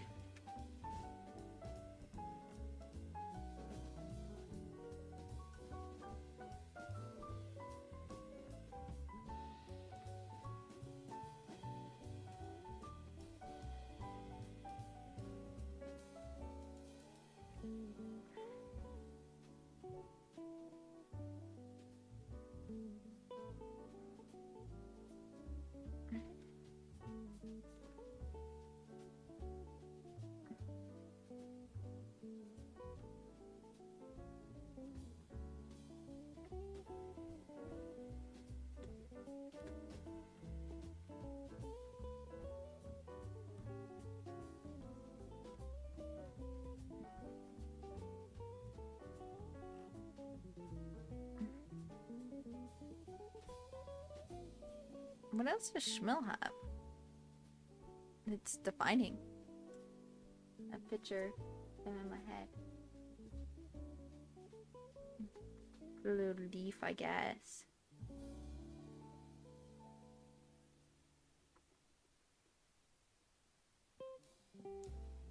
Can you believe it?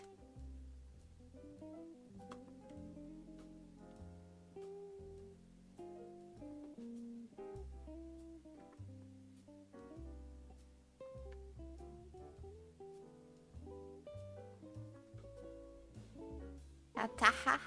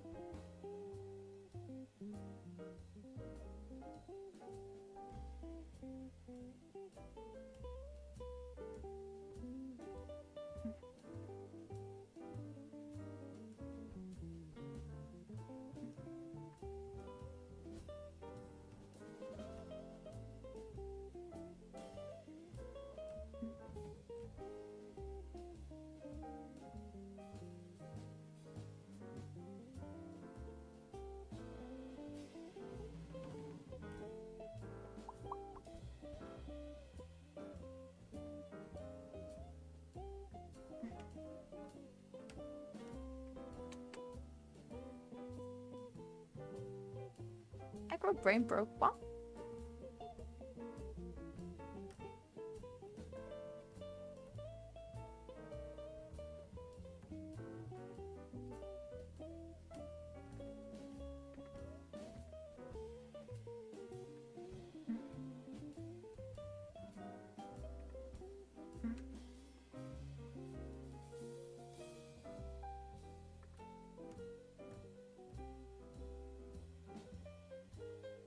Chiropractor Equo. Would you let me be your chiropractor? Don't worry, I'll watch a few YouTube videos first. Figure out how to do it.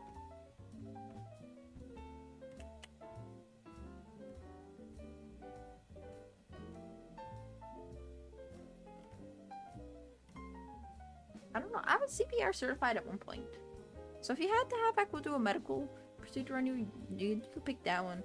But I guess it depends, like, if we count, like, more mild ones, like, if me just, like, putting a band-aid on you, like, if we count that, you probably want to pick that one. I don't know.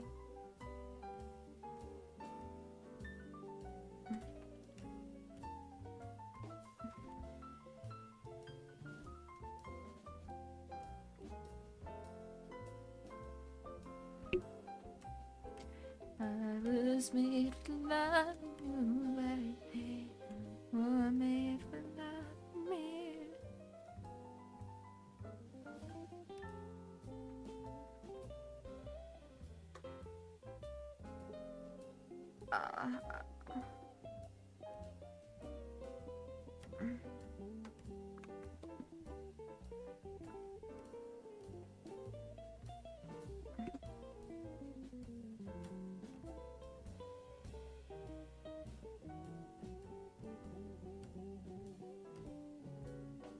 Look how distressed I can look. Do I think distressed or disappointed?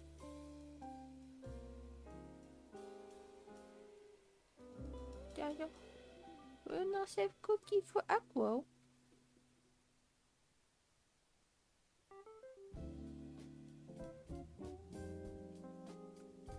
No cookie for Equo.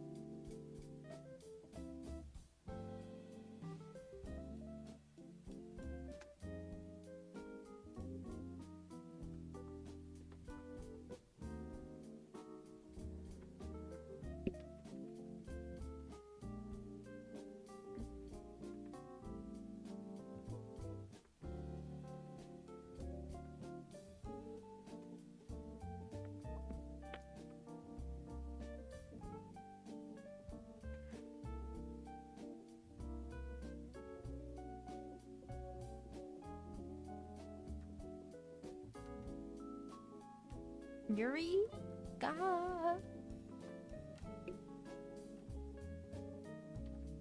Oh my fingers locking up.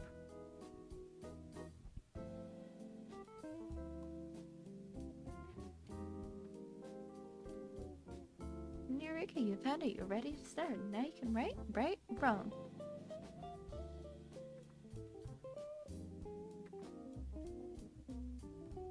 One day I'd love to do.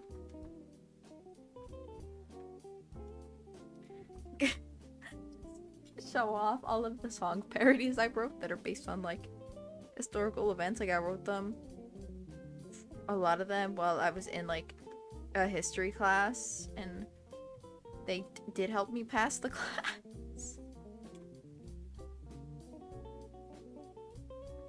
We had My Vote, which was a parody of My Shot from Hamilton about women's suffrage and 19th Amendment. I'm not throwing away my vote. I'm not throwing away my vote. Hey yo, I'm just like my brother. I was taught by my mother, and I'm not throwing away my vote. I was denied admission to college, not to be a drag, but dagging, repressed and distressed. The problem is I got a lot of brains to wear a dress. I gotta beg just to be heard with every word. I lose respect. I'm a diamond in the rough, shining beautiful. My right to speech, unimpeachable. We've gone past the 19th century. Firemen still treated preferentially, every burden, every discipline. I need to pull up the lyrics to sing more. Link uses to send the broken Master Sword back in time. With that, Link is set free into Hyrule once again, to uncover the truth of Zelda's disappearance, to free the 4 races from their plights, and to defeat the newly awakened Ganondorf. Like with Breath of the Wild, most of Tears of the Kingdom's story takes place in the past. The present is very static. There are of course a ton of characterful side quests, the main regional phenomena quests, and the main battle against Ganondorf himself, but that's it. All of the context for the game's events, anything actually interesting, is locked in the past, experienced not by Link, the player, but Zelda, through cutscenes. Link can uncover Zelda's story with the geoglyphs on Hyrule's surface, each of which contains a dragon's tear, which, by interacting with Link's recall ability, will unlock a cutscene showing part of her journey in the distant past. Tears of the Kingdom's story is the story of Princess Zelda. After being transported from deep below the castle, she finds herself out in the open air, in the Kingdom of Hyrule, but not the Hyrule she knows. She meets Rauru and Sonia, who introduce themselves as Hyrule's king and queen and invite her to stay with them at the castle. These are Hyrule's first rulers, the couple that began the royal family, making Zelda their distant descendant. The powers within her bloodline began with these two. King Rauru holds the power of light, a power that can repel or destroy evil, which is implied to be the reason for Zelda's sealing power used to defeat the Calamity.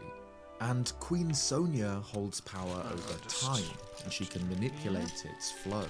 The reason Zelda travelled back here was because she picked up Raru's Secret Stone, a Zonai artifact designed to amplify the abilities of whoever wields it. This particular stone originally amplified Raru's light powers and helped him to keep Ganondorf imprisoned, but once picked up by Zelda, it began to amplify her own time powers inherited from Sonia. And so, when faced with certain death, it was Zelda's own power that saved her and transported her to the distant past. Zelda is faced with an impossible challenge: to return to the present, where she knows that a terrible threat has awakened, and Link is injured. But she doesn't yet know how to control her powers. She's trapped here, and the past isn't any safer than the present. Zelda has travelled back to the earliest days of the imprisoning war that was marked on the stone murals. Ganondorf, the king of the Gerudo tribe, aims to take control of the land from Rauru and rule Hyrule himself. Throughout the memories, we see Zelda train her time powers in hope that she'll be able to use them to return home.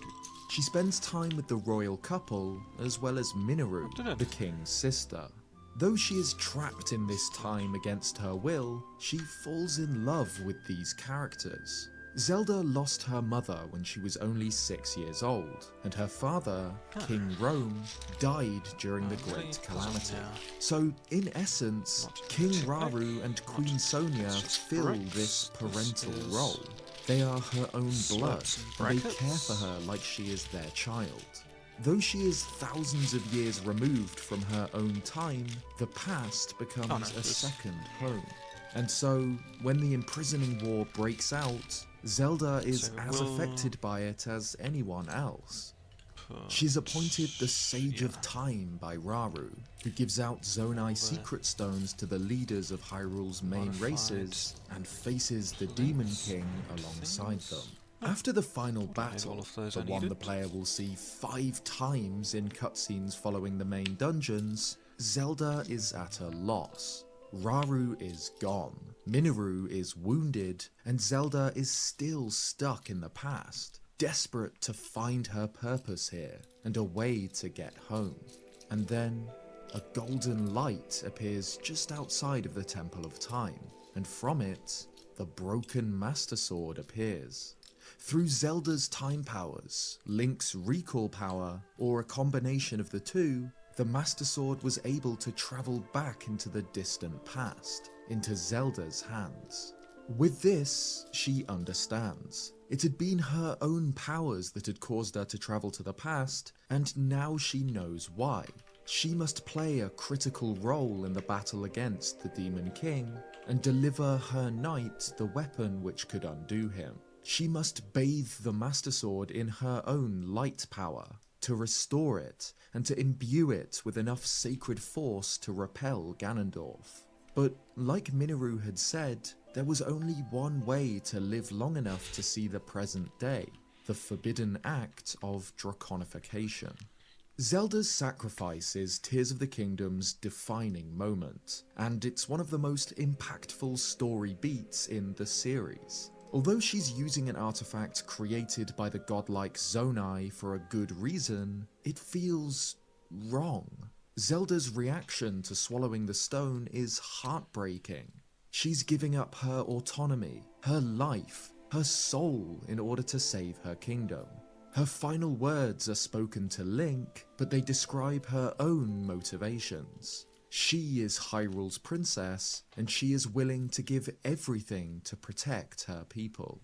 The Light Dragon is visible right from the beginning of Link's adventure. It circles the Great Sky Island during the tutorial, and breaks the cloud barrier obscuring the surface. It's been here, high above the clouds, for thousands upon thousands of years. Zelda has watched over the entirety of this Hyrule's history, silently waiting for the time she knows as the present and for her chosen knight. This makes Tears of the Kingdom's Master Sword pull one of the very best in the whole Zelda series. This is always among the most defining moments of every game.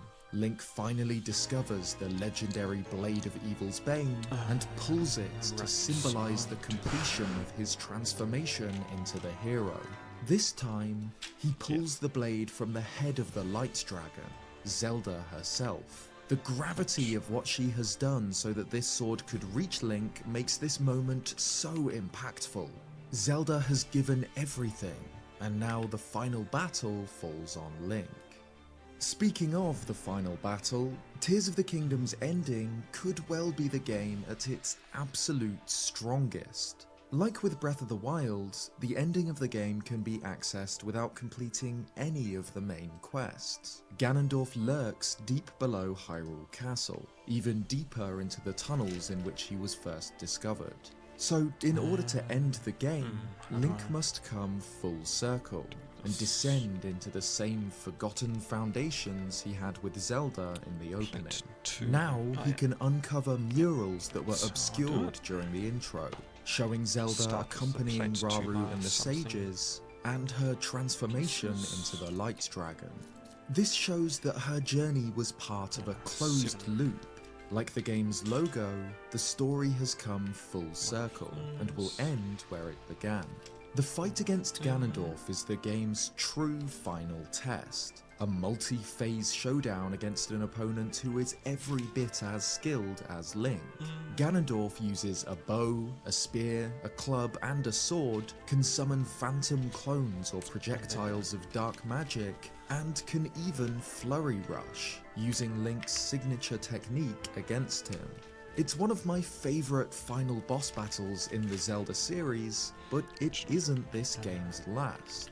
The Demon Dragon serves the same role as Breath of the Wild's Dark Beast Ganon, more of a cinematic than an actual fight. The dragon is not a difficult fight whatsoever, but it's definitely more involved than its predecessor, and succeeds in being a jaw-dropping set piece to close out the game. Here, in Hyrule's skies, all three parts of the classic Zelda trio duke it out. The Dragon of Light and the Dragon of Darkness duel, with Link between them. With the Master Sword restored by Zelda, Link is able to destroy Ganondorf for good. The spirits of King Rauru and Queen Sonia appear and channel their own powers through Link. The irreversible is reversed, and the Light Dragon vanishes, leaving Zelda in its place. This leads to the game's emotional climax. Tears of the Kingdom had begun with Link failing to catch Zelda. He missed her hand and she fell into the past. He won't miss again. This final catch could well have been a cutscene, but giving the player control of Link here is a stroke of genius and serves to connect the player to the story. I teared up the first time I reached this point. Link and Zelda's relationship is strong enough to give this moment real weight and make the player want to save her. It's the perfect way to end the game, and in retrospect, it couldn't have ended any other way. The majority of Tears of the Kingdom's story is really cool. A time travel loop which shows the very beginning and the very end of Ganondorf's long war against the kingdom. There's clearly been so much of the classic Zelda charm poured into it, from the exceptional design of Rauru, one of my new favourite characters in the series, to the heartbreaking sacrifice of one of the game's most beloved characters. It is a good story, but it's executed poorly. Despite the highs it reaches, I hardly ever felt like I was truly engaging with this story. It often feels that Link is a step removed from the game's events, rather than a central part of this world. Like with Breath of the Wild's memories, the dragon's tears can be done in any order. Whenever Link encounters one, he unlocks the cutscene specific to that glyph. This means that players will most likely unlock Zelda's story out of order. This wasn't much of a problem in Breath of the Wild. At the very beginning of the game, the player understands that Hyrule has fallen, and the spirit of King Rome outlines how this happened at the end of the tutorial section. This cutscene is an admittedly clunky way of giving the player all the context they need to begin to engage with the world itself. Recovering Link's memories adds depth to this story, but that's it.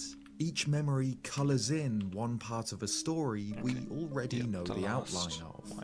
Tears of the Kingdom is structured differently. There's no lore dump from the spirit of Hyrule's old king at the end of the Great Sky Island, leaving the main story, the imprisoning war, a mystery, and piecing together Zelda's memories is essential to understand it. This in itself is a bit contrived. It's never explained why Raru's spirit chooses not to explain the imprisoning war to Link, because he can't explain it in order for the story to work in the way the developers want it to. The main mysteries of the game's plot exist only because Rauru chooses not to explain them here, which is a very unsatisfying way to tell a story. This puts a lot more stress on the memory style of delivery than was the case in the previous game. They're still as non-linear and as open as before, but now they're far less optional. Because the main story is delivered this way, it's possible to interact with it in the wrong way.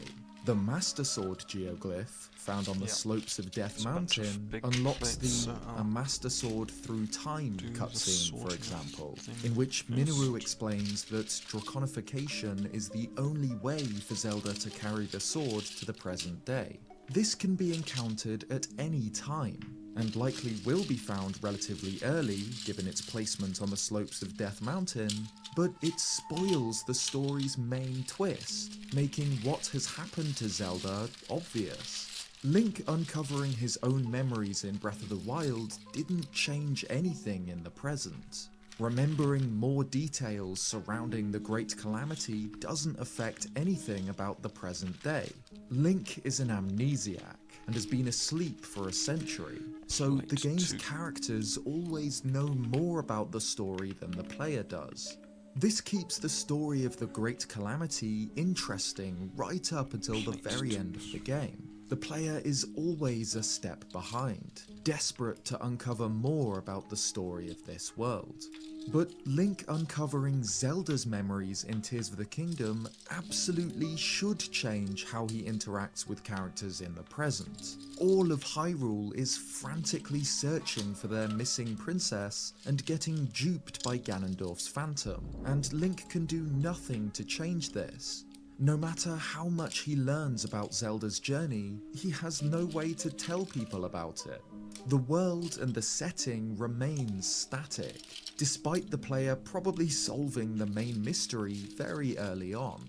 The end result is incredibly frustrating. It becomes obvious where Zelda is almost immediately, and the player will figure out that the Zelda in the present is Ganondorf's puppet as soon as they find the memory near Lurelin Village. The player ends up knowing far more about the story than any of the world's characters, but is forced to humour them in their charade, constantly being fooled by Puppet Zelda and searching for a princess they will never find.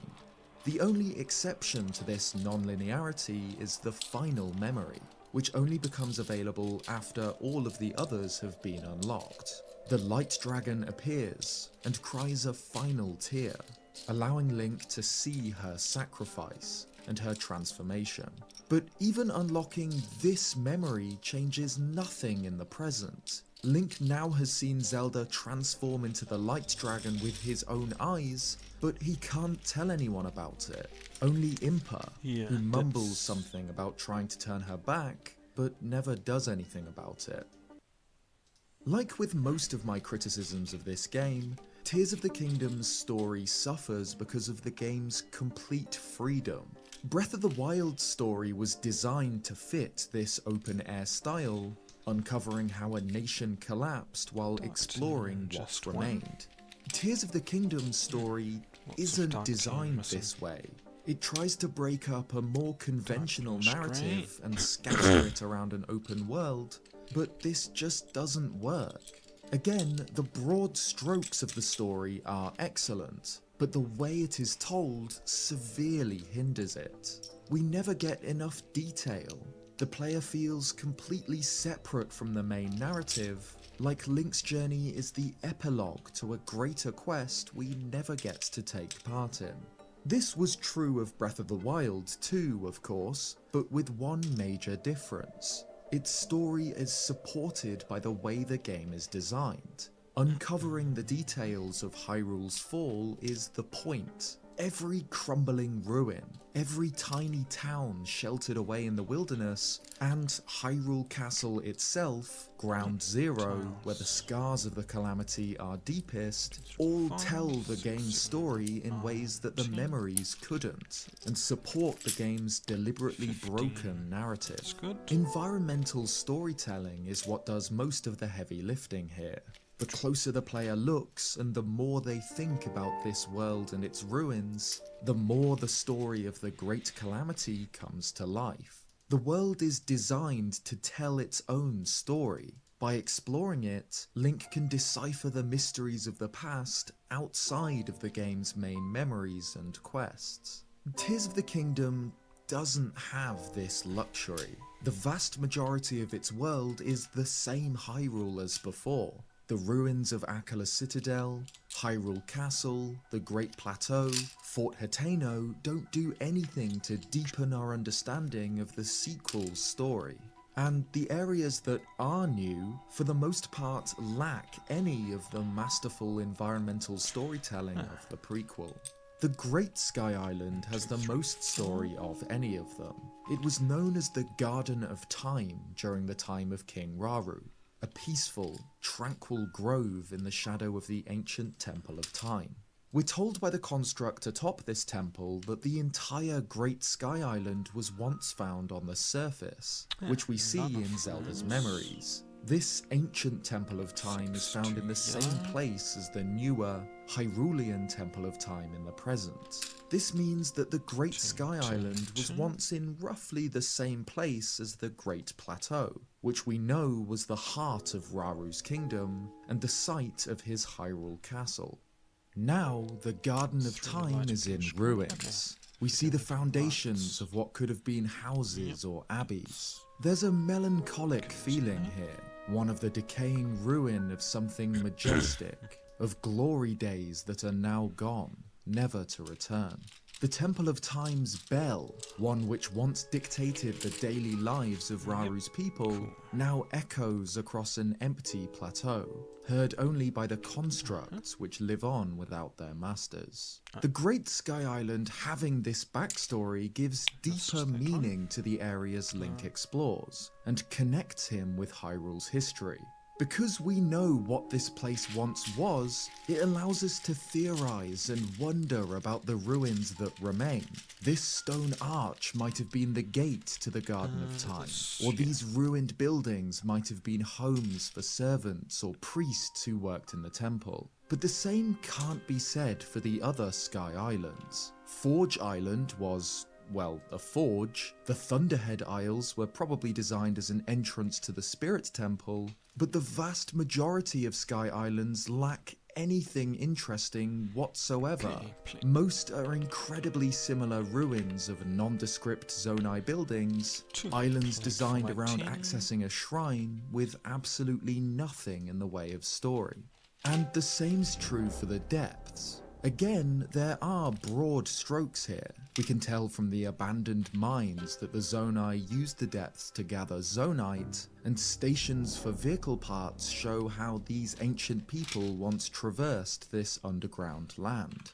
But there's nothing deeper than this. Like the Sky Islands above, the structures in the depths are too repetitive and too mundane to act as a crutch for the game's story, like the ruins of Hyrule on the surface did before. The exception to this is the Yiga clan hideouts.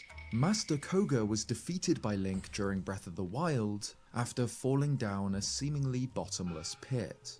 This pit did have a bottom though. Koga fell into the depths. He had accidentally found an entire new world, and so, in the years between Breath of the Wild and Tears of the Kingdom, his followers have been exploring the depths, experimenting with ancient Zonai machinery and building base camps in the darkness.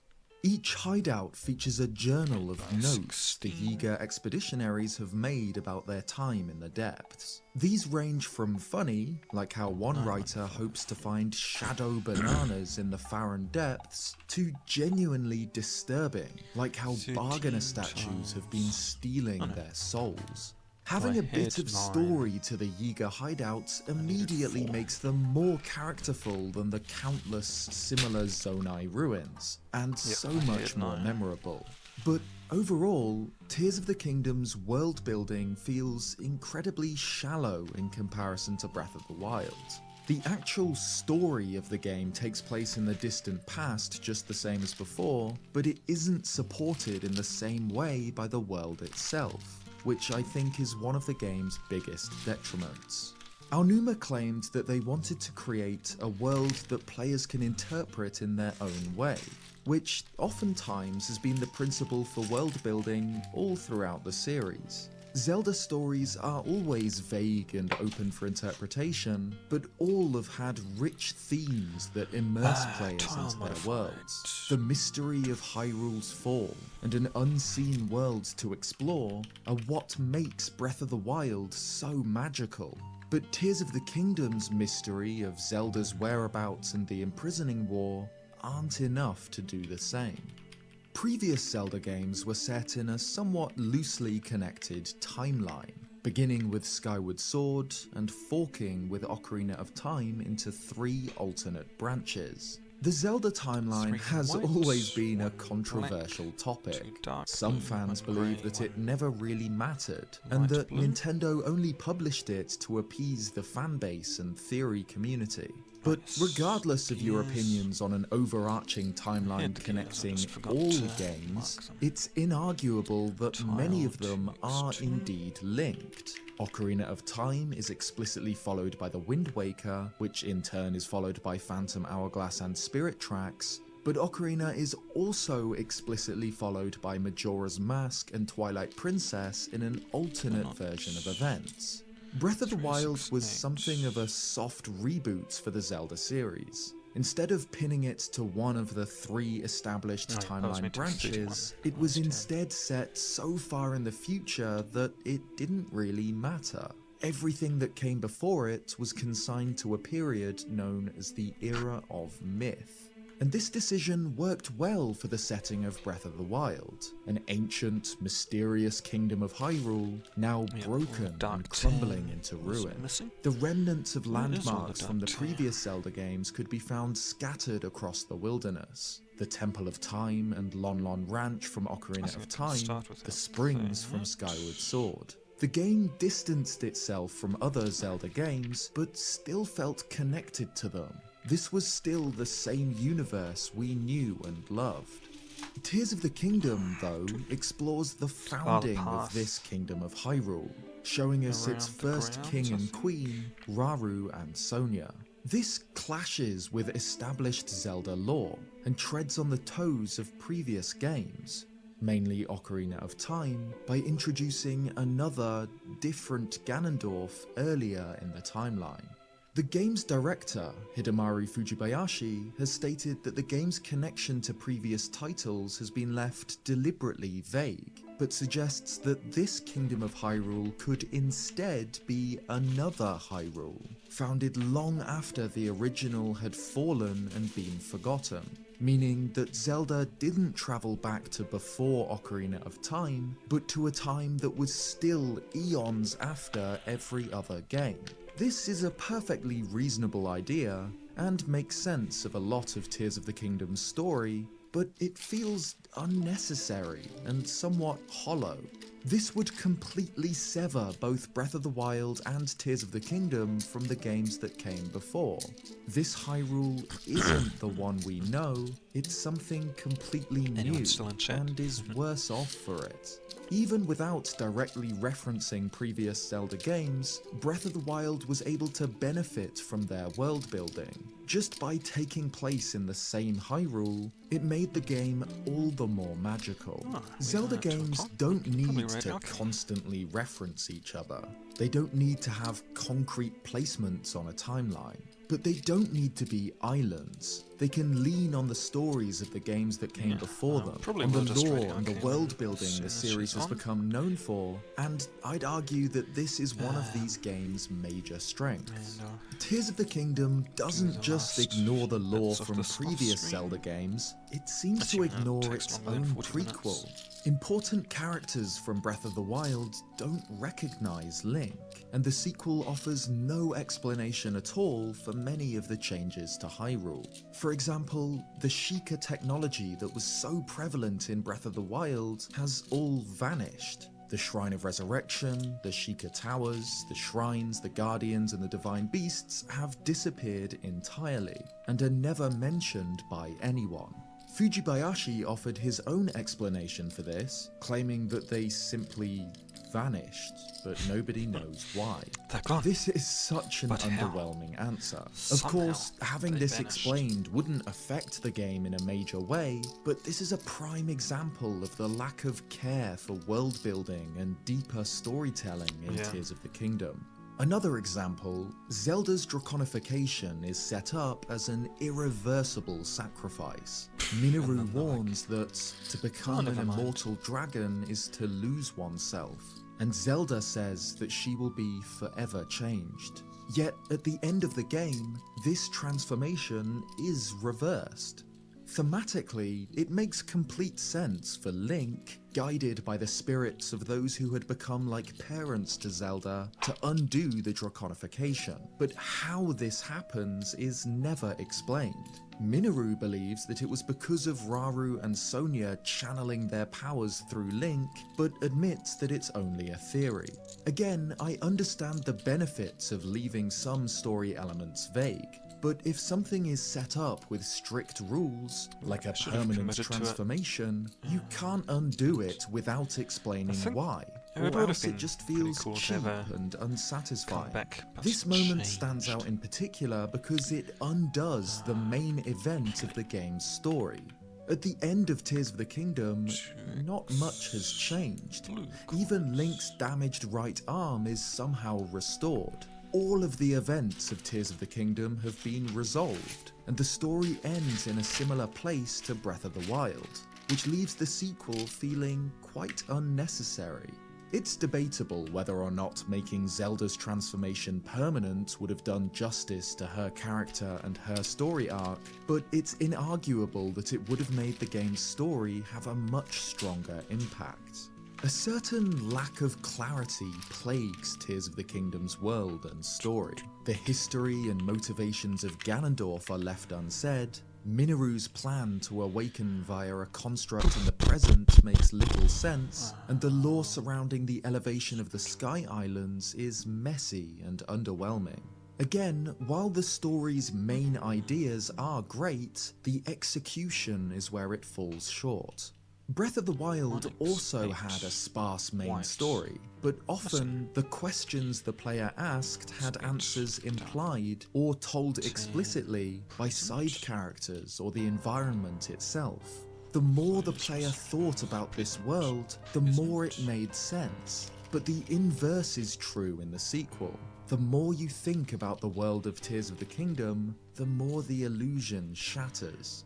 Overall, Tears of the Kingdom's story sits in a strange place. On paper, it's excellent. The ominous opening sequence below Hyrule Castle, the separation of our protagonists, and their isolated quests in past and present eras, and the bombastic conclusion, where all elements come together for an explosive finish. Yeah, Zelda that's finding it's a cool herself story. stuck in the distant past is a fantastic concept, and the sacrifice she makes for her kingdom and her knight will be remembered as one of the most iconic story moments in the whole series. On my channel, I've got a 3-part series telling the story of Tears of the Kingdom from start to finish, compiling the narrative in the proper order and trying to make sense of the game's events and lore. And putting this together really did make me appreciate the strengths of the game's plot. The ideas presented here are fantastic, and the story of the Imprisoning War is one of the darkest, most epic events in the Zelda series. But like with so much else in this game, the story suffers from the reuse of Breath of the Wild's world and from the complete freedom afforded to the player. This just isn't a story that works in this open format. If the player was guided through the plot like in classic 3D Zelda games, then my opinion would likely be completely different. The story should be the skeleton supporting the gameplay, a foundation to build Link's quest on, to give meaning and purpose to his adventure. But Tears of the Kingdom's story is so separate from the main adventure that it feels like it's stuck on to the game, rather than baked into it. While there absolutely are highlights, and the core concepts explored are truly excellent, the story remains my biggest disappointment with Tears of the Kingdom. Dark blue.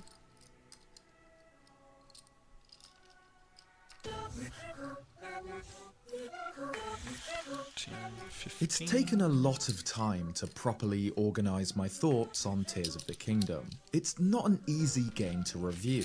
If it was just a terrible flop, it would be easy to dismantle and forget about, to not care at all and just to move on. And if it was perfect, I could gush about it forever, like I do with games like Ocarina of Time and The Wind Waker. But Tears of the Kingdom is neither of those things. It's somewhere in the middle. It's brilliant and it's underwhelming. A truly disappointing masterpiece. In so many ways, Tears of the Kingdom is the perfect Zelda game. It's the culmination of so many years of excellent titles. But it's because of its extraordinary heights that its flaws stand out. Like ropes hitching a hot air balloon to the ground, preventing it from truly flying. My opinion on Tears of the Kingdom is inextricably tied to my love of the series as a whole, and the prestige of The Legend of Zelda. Zelda fans are truly spoiled with some of the greatest games ever made. Zelda 1, A Link to the Past, Ocarina of Time, and Breath of the Wild are all names which could reasonably be considered for the title of Most Influential Game of All Time. So, while some of my disappointment with Tears of the Kingdom can be fairly attributed to my own high expectations, I don't think that they were unreasonable. Breath of the Wild was infuriatingly close to perfection for me, if it only included better dungeons and a more involved story. Tears of the Kingdom had the chance to correct these shortcomings, to show what Zelda could be in an open-air format. But the game unashamedly doubles down on absolutely everything about Breath of the Wild. Where it excels, it stands completely above everything else. Tears of the Kingdom is a titan, a masterpiece, a true marvel of game design. I love this game. I've played it from start to finish over and over this past year, and will continue to do so over the next. But it isn't what I hoped it would be, what it could have been. It's a titan because it stands on the shoulders of Breath of the Wild, because it's an expanded version of one of the best and most influential games Nintendo have ever produced. The time between the final DLC pack for Breath of the Wild, The Champion's Ballad, and Tears of the Kingdom's launch was 5.5 years. It's not clear to what extent the 2020 pandemic impacted this game's development. It's certain that it will have slowed it down at least somewhat, but this still leaves multiple years of work. The game's delay into 2023 was apparently because of Zonai devices and the game's physics system, and it's clear that a monumental amount of time and effort went into perfecting these systems.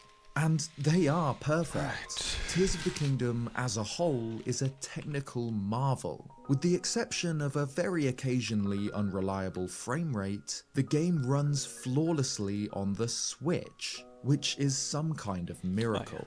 But this brilliance comes at the cost of the game's content. Fujibayashi has said that the depths layouts were made in a surprisingly short period of time by simply inverting the terrain of Hyrule. The Sky Islands were drastically simplified, and the dungeons were short and underwhelming. 9 months after release, I wonder if the pursuit of Miyamoto's original dream was worth sacrificing so much of the spirit of the classic Zelda games. Leading up to the game's release, and especially after the announcement of the game's higher price tag, people started to call the game $70 DLC, as in, this wasn't truly a new Zelda game, just a giant expansion pack for Breath of the Wild. And now that the game's released, it's clear that, unfortunately, they were right. It's the biggest, greatest expansion pack ever, but it is just that. An expansion, not a sequel.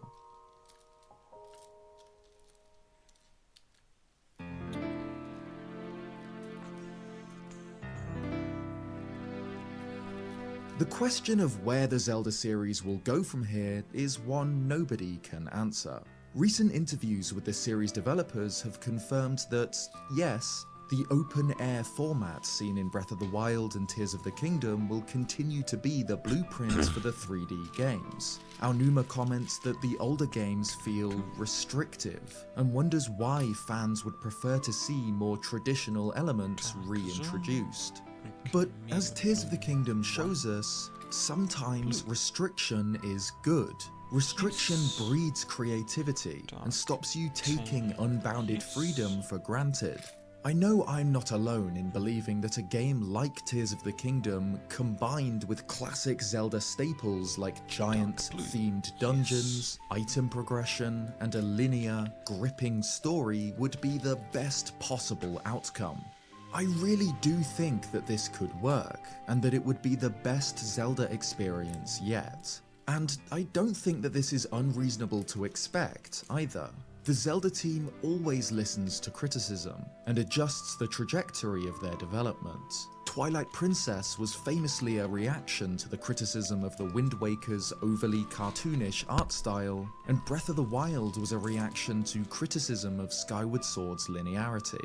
Tears of the Kingdom feels like a response to the massive success of its predecessor. Breath of the Wild is, by far, the most successful Zelda game to date, and so Tears of the Kingdom attempts to recreate its magic. And this sequel sold monstrously well at launch, But these sales have slowed since, and the once overwhelmingly positive reception has given way to a more conflicted general consensus on the game. Perhaps the Zelda team will acknowledge the criticism of Tears of the Kingdom, and whatever's next will show a response to this game's shortcomings. Either way, I'm incredibly excited for what's next. With confirmation that we're done with Breath of the Wild's version of Hyrule, it means we're visiting new lands next. Either a reimagined new Hyrule or somewhere else entirely. With Tears of the Kingdom as a foundation to build upon, I think the future of the series is incredibly bright. Thank you so much for watching this video and listening to me waffle about Tears of the Kingdom for hours. Please let me know your thoughts on the game in the comments. Do you agree with my takes or do you feel differently? I'm really interested to hear your opinions. If you like this video, leave a like, or consider subscribing if you haven't already for more Zelda content. Cheers guys, and I'll see you next time.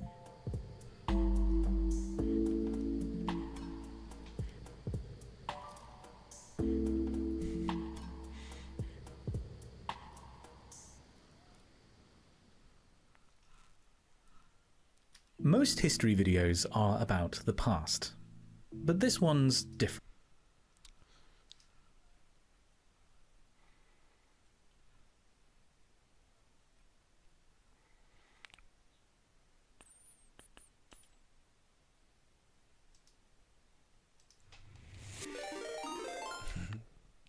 Hello, Echo.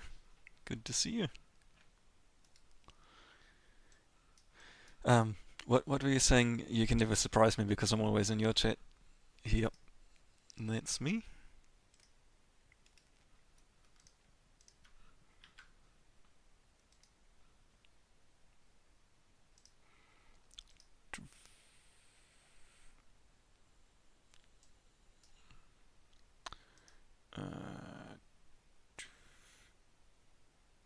Where was I posting?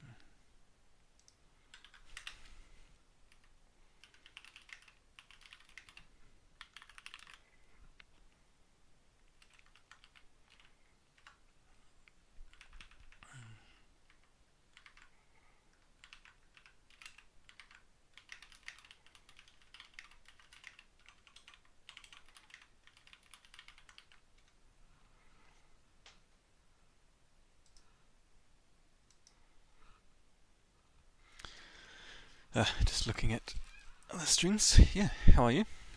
What are you going to do now? Would you like to share what you're working on? No, I don't think. I think everyone else in chat is busy lurking.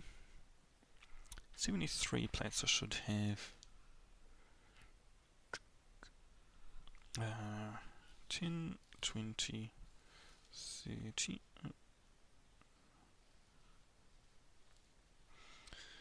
40, 50, 60, 70, 75. Huh. Ah, the Cat Cafe mobile game. I wonder if you can do a mobile stream from the Twitch app.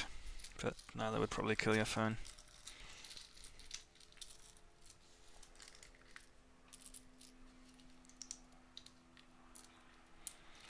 Okay, I can tick off the whites. And then the greys should be 66.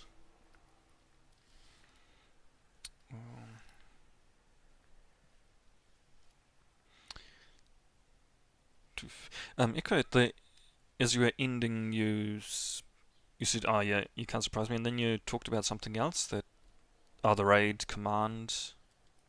Oh, was it just that the raid command didn't post? Thought you were saying something else then, but I wasn't sure. 10, 20, 30, 40, 50, 63. So I need 3 more of those.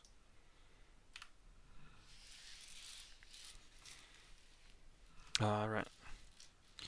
Oh, just check the dashboard of your bot. I still haven't come up with a proper raid message for my raids. Phew. Okay.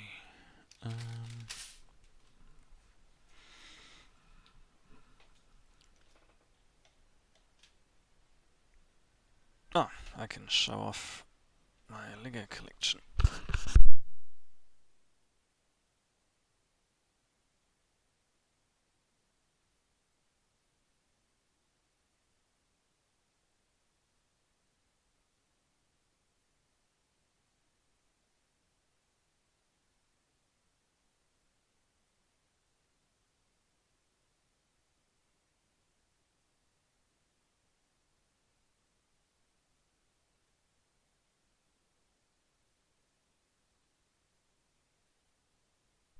Yeah, there it was.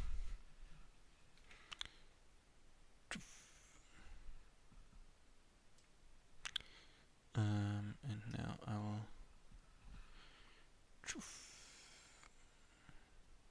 I'll just do the desktop. Come on. Yeah. Yeah.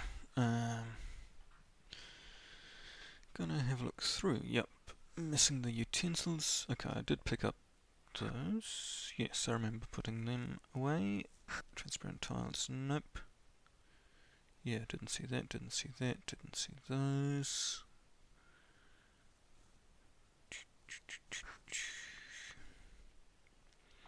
Got the stairs. Yeah, never saw that. Or those, or those.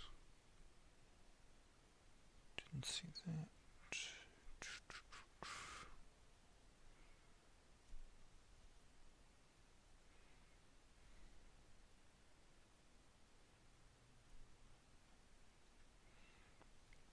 Yeah, Technic Axle. Plate white.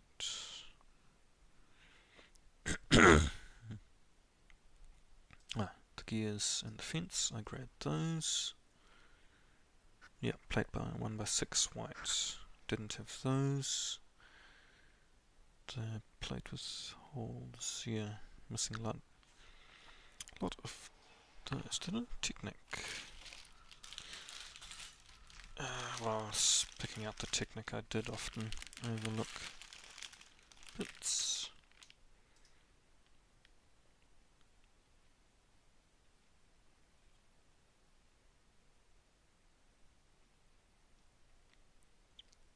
Okay, yeah, those were missing, yep. And I did have those long plates, 2 of those. All those, that. Yes, need 1 of those. 4 of those. Yes, I needed 4 of those. That and that. Technic balls. Yep, got just 1 of them. Yep, was short 1 of those.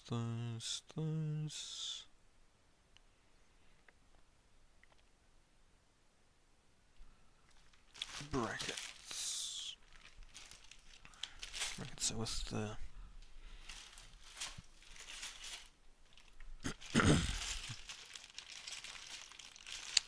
there's a lot of different brackets, but that 44728 728 just times 2. Okay, they're both there. I forgot to tick those. 1 rigid hose.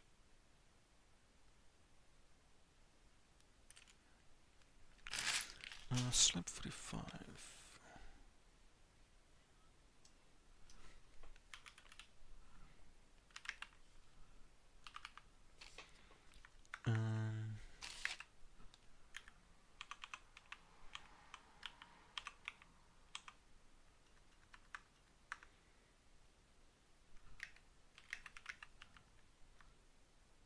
So, cash register, plain ones. Yes, I remember that computer monitor one.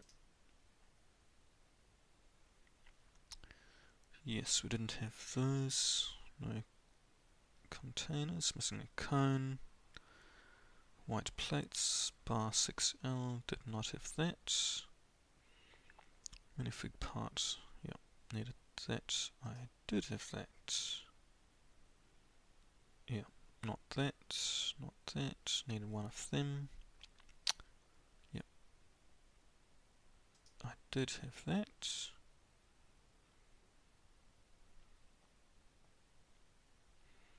Did not have that.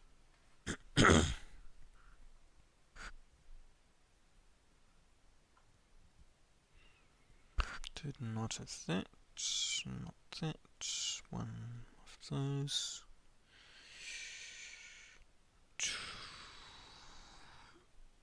Yeah, I'll buy that.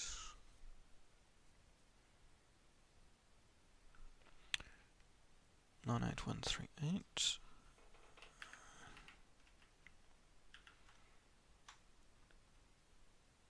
Just one, didn't I?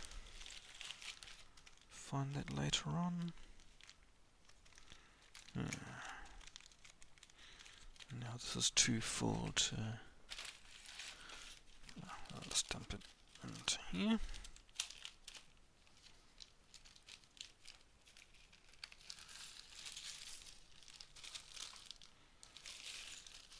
Oh yes, I did have that. Found it later and didn't... Oh, and this green one that fell under the... is on the floor here somewhere, but yeah, lost.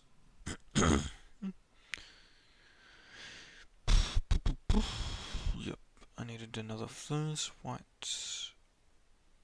Oh yeah, that one I had. Yes, I was 26 short of those. Let's double check. 759.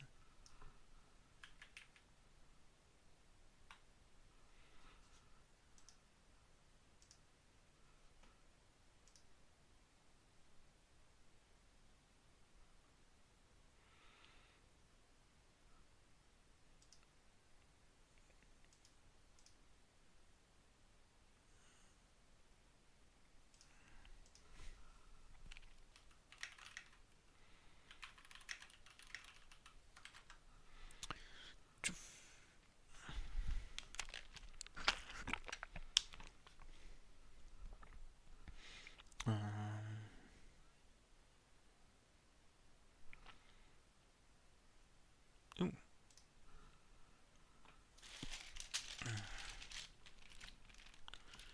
99781.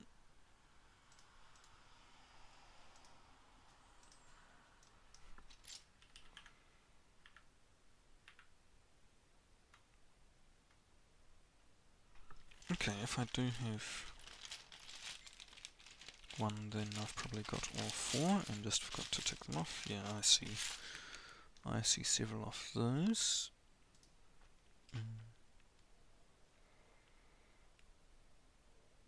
Yes, I had that gear. I do not have a seagull. I'm missing those, that. Did I find that?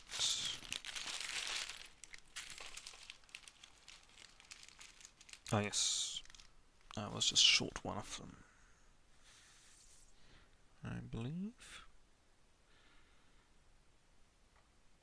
Yep, needed 9. I had 8.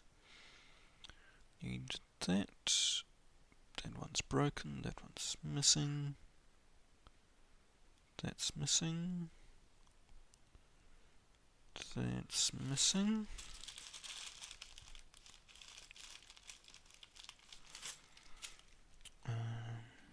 Those, yep, missing. Missing, yep, missing. Yep. All those were missing, just 4 of them. The rock.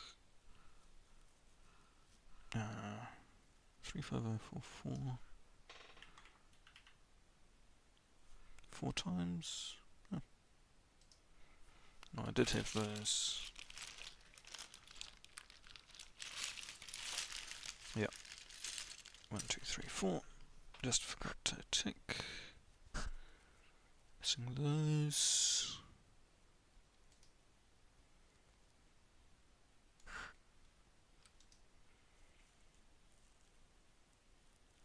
Do I have all the stickers? I don't think I have the twist one.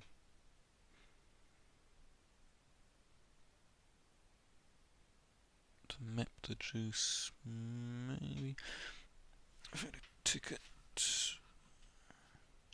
Ah. Yes, I am missing a couple of stickers. I will keep it on the wish list and maybe buy it.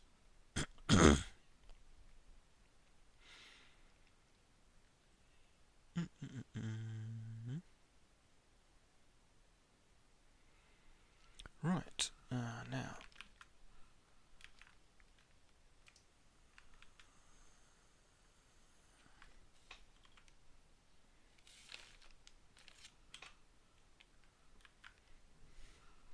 Just grab a copy of all the numbers.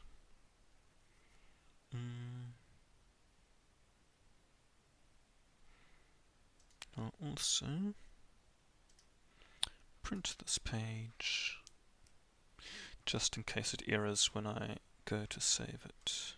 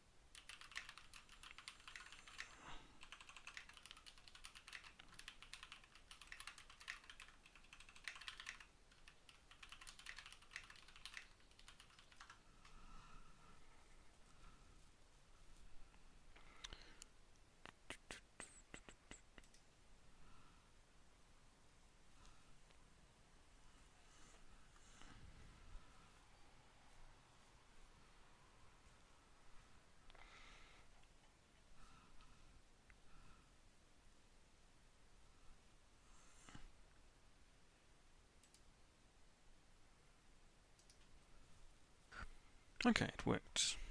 Excellent.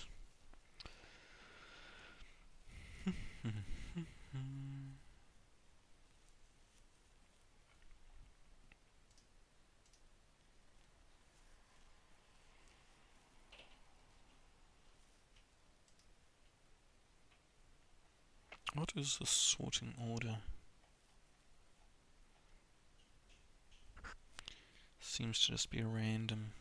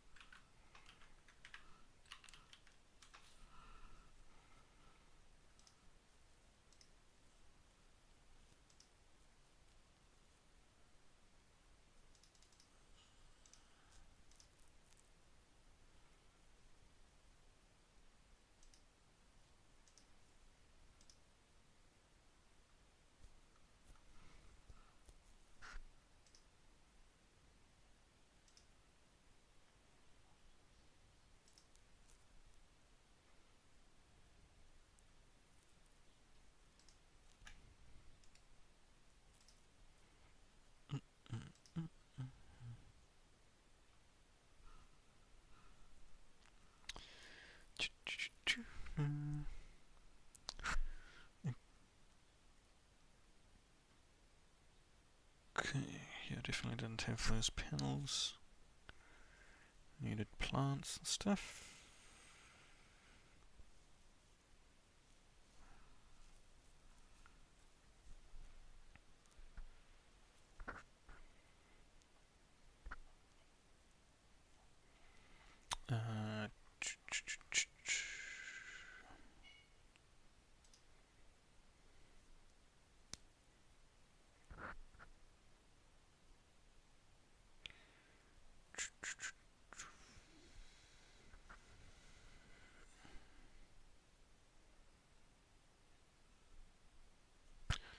What was my...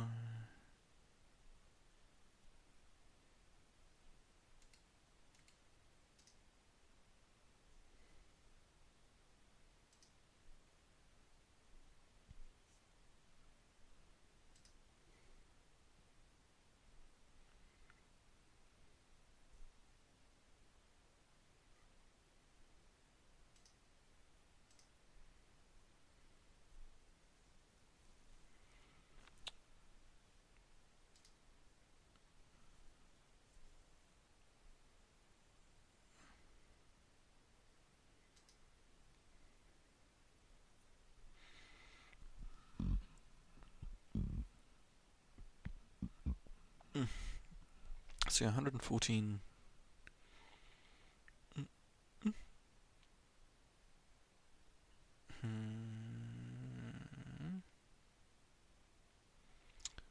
200 plus shipping and handling.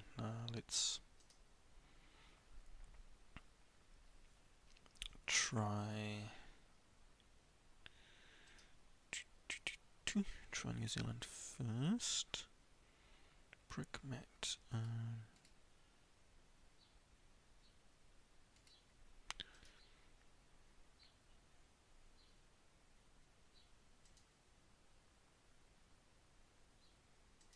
Bricks and figs is the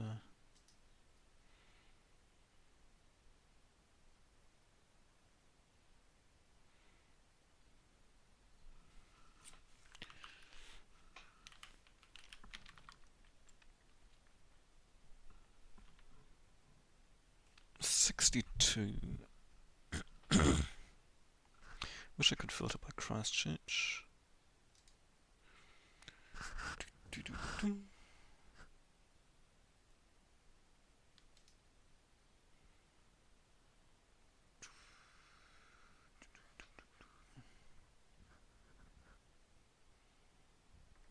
Caden, Brickmat, G-Man.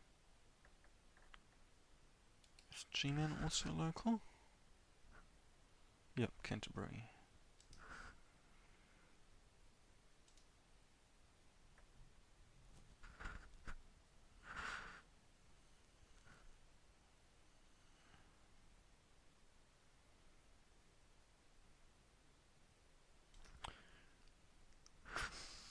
$60.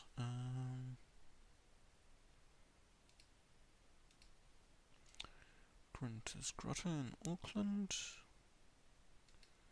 Caden in there.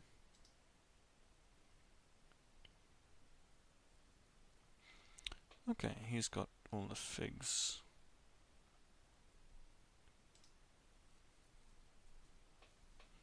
What's left? Okay, Grunter's Grotto.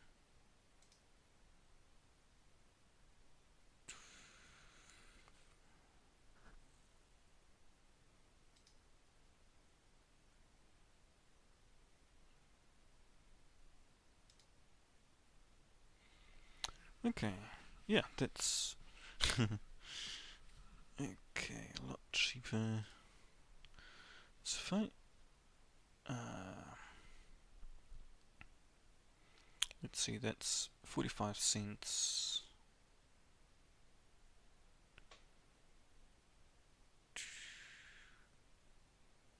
There's like $3, $3 or $4 in parts. So $60 in figs. But I'd rather complete the coaster first. and then maybe also get the figs. And it's like, do I...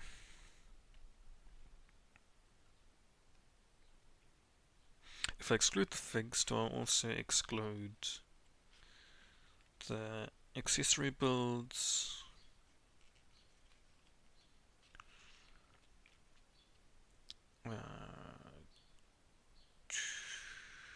Yeah. Yep, I'd exclude any parts missing from the accessories. Yep. So, yep. I'll go through that later and filter out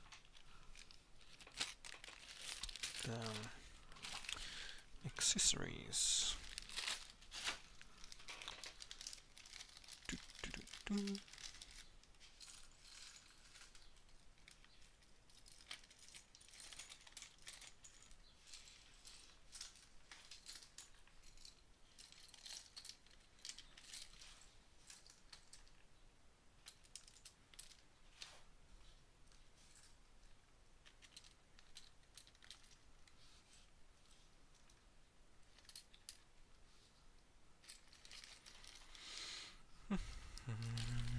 Yep, that's the leftovers, and these are all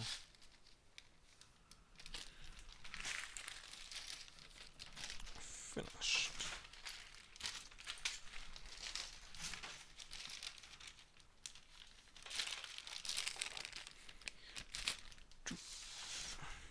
So yeah, basically $60 in figs, so $80 in parts.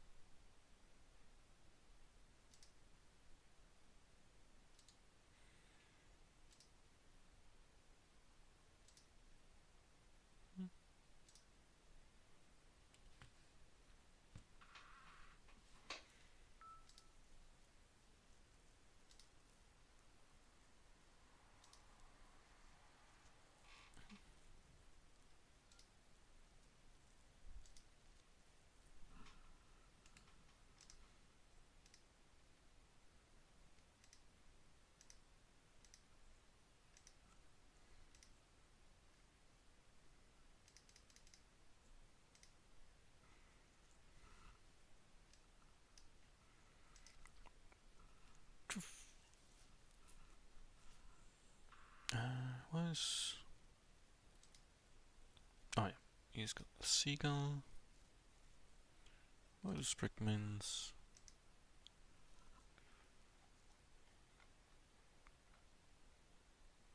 Yeah, that's already got...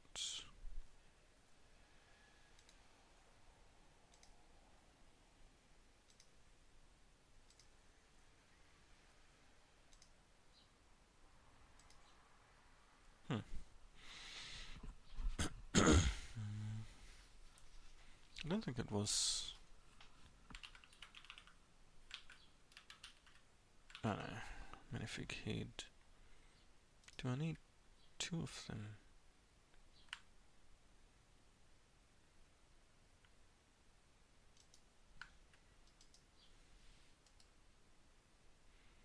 $3626. Okay, I do need two of them. So I think...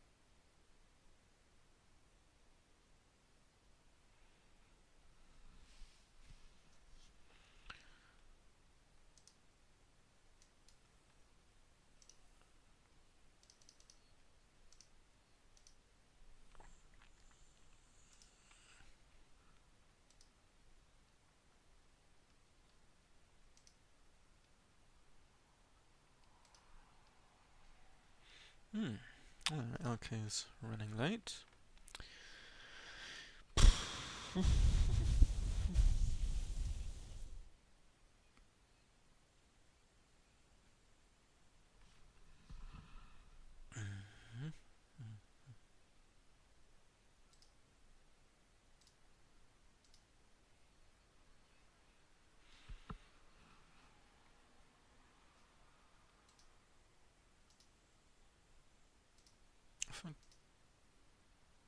Right.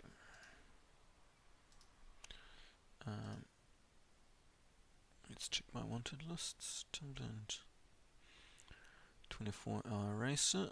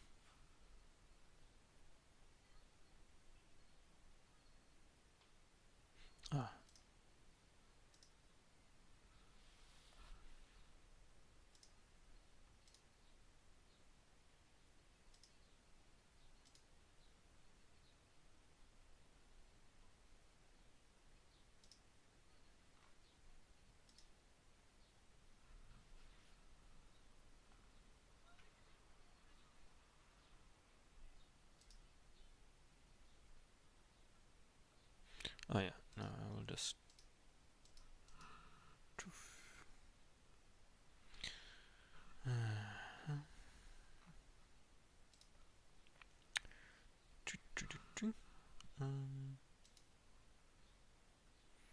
right.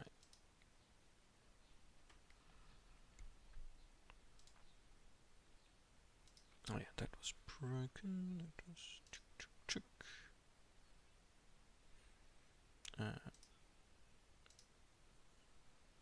there we go.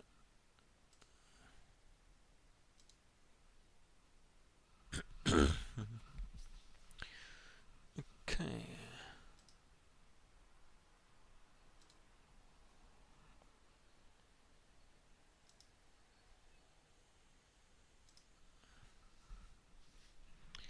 Now, if I go by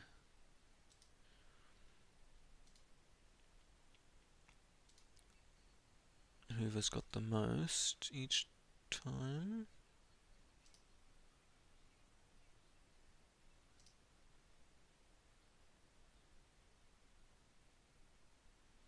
Rude Brick's Head.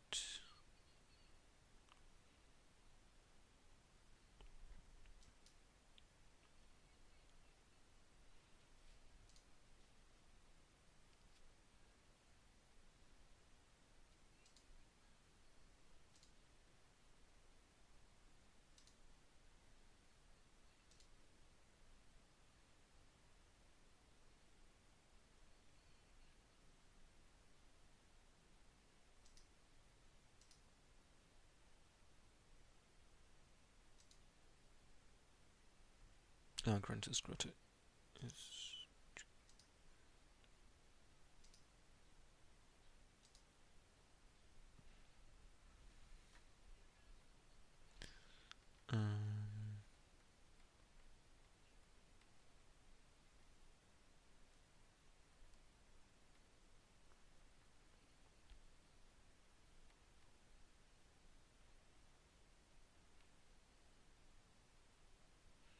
$162 plus shipping. Okay, so Rude Bricks and Brick Kiwi first.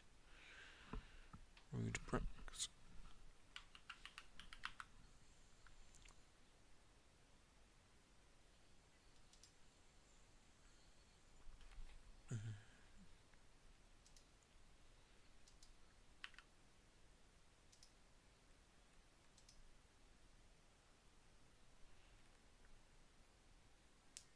And then Caden. And then Grunter. And then G-Man.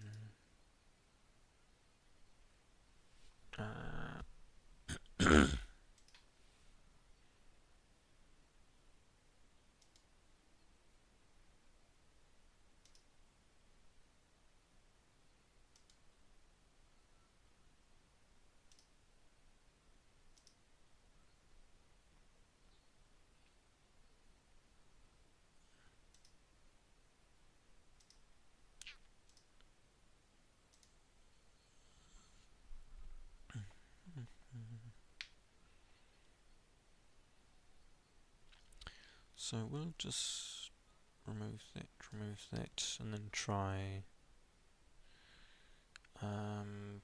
creative Helen's Brick Barn and creative elements.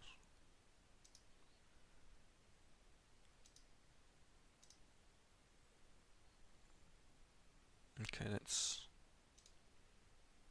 consolidated it just a little.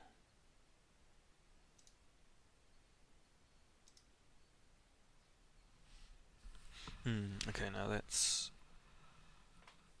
increase the price. Now I think, okay, Caden is expensive.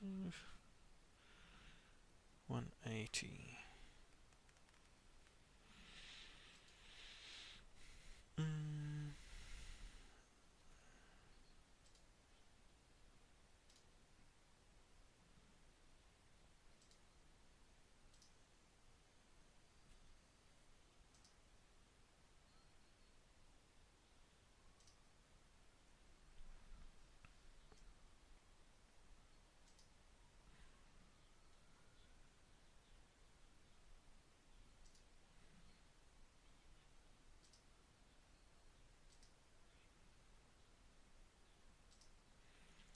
Oh, yep, those he already.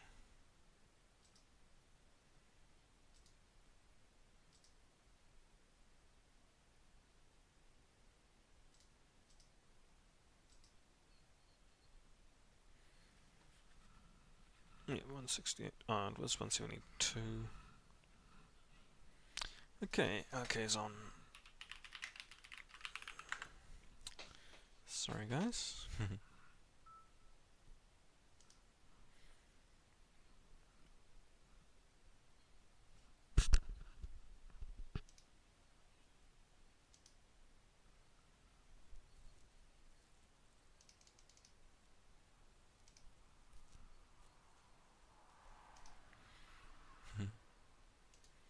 Who's still here? Ah, quindi Jewel. Maritime Joker, Newtons in 0.